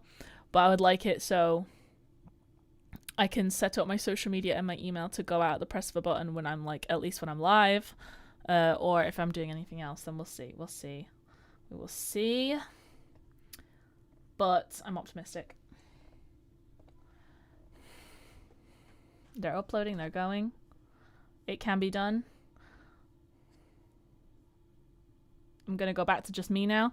We are a little salty about YouTube getting rid of the API that allows you to upload directly from Final Cut Pro to YouTube, because that did slow down this automation and add a lot of extra steps. But I feel like we still save some time. So, to summarize, the final multi-action for Streamdeck has... how many? It has 12 actions in the end.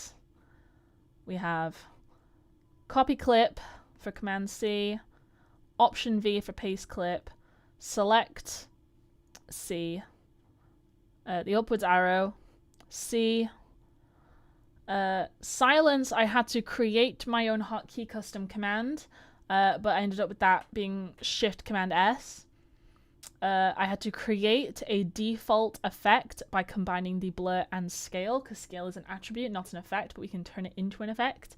And I ended up creating a short key for that, which was the, Option E. And then the select range is R. Export settings is Export E, and we've set up so the default export settings are appropriate for shorts. Then the enter to complete the export, and then this enter again so it goes to the save to desktop. And then I tried to do an extra enter to save the name, but it seems like I didn't like that, so I might just remove that at the end. But it seems to work right now, so I don't particularly care if it's bonus. But yes, that is done. And they are currently processing, and all shorts are on the back end of YouTube. So I'm going to say that's a success. How long have we been live? Let's see. 4 hours and 11 minutes to create a 12 action automation to make editing shorts faster. So it's going to be a while before I get payback time on this one, but I feel like it was good. I feel like it was worth it. I feel like I understand my Stream Deck a tiny bit more.